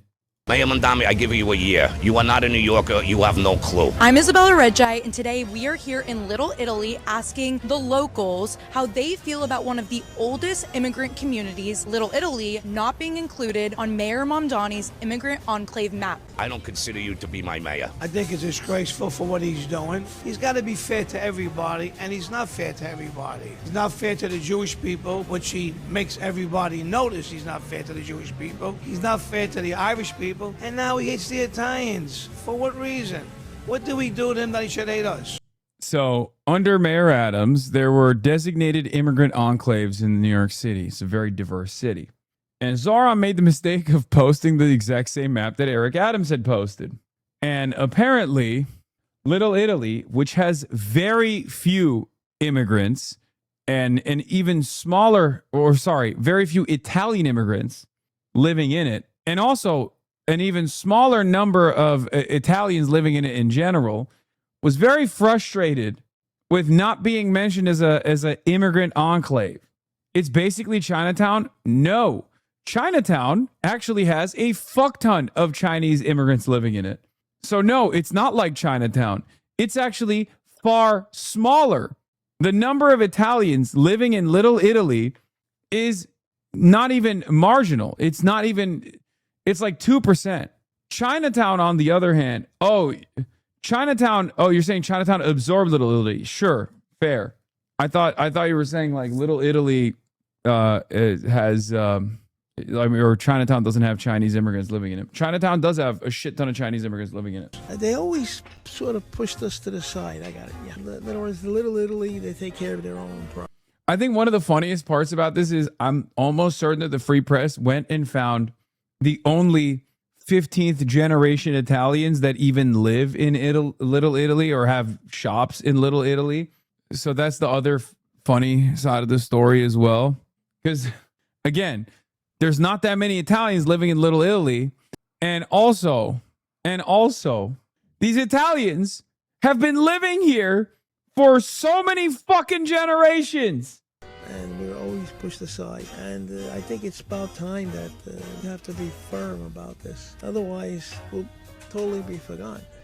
If you understand what took place here over 100 years ago, between 1880 and 1920, when the mass migration of Italian immigrants first came. Yeah, dude, exactly. You didn't think that was strange to mention? Hey, everyone. This is Cassie reporting. Oops. God, this I love was this the story. stepping stone for the Italians. Well, the Bari family came here 120 years ago from Sicily. They were immigrants. They landed down in what's known as the 5 Points. Grandma started the San Gennaro Festival. That right up there, that is Grandma.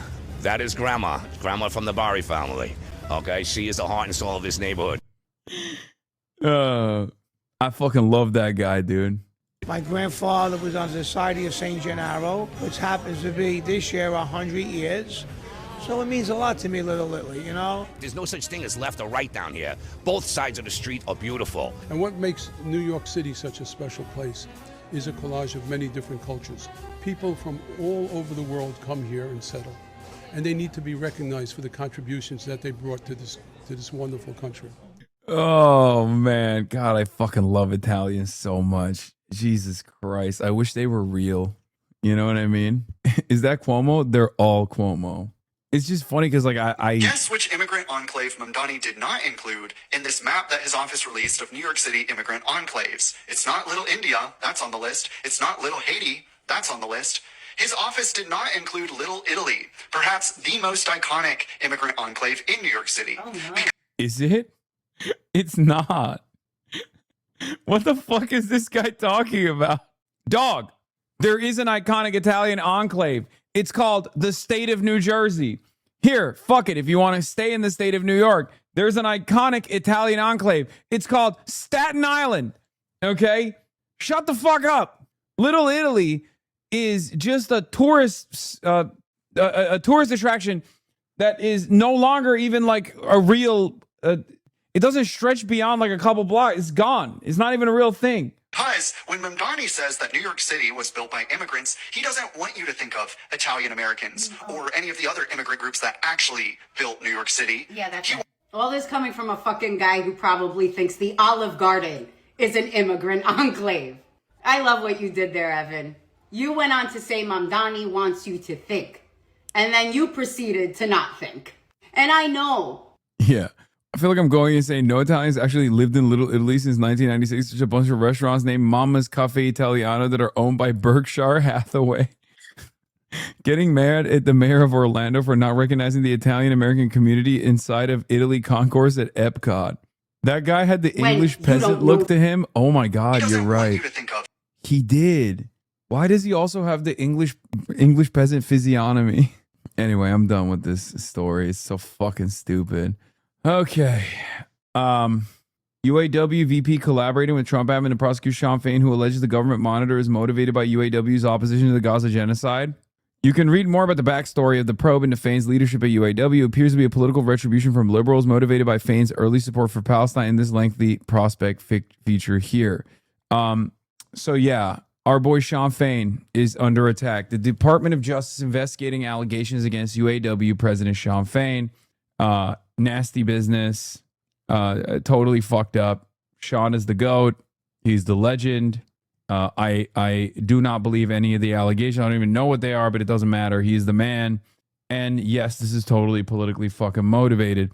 Statement from the UAW President Sean Fain. And if I find out that it's that fucking trot, it's that fucking trot opposition internally inside of the UAW that has anything to do with this, I'm going to lose my fucking mind. I hope that that's not the case. Okay? Don't immediately assume that that's the case, okay? I've remained silent on the political infighting in our union over the past 2 years because it only distracts from our mission as a union and as a movement. But the stakes are too high and the membership deserves to know the truth. Let's be clear about what's going on here. Rich Boyer has fed the Monitor false allegations about me and is now trying to weaponize these bogus allegations to steal the upcoming UAW election. Wait, that's not the one, right? Yeah, it's the fucking vice president. Never mind. It's this guy. He knows he can't win a fair fight because he has no real platform to run on. I'm done being silent. Neil Barofsky has political grudge against me because the UAW took an anti-war stance about what was happening in Gaza. I've retained a law firm to fight against the Monitor's trumped-up claims against me. What the Monitor's doing is wrong. It's unfair to the UAW and you as members, and my lawyers are looking at any and all legal options I can pursue to make it stop. We are going to fight back hard. The truth, when it comes to Boyer, is that I didn't want him running the Stellantis department because he wasn't doing a good job for our members. I wouldn't let him hire family members into UAW positions, and I wouldn't stand by while he bargained. Oh, my God. While he bargained concessions with Stellantis and failed to enforce our contract. Boyer is bad for our union, and I'm not going to let him use the Monitor's bogus investigation so he can try to fail upwards into a bigger title.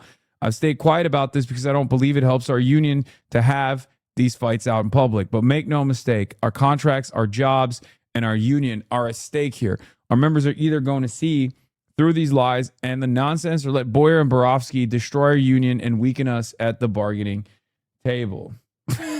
So for those of you who don't know, UAW went through some internal changes, okay, where somewhat as a consequence of the grad school unions and the rank and filers that came from that side, the UAW actually voted for a phenomenal president, okay?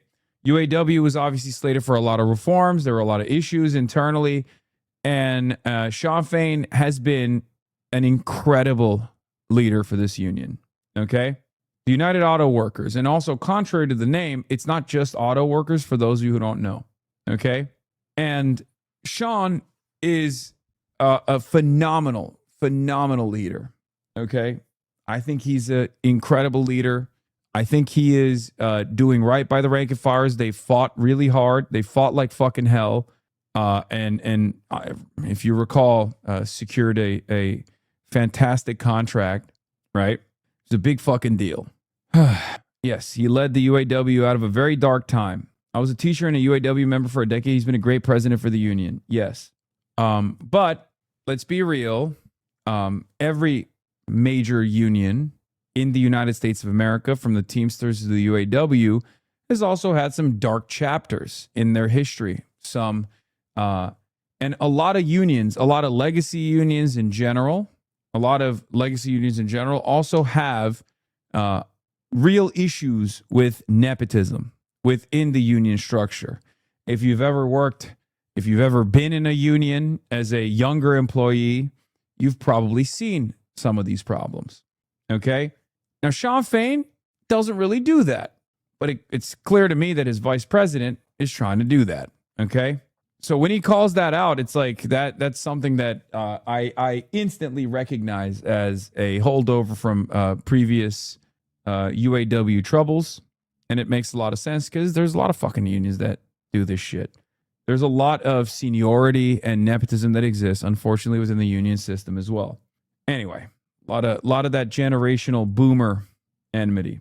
Yeah. Also appears to be old guard versus new guard split, which doesn't surprise me given how much Fain has taken them in another direction. A better, more relevant one if you ask just about anybody who isn't bitter about the way things used to be, in my opinion. Alex writes, who monitors the UAW's federal monitor? Neil Borofsky arrived at the UAW with a well-developed philosophy of oversight and no experience with unions. Sean Fain's reform administration in the United Auto Workers now finds itself locked into conflict with the federal anti-corruption monitor that says Fain is overstepping his bounds, including his opposition to the union stance against Israel's genocide in Gaza. That's it. That's pretty like that. They are worried. They are worried about the UAW actually behaving like a fucking real union does. You know how you see like general strikes and things like that being thrown in places like Italy, and you're like, why can't we have that? Well, this is why we can't have that, because the American government immediately comes in and says, you're a profoundly powerful fucking union. You better sit the fuck down. Okay? Better sit the fuck down. At most, we don't even want you striking for a better contract, but at least, like, you know, you can maybe get away with that if we allow you to get away with that, but you better not fucking strike for or take any action or make any statements about the genocide in Gaza. Now, Sean Fain has taken it one step further. He's also personally talked about potentially facilitating a general strike in 2008. Now, that requires a tremendous amount of organizing ahead of time, and that is a terrifying prospect for American capital. This is the reason why. Did I say 2008? I meant 2028. Sorry. I can't believe I said 2008. 2028. And this obviously is a big fear, striking fear in the heart of capital. The truth is, when it comes to Boyer, is that I didn't want him running the Stellantis department. I talked about this already. I've stayed quiet about this because I didn't believe it helps our union. Our members are either going to see through these lies and nonsense or let Boyer and Borofsky destroy our union and weaken us at the bargaining table. We've accomplished more in the past 3 years and 3 months than in the previous decades. This is what happens when you go against corporate America and their allies, and I'm not going to be intimidated or harassed out of serving our membership. Our election is in 6 weeks. Neil Borofsky will not run our union, no matter how hard he tries, and no company sellout like Boyer is going to dictate our elections. Our members are the highest authority in our union, and they should have the final say. In solidarity, Sean Fain. Statement made in a personal capacity. Titles used for identification purposes only. What is this? Do you disavow? What? New York City support today is 5 p.m. Lincoln Center. Even providing music to keep WGA strong. SAG after picket lines going. Fighting for ballot orchestra to get a fair contract. Wait, why would I disavow this? I'm confused. Stand together in this fight. It's going to be our fight too. Star Trek, in my mind, I'm a big fan. They demonstrate. The fuck? Just disavow it? Wait, why?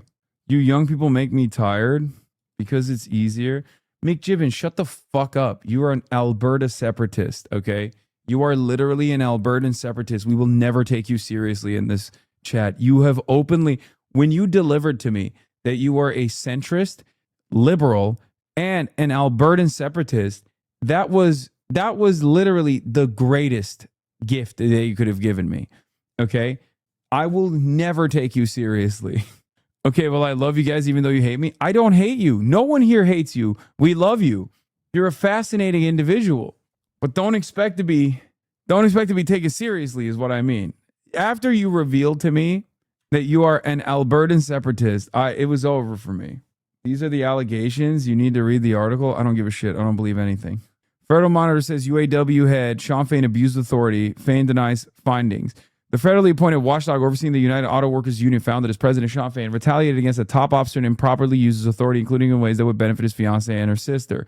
New York attorney Neil Borofsky, the monitor overseeing UAW activities, sent in a report released on Thursday that Fain retaliated against a union official, Rich Boyer, after Boyer pushed back against some of Fain's actions. The Monitor said that although some evidence could warrant disciplinary action, he has deferred a decision pending further review. The report comes just ahead of UAW's leadership election in which Fain is campaigning for a second 4-year term. I'm sorry. They literally want to rat fuck this dude. That's it. Fain said in a statement that Borowski's reports were politically motivated, citing what he described as heated and highly personal disagreement with the Monitor in 2024 over the union's executive board's call for a ceasefire in Gaza. Now, more than 2 years after becoming aware of Vice President Boyer's allegations and on the eve of our election, Mr. Borowski has chosen to publicly release a politically charged and false report about me. A spokesperson for Jenner and Block, the law firm that employs Borowski, said he has acted with the highest levels of professionalism, integrity, and respect in his role as a public service, private practice, and as a DOJ-appointed monitor. Art Wheaton, a labor studies professor at Cornell University, said that although the federal watchdog can take severe disciplinary actions, some of which could affect Fain's ability to run for office, the potential for drastic criminal punishment in the case does not appear likely to reach that level. Fain rose to prominence in 2023 after leading strikes against General Motors, Ford Motor, Jeep maker Stellantis, although accusations about a monitor bruised his reputation among some UAW members. Boyer is one of several candidates running against Fain. Executives of the Detroit car makers will be closely watching the UAW election, as Fain proved to be the union's most combative chief in decades and won historic contract gains after the 2023 strikes. The Teamsters have stood by the other Sean, Sean O'Brien, despite him being a hog. There are many hog Teamsters out there. There are many right-wing Teamsters out there in the rank and file, but there's also plenty of woke Teamsters out there. Many of them are in this community. But ultimately, you stand by your union leader if, regardless of the political posturing and the ridiculous politics they may represent, if they're fighting for good contracts for the rank and filers, you stand by them. And Sean O'Brien's contract, some people have disputed and said that it's not like good enough or whatever. I can't speak on that. I don't know enough about the UPS contracts, so I apologize to the UPS rank and filers that are in Teamsters in here in this chat, and you will get mad at me. But I don't know the full details. Okay, I can only speak on him going and delivering a speech at the Republican National Convention. We're talking about Sean O'Brien here, but for the most part, by and large, I think Sean O'Brien is defended by rank and filers. Why? Because he fights for his fucking workers, right? He fights for his union. Sean Fain, on the other hand, has the opposite politics to Sean O'Brien. He's a fucking phenomenal union leader. He's very popular from what I understand, and he secured historic contracts. You guys, if you guys recall, huge contracts for the rank of filers. So these guys, I think, are trying to rat fuck Sean Fain because his politics are perhaps a little too radical for the AFL-CIO, perhaps a little too radical. Well, actually, that's not even fair. I think the AFL-CIO love him too. But perhaps a little too radical for the establishment Democrats, and certainly too radical for the Republicans and capital owners in general. Latest report stated that Fain pushed for bonuses for non-union employees at a Stellantis training center, which would have benefited his fiancée. It additionally states that Fain pushed Stellantis and union leaders to intervene in a workers' compensation matter for his fiancée sister after she was injured working at a Stellantis plant. Fain and Boyer also clashed over other issues relating to Boyer's management of the Stellantis department and its personnel. The report states that when Boyer pushed back against some of these actions, Fain retaliated by stripping him of his certain duties. The union had designated the duties back to Boyer following a previous report from the Monitor. Anyway, what? Rat fuck is also a dog whistle? You used to be careful about this stuff. It's not. Okay, stop. What is this Plattner-like gaslighting? Does anyone really believe that Haley Stevens thinks is the best thing we can do with our tax dollars? Send him abroad, drop bombs on other people? Make your case, but stop the Plattner-like gaslighting. It's insulting the voters. Plattner-like gaslighting. They're trying so hard to tie El Sayed to Plattner. It's all they have. They know AIPAC is dumping a record $30 million to support Stevens, and she has the grassroots energy of a Pepsi ad. So it's the 15 iteration of Bernie Bro Islamophobic edition. Yeah. Let's move on to someone Sean Fain also endorsed proudly. Abdul El Sayed. I saw something earlier today that really, really bricked me. It really hurt my feelings.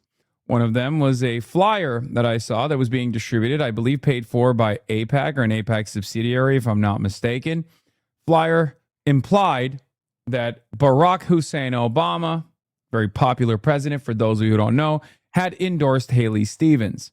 This was displeasing to me because Barack Hussein Obama endorsed Haley Stevens in 2018. Barack Hussein Obama has not weighed in on the current race that Haley Stevens is participating in the Democratic Party's primaries for the vacant Michigan Senate seat. And yet, those ads have seemingly worked. This couple here from Sam Robinson, Donna Mills, and DW of Troy say Stevens' ad with President Obama is the reason they're voting for her. They put a lot of money behind Haley. We don't know a whole lot about him. I asked about AIPAC. The Mills said they aren't anti-Israel, but what's happening in Gaza is a genocide. Oh, there's another. This one killed me. This one actually killed me. Southfields Hollywood tells me he already voted for Haley Stevens via mail-in ballot. This is what he responded with. Haley, nigga. Haley, why? Because Obama said so. That's the only reason. That's all you need. That's all I got. What's your name, brother? Hollywood. Hollywood, I'm saying. Yeah. This is the ad that they're using, aside from the mailers that they're sending out. A pro-Haley Stevens group with an ad that ends with, if President Obama trusts her, so do I. Okay?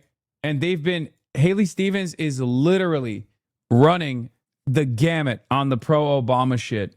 Here's the AIPAC link mailer.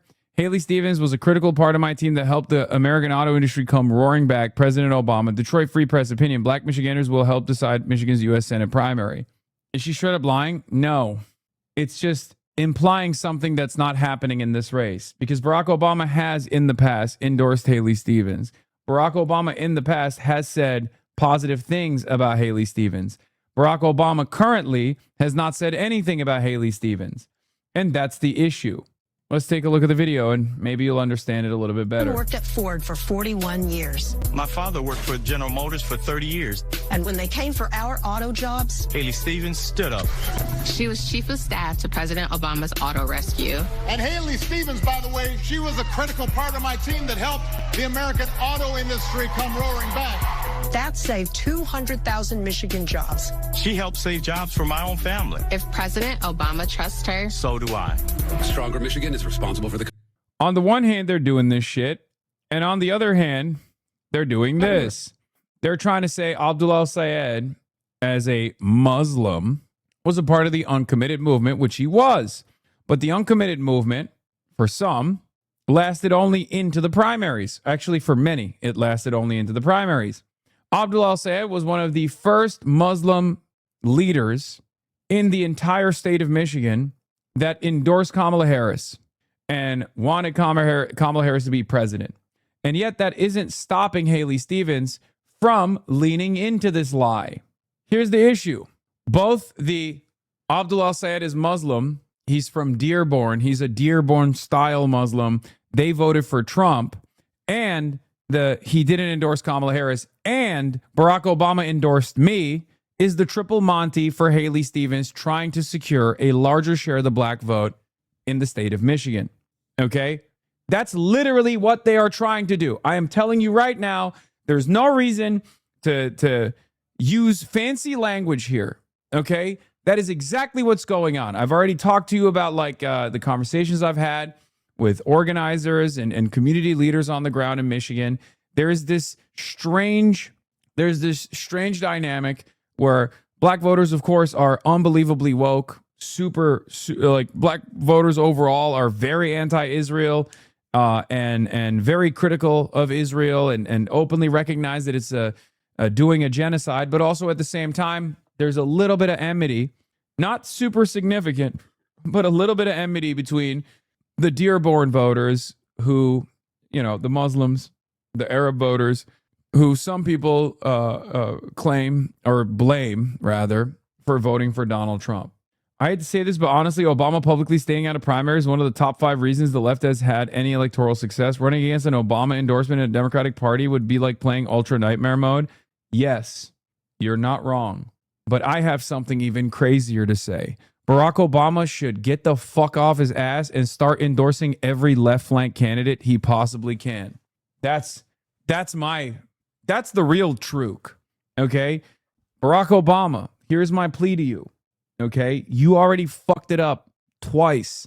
You fucked it up when you told Joe Brandon not to run in fucking 2016 because you said you don't want to be third place to Bernie Sanders and Hillary Rodham Clinton sitting in a fucking motel when Joe Biden could have been a phenomenal president in 2016, better than Hillary Rodham Clinton, and certainly would have been able to defeat Donald Trump.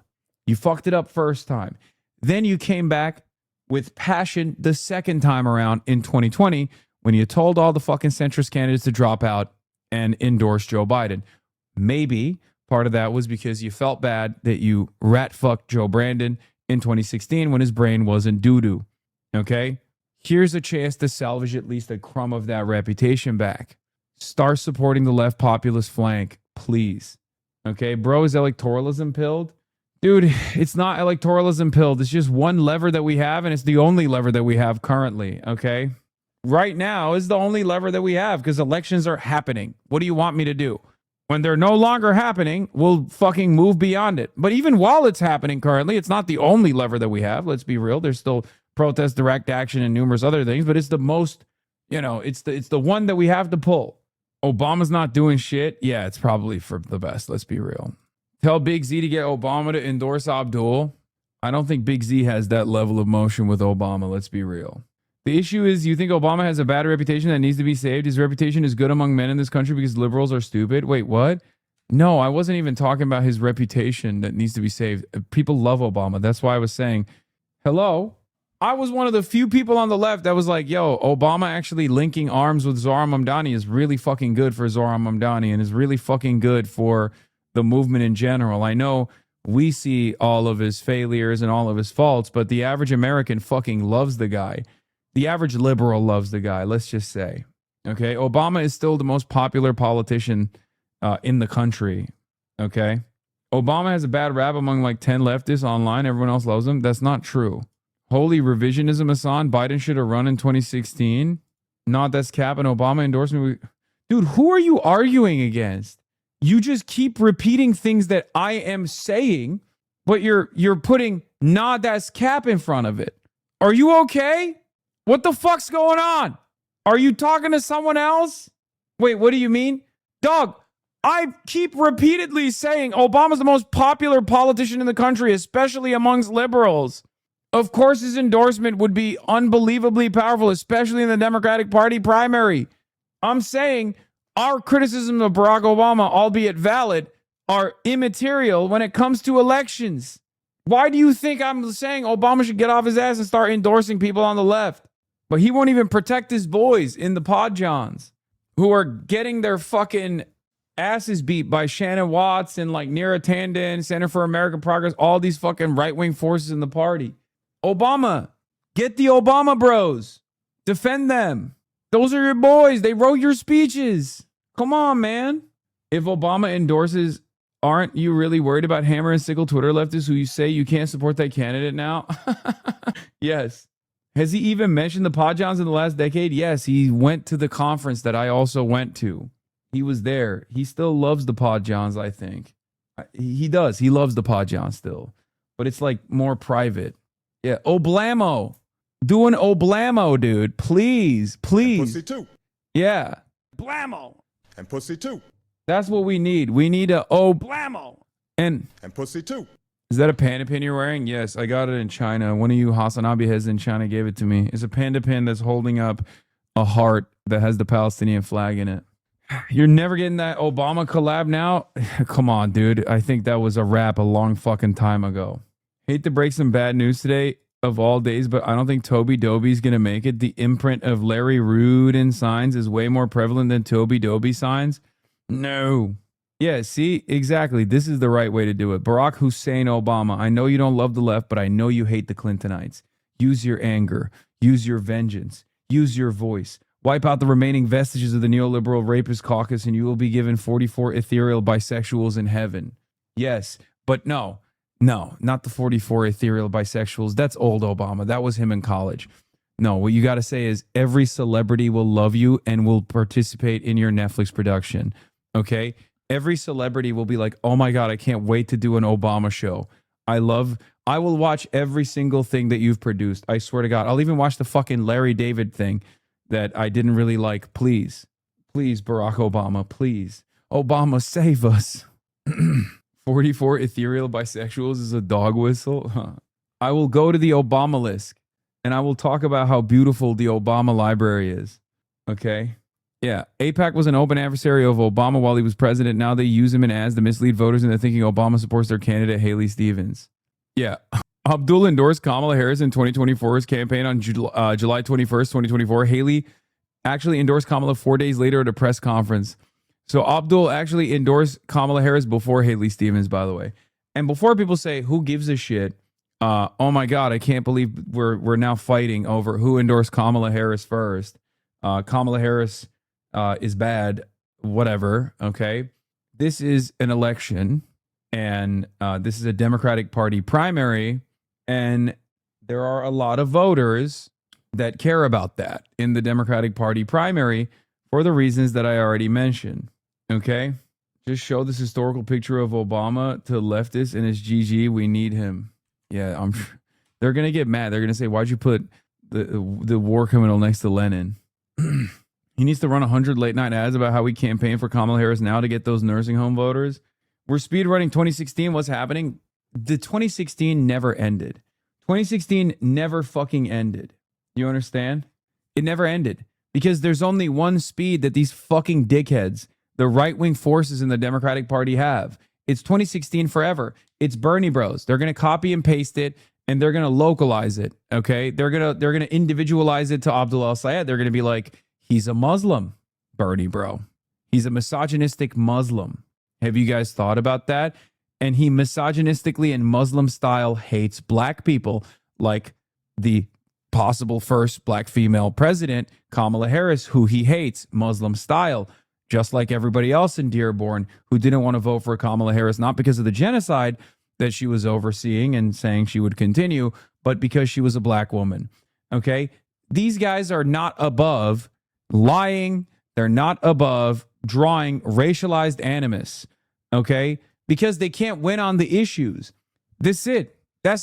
What the fuck are you going to do? Tell the voters in Michigan like they don't deserve nicer things and that what they deserve is to have more of their tax dollars go to fucking Israel? Of course, Michiganders are going to be like, no, that sucks. Shut the fuck up. Okay? So they have to do this shit instead. Yeah, it goes back further than that. Obama fans were criticized for being irony-pilled, Daily Show-loving Obama bros. Yes, I remember. I still remember the Podjons with that photo of Hillary Rodham Clinton, the cutout of Hillary Rodham Clinton. Was it John Lovett or was it John Favreau that was like grabbing on to the cutout of the Hillary Rodham Clinton with the beer in hand? That image is etched into my mind. Old heads know. Yes, they used to call Obama's fans the Obama bros. We do. AES, actual existing socialism, is a very skilled debater, but he said he was for defunding the police, and his arguments that this won't be an election liability in November is wish casting and maximally unpersuasive. Okay, you want to hear the electability argument? Haley Stevens is going to potentially lose Michigan in the same way that Kamala Harris lost to Donald Trump. Okay, that's it. It's not to say that the Dearborn voters are not going to vote for Haley Stevens, although who knows, but it's going to be a rerun because Haley Stevens is even more right-wing than Kamala Harris. We need a change candidate. We need a strong candidate. Haley Stevens' matchup against Mike Rogers is worse than Abdul El-Sayed's matchup with Mike Rogers for good reason. My name is Martha. Yeah, I already covered this when it first came out. G. Scott. I'm a Wayne County Commissioner and a proud Democrat. And I'm darn proud to vote for Abdul El-Sayed for Senate. I know Abdul, and Abdul knows what's at stake. He was the first Muslim American leader to endorse Kamala Harris for president. As Wayne County Health Director, Abdul got glasses for kids and helped families out of medical debt. Now go get him. All right. I'm Abdul El-Sayed, and I approve this message. They're now saying he's making fun of her accent law. My name is James. Hey, James. Let me get this straight. Abdul and his supporters mock his opponent for having a Michigan accent while glorifying a kid from New Jersey. Okay, this is you, Michigan voter. Okay, it's you, Mitch voter. I'm from the great state of New Jersey, so I flew all the way out here to ask you this question. I'm very excited. Wait a second. Now there's the whole story. So what brings you to Michigan? I'm a student out in D.C., and I'm excited to meet you. I have friends out here, and I'm just really passionate. God damn, you guys are such fucking nerds. And I say you guys because that's definitely one of you motherfuckers that's in here, okay? That's gotta be one of you motherfuckers. I don't know a single goddamn nerd in this age group that would literally go to Michigan to be like, I can't wait to go to an Abdul town hall. Jesus Christ, chatters. No, I know. It's not you, Mitch voter. I'm just fucking memeing. This isn't me. Thank you for your attention to this matter. even though Umich Voter is unironically a New Jersey resident who is not a Michigan voter at all, as a matter of fact. You're so mean to us. Campaign, so. Wait. You came all the way here to be a part of this campaign? To meet you in person. I've seen you on social media so much. I'm just. Can we give a round of applause? James, thanks so much. By the way, the boomers fucking love that shit, as Abdul has mentioned. Boomers love when they see a bunch of young folk at all of the Abdul rallies where they're like, how are you doing this? James, it is wonderful to meet you. I'm so grateful that you're a part of this. All right, what can I help with? So I have a really important question. So I'm as I mentioned, a student. I'm a young person, so I'm trying to get more involved in politics. And a lot of young people are feeling the cynicism. It seems like the system is not really working for the average Joe. I think Umich lives in Bed-Stuy now. All his posts are close to my neighborhood. Umich Voter is no longer a New Jersey resident that actually went to University of Michigan but doesn't vote in New Jersey or fucking Michigan now. Now he's going to start voting in New York. What the hell is going on, Umich Voter? Stay in one damn place, Umich Voter. They're claiming Abdul El-Sayed going after Haley Stevens is anti-Semitic. Wait, the entire campaign is fueled on anti-Semitism. I'm so disgusted with the Democrats in Michigan for allowing this. It's not only his anti-Semitic comments. I was in 2 Michigan Facebook groups that was brought up to help Kamala in 2024, and every comment about Haley Stevens, who is Jewish. Wait, Haley Stevens is not Jewish. What the fuck? What gives? No, man. Haley Stevens is not Jewish. This was a fucking big part of the story when AIPAC literally paid her to unseat, to defeat an actual Jewish guy who was critical of Israel. Hello? Why does no one pay attention to the stories that I tell you? No, she's just like really weirdly into Israel. She's not Jewish. Yeah. We now live in a world where Brad Lander is no longer Jewish, but Haley Stevens is. How is this? What the fuck is going on? For the mindset of Americans, they literally are just like, oh, dude, yeah, you're goyim if you don't like Israel sufficiently. You're only Jewish if you actually dick ride Israel. And the more you dick ride Israel, the more Jewish you are. And if you criticize someone who's dick riding Israel, then you're an anti-Semite. What gives? Abdul says he's not a socialist. Will that hurt him? Yeah, Manu Raju did a debate interview with Abdul El-Sayed again. He did a full interview. Let's take a look at this. And yes, Abdul's not a socialist. He's just not. I've had this conversation with him. I wish he was, but he's not. Okay. Dr. El-Sayed, we appreciate you joining me. We talked about this on my stream. Remember?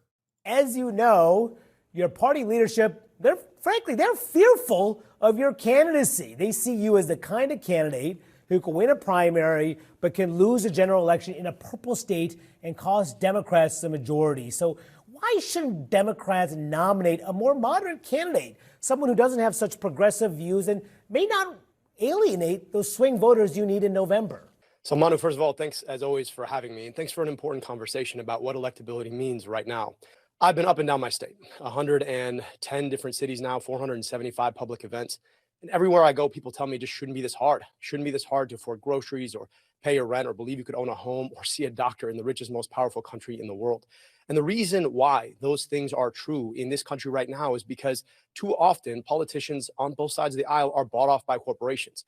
The worry you're hearing from the establishment in my party isn't about whether or not I could lose. It's about whether or not I might win and actually challenge them on the fact that our party is supposed to be a party for working people, not for corporations. Because if my opponent in this primary or the Republican win, DTE wins, our utility that just left millions of people in the dark. Blue Cross Blue Shield wins, who raises our rates on premiums every single year. AIPAC wins. And so I think people are looking for an alternative that really can fight for people without having to worry about whether or not that politician is being bought off by a corporate lobbyist. But Republicans think you're going to be easier to beat. I mean, shouldn't Democrats be concerned about that? Well, I don't know. That's not what it looks like on Fox News. That's not what it looks like with Mike Rogers. They're teeing off on me every single day because they realize that if they don't try and take me out now, the 3 months in which I will label Mike Rogers for what he is, a corporate shill who's never seen a corporate PAC check he didn't like, a guy who retired to Florida to golf with his buddies, made $14 million he can't explain. He knows he can't beat me head on in a general. So they're trying now to beat me up here. Now, I know my opponent wants to talk about Republicans, but look, poll after poll after poll after poll showing that I am the strongest candidate because I actually have something to say to the electorate. those swing voters you're talking about, they're not swinging between right and left, Democrat and Republican, because they're happy with either choice. They're swinging because they keep going to the buffet and finding nothing that they actually want. I'm offering them an alternative that isn't a megalomaniacal maniac like Donald Trump, or somebody who's bought off by the corporations like too often establishment Democrats. Yeah, this is the same centrist criticism of Jean-Luc Mélenchon. They say you'd lose in the second turn. He's the only lefty who makes it to the second turn. I know.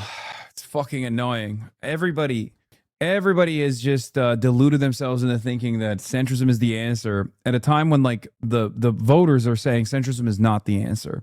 But the media won't stop pushing that fucking line. And I get frustrated all the same. Even after victory, we get back to the drawing board every single time. And it's unbelievably frustrating. Ugh, it's so goddamn annoying, man. Victory after victory immediately. Okay, but Mélenchon would lose the second round. Unfortunately, it's not about how left he is. It's just about who he is. Okay, stop. He can win if you believe in him. Okay, and I believe in him. Jean-Luc Mélenchon. Jean-Luc Mélenchon.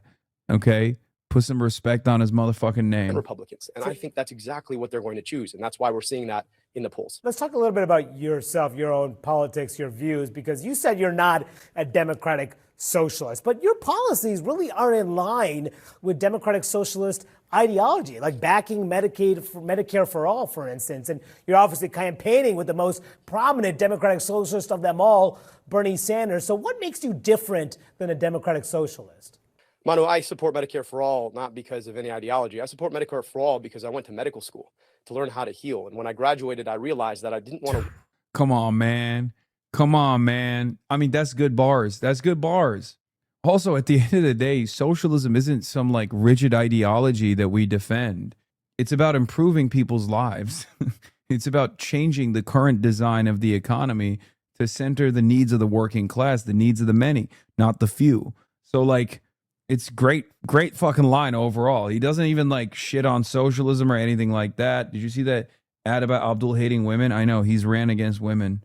Misogyny much? Work in a system that too often chews up patients and spits them out.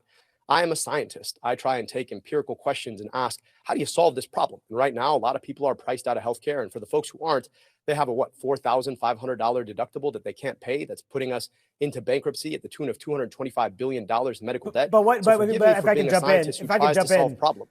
in, just what makes you different than a Democratic socialist? I am not somebody who is a socialist. I believe in capitalism. I just believe that capitalism has to be regulated.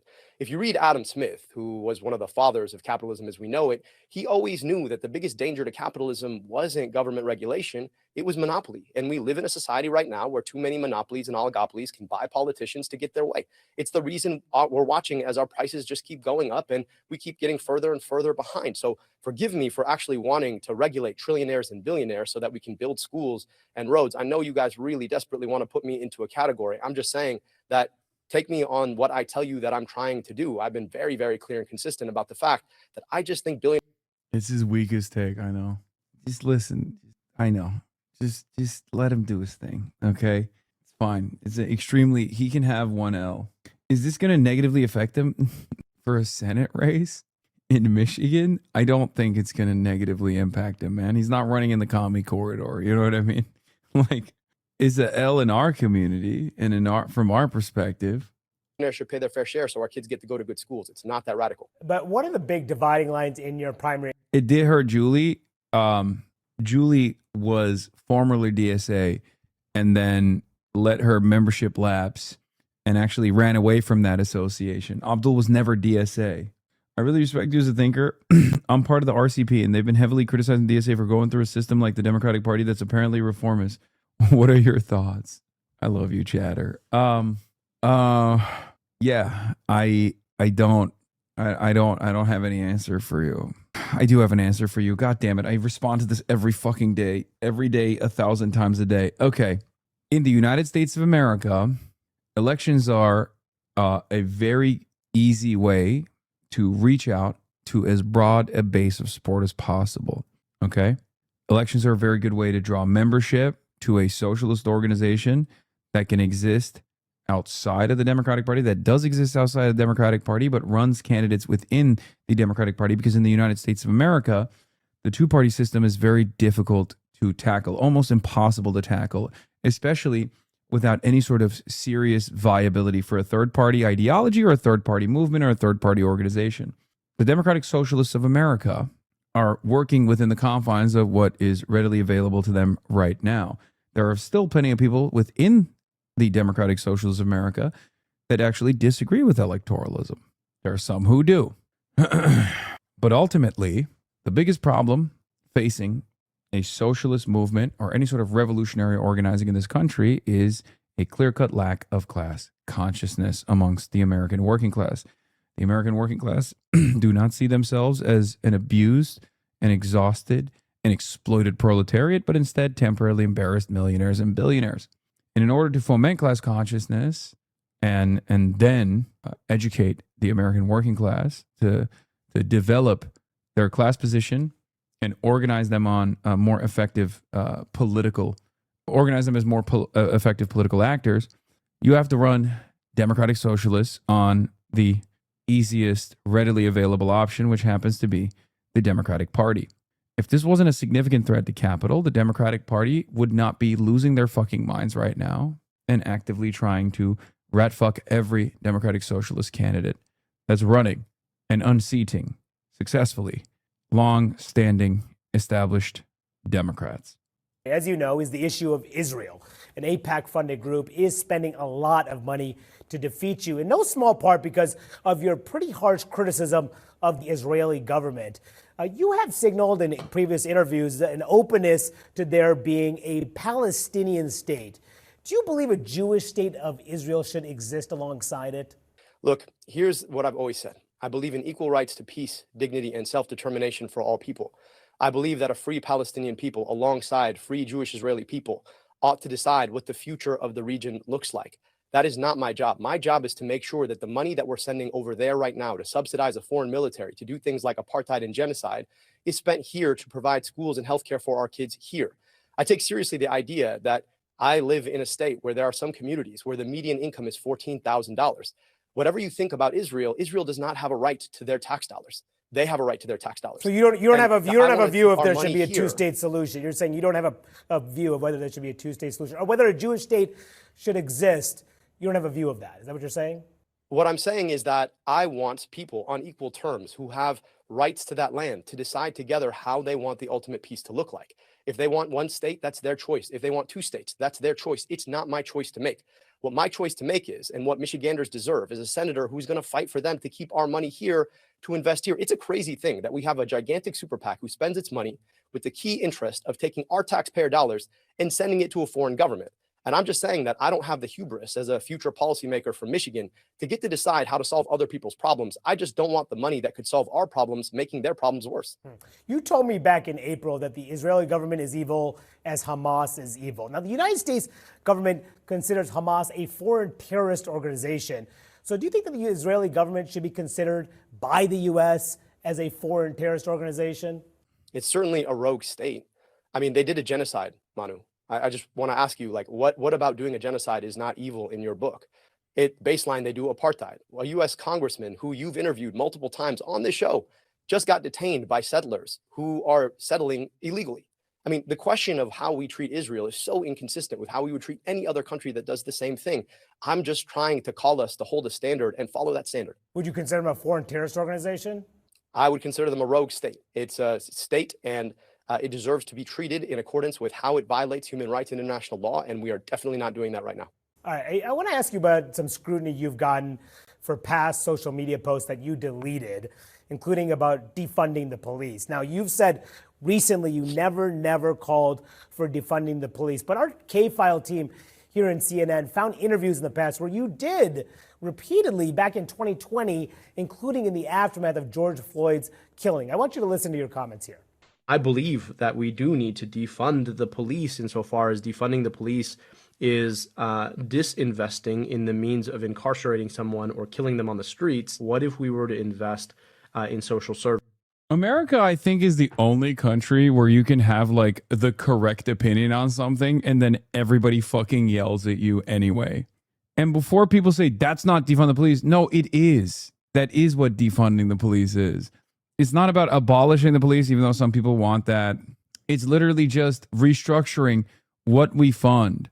Instead of funding mass incarceration and increasingly more punitive draconian measures that clearly do not do anything to tackle recidivism rates, tackling the root causes of crime, which is in most circumstances poverty, the socioeconomic conditions, should probably be our highest priority. Other countries that have done this have seen tremendous success in lowering the rate in which people reoffend. I hate just like having a brain and a conscience in this country sometimes, because if you have a brain and you have a heart and you're honest enough about your worldview, people yell at you all the time until you have to feign ignorance, until you're just bullied into submission and you're like, oh, you know what? I guess you're right. We should just kill a couple extra people, but like maybe less than what we've killed this past year. Is that okay? Will you stop yelling at me? And then everyone goes, no, you're a fucking communist. You're still a communist. Fuck you. We are such an unbelievably reactionary society, man. It's so sad. It's so fucking sad. Like, what is he saying here that's heinous? You got like rapist pedophiles on the Republican side running on like lowering age of consent laws and shit, okay? And Manu Raju's here like, well, you're saying that instead of giving more millions of dollars to an unrestrained force that keeps murdering civilians, unarmed civilians, we should how about focus instead on the root causes that manifest crime? You know, focus on building public libraries and schools and invest in social services. That has been the most resilient way to tackle the crime rate. How about we do that? And Monteraj is like, that's the worst thing I've ever heard in my life. You should just kill yourself right now. You fucking police abolitionist communist monster. Here we have yet another woke libtard candidate who wants to make rape legal. Meanwhile, up next, Republican candidate wants to make rape legal, more legal than it currently is. Let's talk about why he's right. Yeah, how it feels to hold the morally correct position in America is right. This is literally, if you have any intellectual curiosity, if you've read more than like 3 books, if you have just a crumb of empathy, you are so alone in this fucking country. The mainstream media will destroy you. They will rip apart everything that you stand for. Yeah, why don't you piss yourself? Waterboy is right. Oh, all the people pointing have peed in the water? No, they're pointing to who actually pissed in the entire pool. That's what they're doing. They're blaming the real pool pisser. Oh, God. Being, like, not even being a socialist necessarily, but that makes it even worse. That makes it even harder. But, like, being just an empathetic person that is in any way, shape, or form invested in American politics, in the American political project in any capacity, is an insane experience. Okay? It's just, you're surrounded by people who are just like, oh, you're saying that better things are possible? How about you fucking kill yourself, you fucking piece of shit? Why don't you become a cynical monster like me? Why don't you also bludgeon your head with a Teflon pan until you're seeing the world through my eyes? Why don't you give yourself brain damage right now? As a matter of fact, I'm going to keep bullying you until you do get brain damage and then agree with me. Services. What if we were to invest in public schools? What if we were to invest in public libraries? What would the world look like there? And I think that has to be the way we go. And that means both investing more in these services, and it also means investing less in police. So why did you say you never called for defunding the police when it sounded like you did in the past? You know, what's interesting about that comment is I go in as far as defining what I mean by that. You disagree with investing in libraries and public services and social services. You fixate on the word defund, but what I'm talking about is war material that we made too much of during the war in Iraq. And then because we had too much of it, we had to find somewhere to sell it. So we sold it to a whole bunch of local police departments. I believe in investing in retention. See, they're going to get it. They're going to be like, he's criticizing Obama again because Obama did the whole, what was it called? I forget. I wrote about this back in the day. Obama did this program where they started selling refurbished like military equipment to every fucking police department in the goddamn country. Was it the 1033 program? Yeah. No, not the surge. Not the surge. We're talking about the domestic program. Yeah, the military surplus shit. And retirement for law enforcement. I've done work with law enforcement during my time in Wayne County. But won't that issue of is a defunding the nuanced police, won't question. that become an electability issue in November? Let me finish my answer, Manu.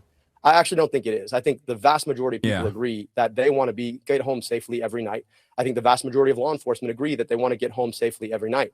I think the way that we have thought about law enforcement is we answer every social problem with somebody with a gun. And you talk to folks in law enforcement with whom I've worked very closely, they'll tell you they don't want to go on those runs where they know that somebody's in mental crisis. So maybe instead of investing in war material for PDs, we invest in a safe retirement for them. And then instead of sending a guy with a gun, we actually send a trained mental health professional. That's what I'm talking about. That's what I defined. And I think that's exactly what people want. Now, if you want to keep talking about one particular word that was in vogue that I tried to define at the time, sure. But I think if we're having a serious conversation about... This is why I fucking hated when Democrats immediately were like, defund the police? How about no thanks? You guys are a bunch of fucking radicals. Shut the fuck up, blah, blah, blah. I was like, defund the police could have been like Black Lives Matter, something that people understand as a slogan. But the Democrats, the establishment Democrats chose to not define it or not understand what it meant. Okay. Public safety, you'll see that my perspective is in keeping with exactly what most people who are rational. What do you think about DSA weighing in on 2028 internal process spilling into the public? It's my least favorite thing of all time, and I hate it. And I hate it with the passion of 1,000 suns. Obviously, the alternative of having like a total secrecy around internal decision making is also not the best policy either. There needs to be some level of transparency, but I fucking hate this shit so much. Dude, what are you guys talking about? This is the thing that I've always complained about. Part of the reason why I say I don't weigh into fucking caucus drama or anything like that. This is part of it, okay? I hate it. It sucks so bad. And everyone should stop doing it right now. Stop doing it right now.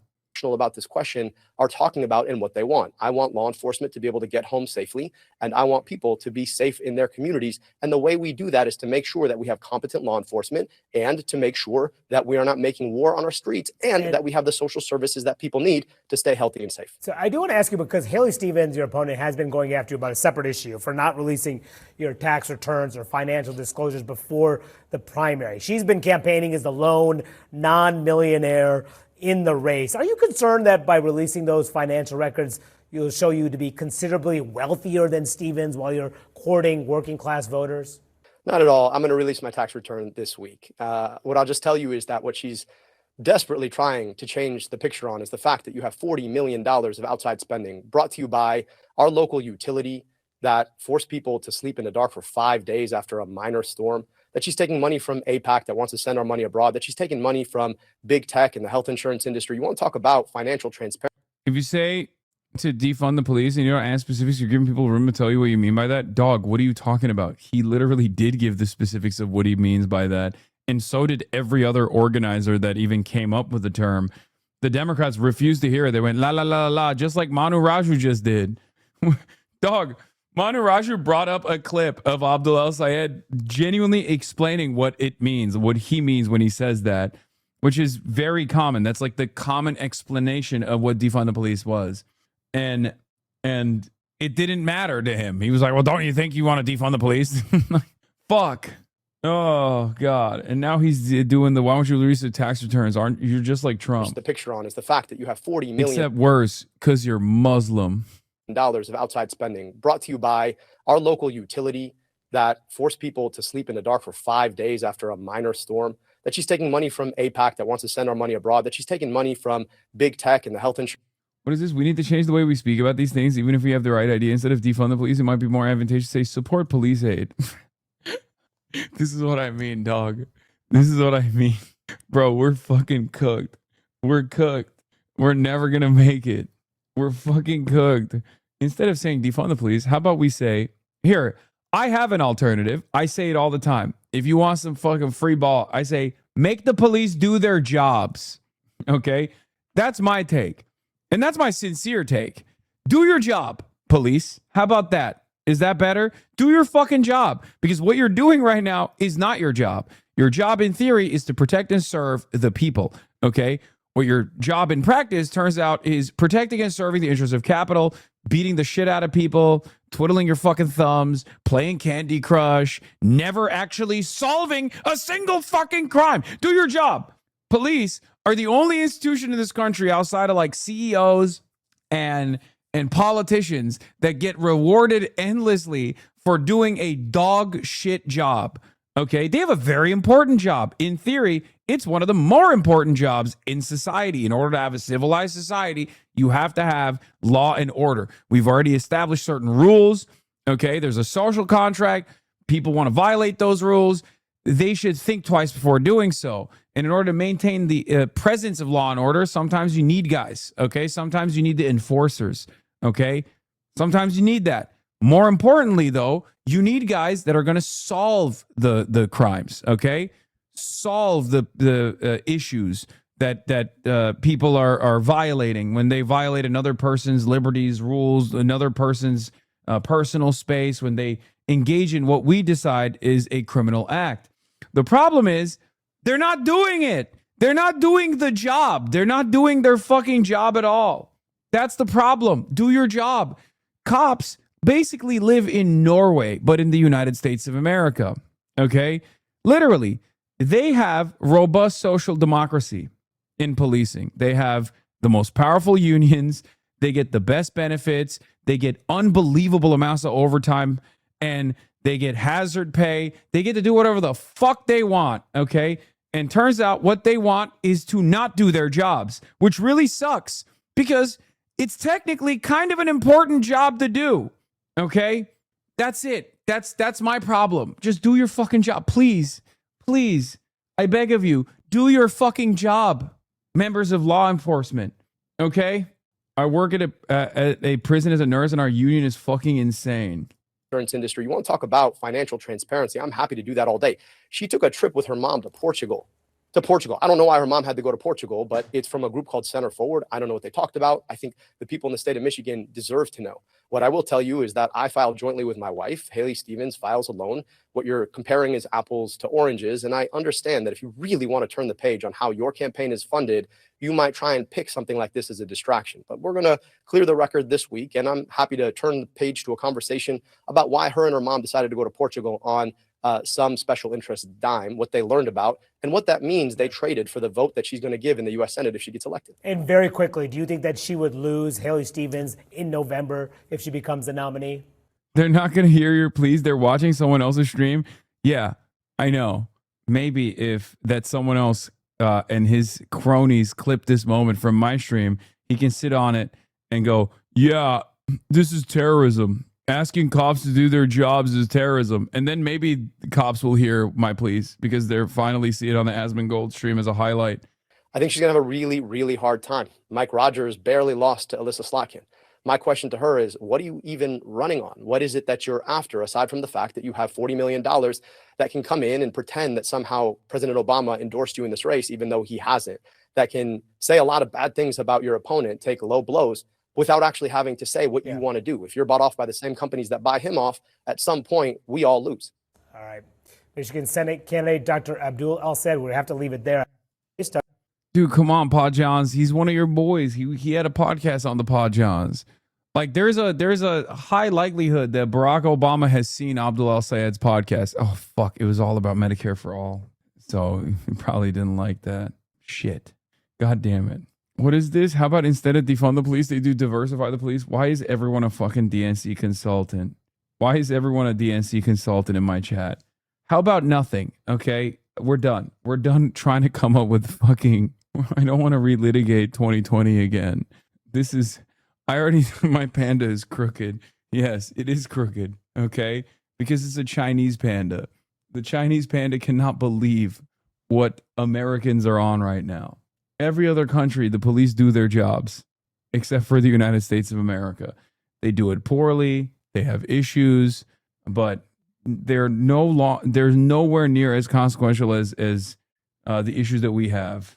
They're still consequential, but God damn it, is our policing so much worse. Actually, Given our fucking brain rot, every panda is Chinese, bozo. There's one Mexican panda in the world. That's not true. Every panda is Chinese with the exception of one panda that is Mexican. It's true. Literally, look it up. Yeah, we did. All right, that's all I got for today, man. I'm fucking dying. I'm so tired. We had a long ass... I follow a lot of true crime girls, and honestly, the Korean police is really bad for sexual assault cases. Yeah. Anyway, love you guys. Yeah. I'll see you tomorrow. Tomorrow's Monday News Day, baby. Bye-bye. Stunning lo-fi introduction, starting off the day. All the chatter's trickling in. I'll sell people hay. Sunny in Los Angeles, California, says Hassan. Stun luck to the stun luck to the topics just begun.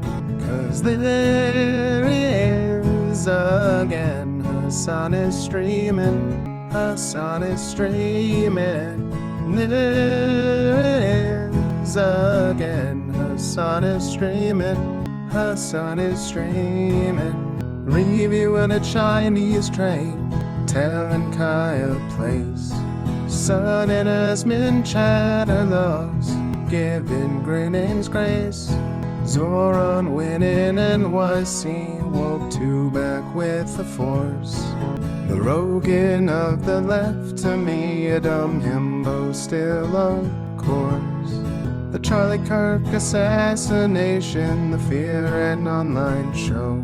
8 full fucking years of this, and plenty more to go.